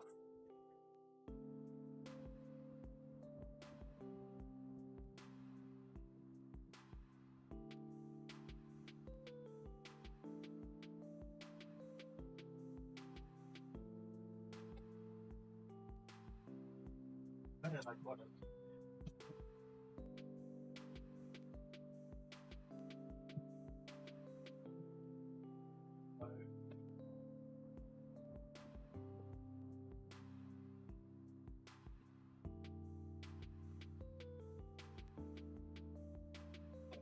myself.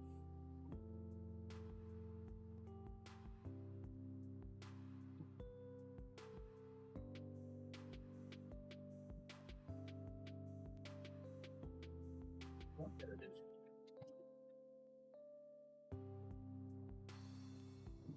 Before I do anything else, got my conchromal coating.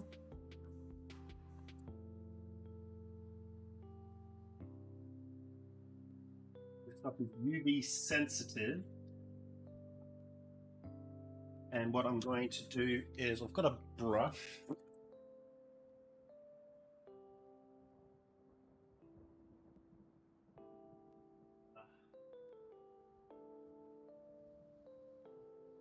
Okay.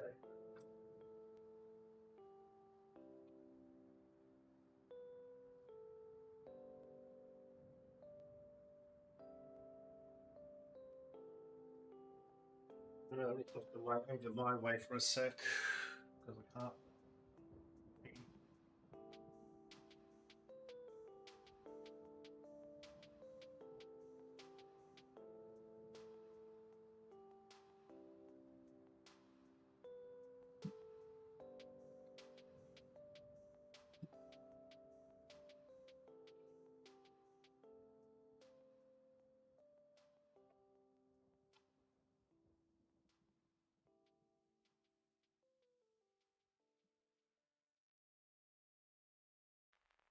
Where did I put my brushes?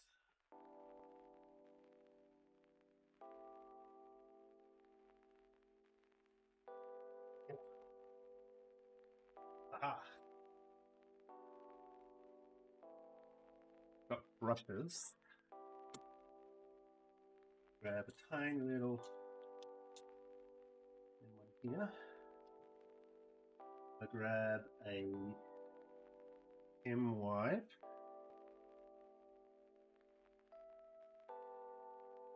And I just very, very, very gently make sure that that is connected. Yeah. I'm going to grab my plunger. Goes in this way. And I'm just going to squirt tiniest amount on here. Not like a goddamn force at this stuff.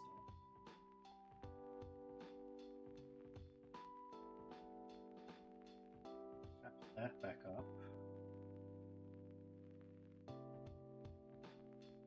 Back into the packets. But I just paint on. And thing. I'm going to try to get it around the point as well. Try to make that solid.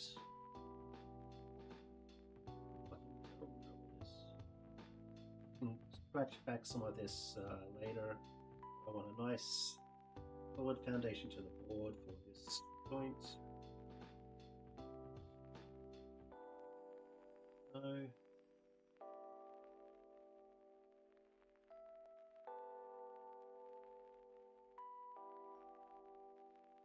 Up some of this mess that I made over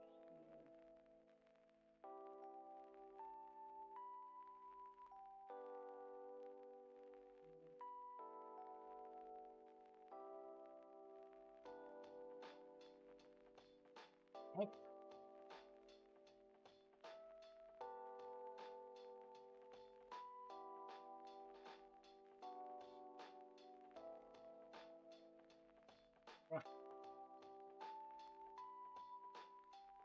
And now I've got a UV here.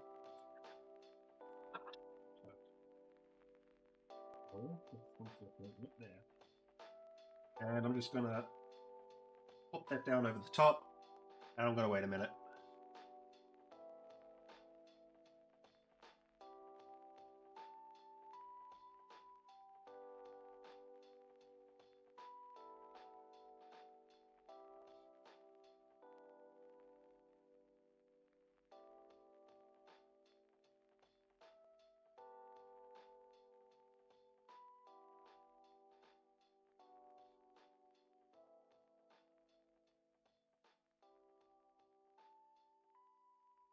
Now this said that it dried in 30 seconds, but with this torch and with this compound, I know it to be about a minute and a half.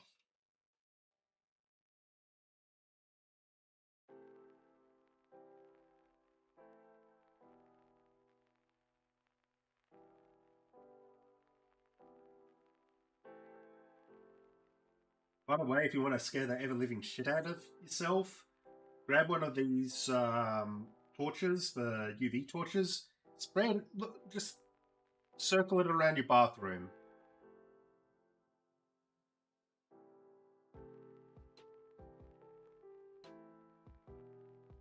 Enough.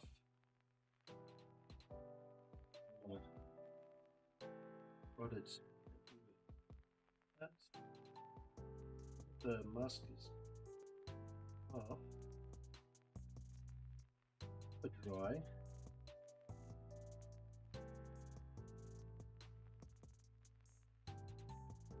Still feels a little gummy.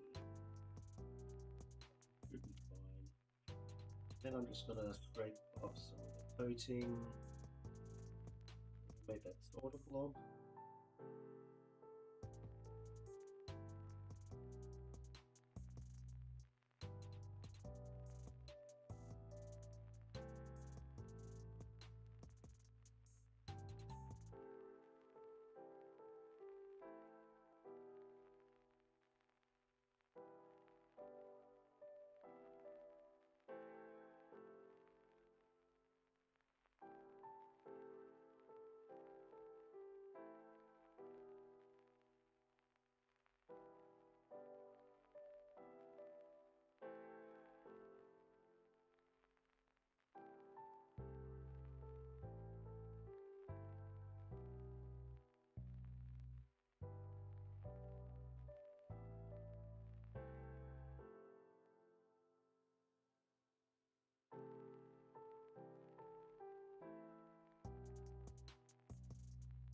Do have a little bit of green, so I comes up with some IPA, but we're also scratching that blob that we created.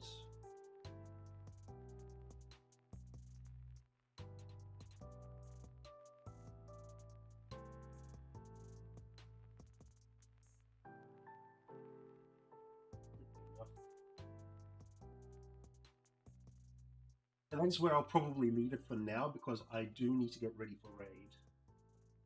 So what we will do tomorrow is I will start up a little earlier. We'll connect the UART back up. and we'll see what error messages were coming out of this.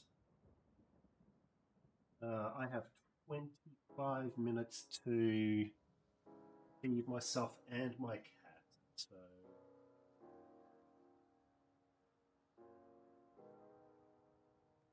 nice. See that? Perfect. That is a solid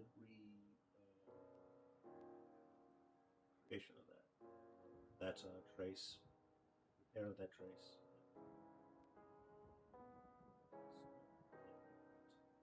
So yes, thank you for joining me for repairs. I am going to start this back up again tomorrow. I'm not going to stream Raid tonight. So tomorrow we'll continue our UART of this one, and we'll have a look at the other two consoles. And I'll see if I can get some cables from my patron about the Sega CDs, and let him know that the 3DOs work. All right, catch you all later.